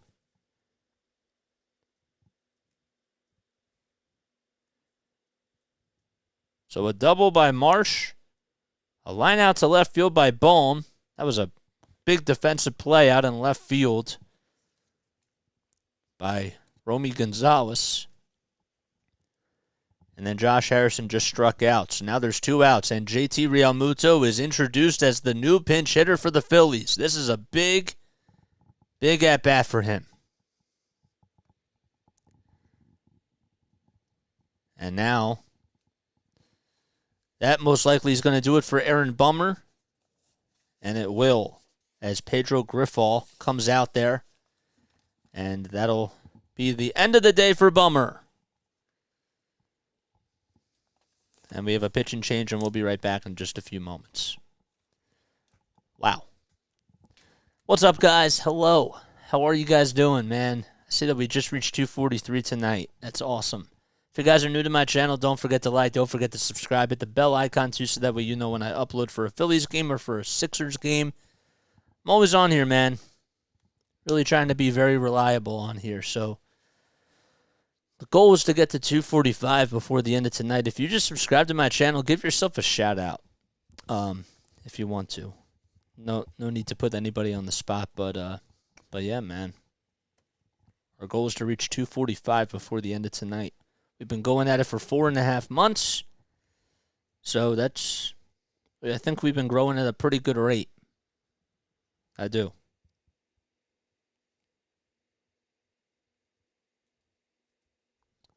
Got 25 people watching on here. 26 people watching on here. Oh, thank you. Whoever just subscribed, give yourself a shout out. We need 1 more to reach our goal. 1 more. Falter could throw a complete game. If he wanted to, yeah, he could, but I don't think he is.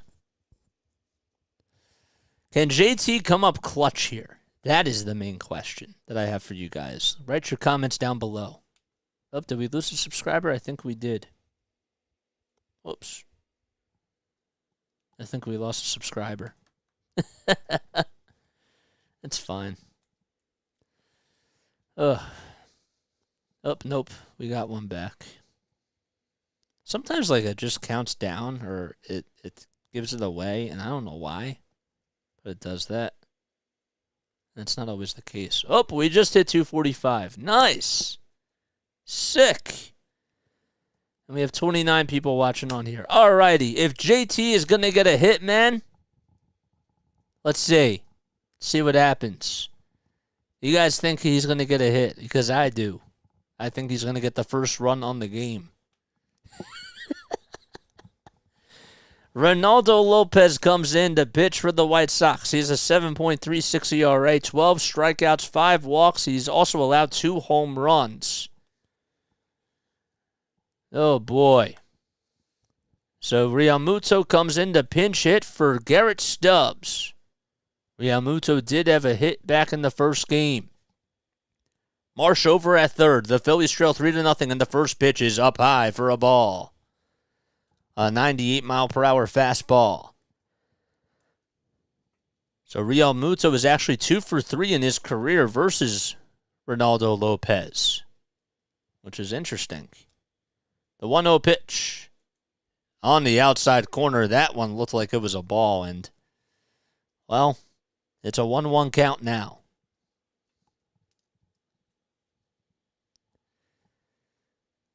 Ten seconds left on the pitch clock. And the 1-1 pitch. Swing and a miss. A 98-mile-per-hour fastball that was inside. And JT went swinging. And he was very late. 1 ball, 2 strikes. Big pitch coming up. Here it is. And Realmuto fouls this one to stay alive right behind home plate. He just got a piece of the 99-mile-per-hour fastball.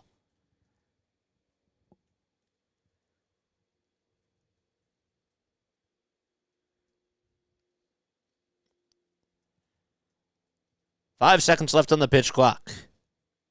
And the 1-2 pitch to JT. In the dirt, and good block by Zavala. If that one would have gotten by him, well, Marsh could have easily came home. So we're tied up in the count at 2 apiece. On deck is Pache. 2 balls, 2 strikes, and the pitch. Swing and a miss. And JT goes fishing after the slider, and that'll do it in the top of the 8th inning. No runs, 1 man left, and we go to the bottom of the 8th. The Phillies still trail 3-0, and the White Sox coming back up to bat. Wow. Crazy. Crazy stuff. All right, is Google back up? No?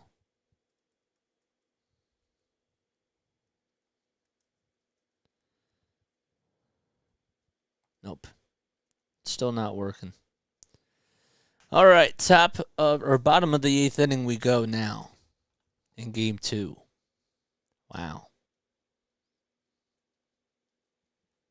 Did somebody just unsubscribe? I think somebody unsubscribed. Oh, well. Nope, it still says that we have 245 on here, so I think that my reader is just a little bit off at times.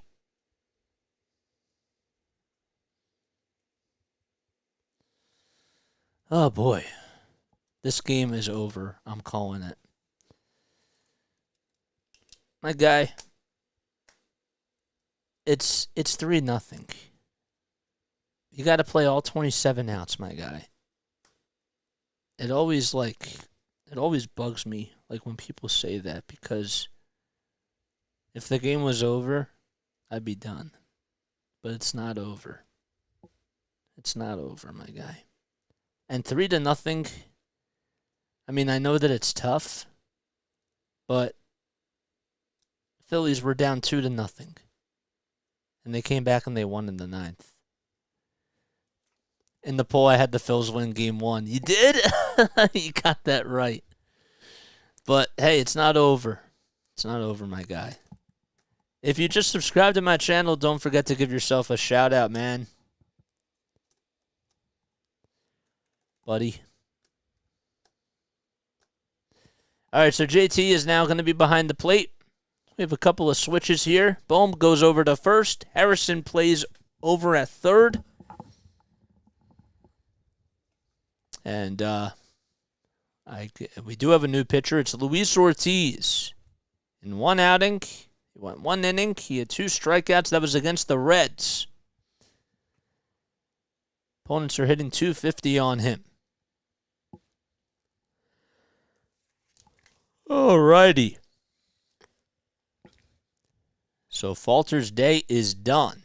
He went 7 strong innings, and he only allowed 3 runs, which was back in the first inning on a 3-run bomb hit by Jake Berger. First pitch. That's inside and high for a ball. White Sox lead 3-0. Gonzalez comes up to the plate, and he will ground this one over to shortstop. Turner fields it on the hop, and he'll throw over to first in plenty of time to get the first out. Threw it right across the diamond, and Bohm made a little dig out there. All right, so we will flip the lineup card once again as Luis Robert Jr., who is 0 for 2 today, comes up. But don't be deceived by the stats. He almost hit a home run back in the 3rd inning, but he just missed it. First pitch was at the knees for a called strike. Ortiz winds up in the 0-1 pitch. That ball is foul towards the right field side.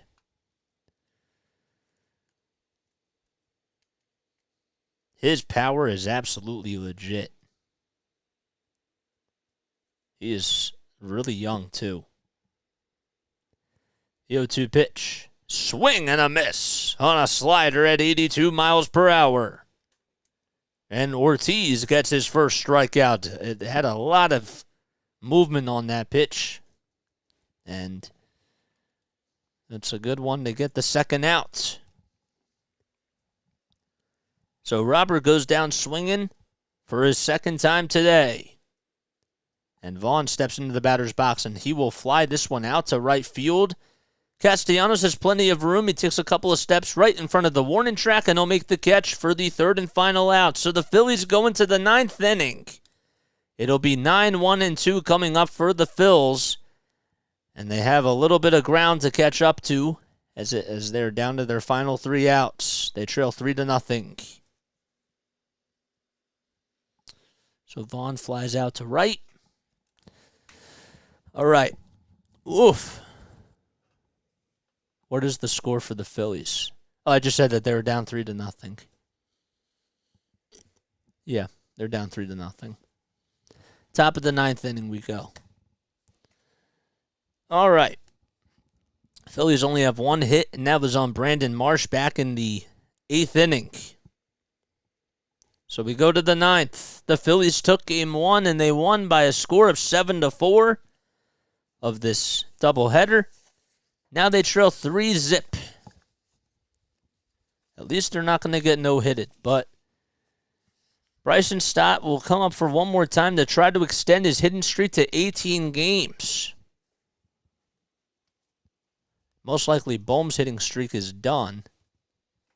He had 11 games in a row. And JT's hitting streak, that's now done too. Most likely. But we'll see. Still 3 outs to go. That's why you play all 27 outs. And if you guys are new to my channel, my name is Jason Joseph. This is Play-by-Play with JJ. I started this channel about 4.5 months ago. We've been going at it very strong. We call Phillies games, Sixers games, and Patriots games as well. So, been working really hard and grinding. Alrighty. Pache is due up. Now, is he coming up to the plate? I don't know. I still haven't seen that just yet. So, 9-1-2 coming up for the Phils. Katz goes out there to talk to his new pitcher as we go to the 9th inning.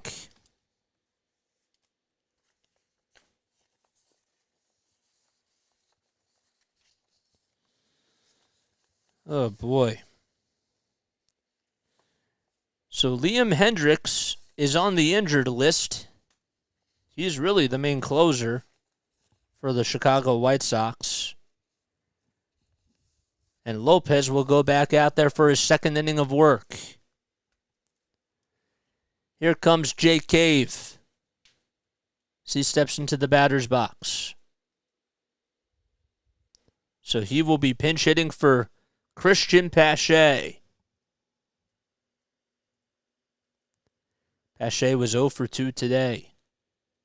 And the first pitch to Cave, that's taken on the inside corner for a called strike. A 97-mile-per-hour fastball. So Lopez going out there for his second inning of work. Really, it's 2/3 of an inning right now. The 0-1 pitch, that's taken right at the knees. He just retired JT Realmuto to end the 8th inning. No balls, 2 strikes to Cave and the 0-2 pitch. And Cave will hit that one out to left field and the hook's foul.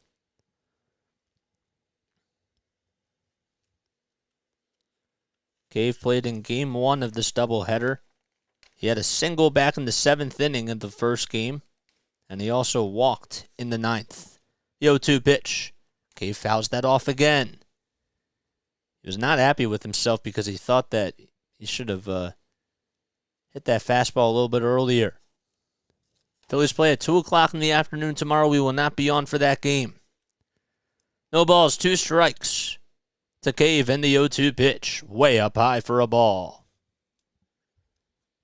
A 97-mile-per-hour high heater. Stott waits on deck. He's going to try to keep his hitting streak alive. 1 ball, 2 strikes. And the pitch. Just laid off by Cave. It was almost the same pitch. It was a little bit more down, but it was still high. 98 miles per hour on the gun. Top of the 9th, Phillies trail 3-0. And the 2-2 pitch to Cave. He lays that one off, and it's ball 3. A changeup at 89 miles per hour.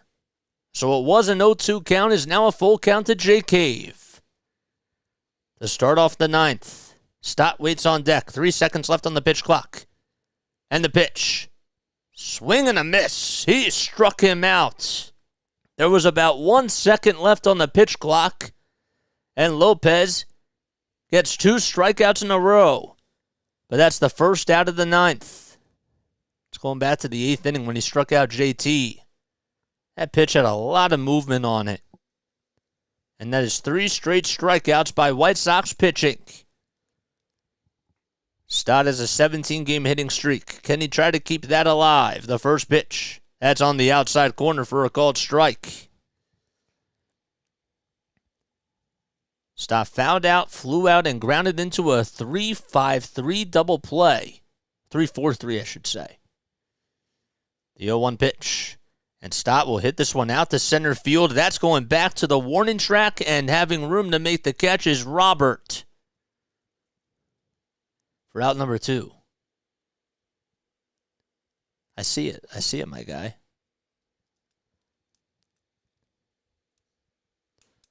I see it.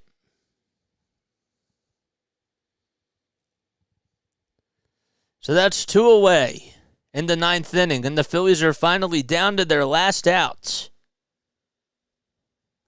Turner comes up, and he takes the first pitch down low for a ball. Phillies trail 3-0. It was just a 3-run home run in the first inning by Berger. 1 ball, no strikes. And the pitch. And Turner swings and misses at the 99-mile-per-hour heater. Turner's 0 for 3. He hasn't gotten a hit today. He's actually 0 for 7 in this doubleheader. But he did walk. Back in Game 1. Man, Lopez is firing. 1 ball, 1 strike to Turner. And the pitch. Turner swings and misses at the 99-mile-per-hour fastball. And the Phillies are down to their final strike. It's 3-0. Phillies trail by 3. 1 ball, 2 strikes to Turner. And the pitch, way up high and inside for a ball. So Turner will take that pitch way up high for a ball. 20 pitches by Lopez. Phillies only have 1 hit tonight. 2 balls, 2 strikes. And the pitch to Turner. And he takes that one in the dirt and outside for a ball. So Turner still stays alive. Stott's hitting streak may have come to an end. He just flew out to center field.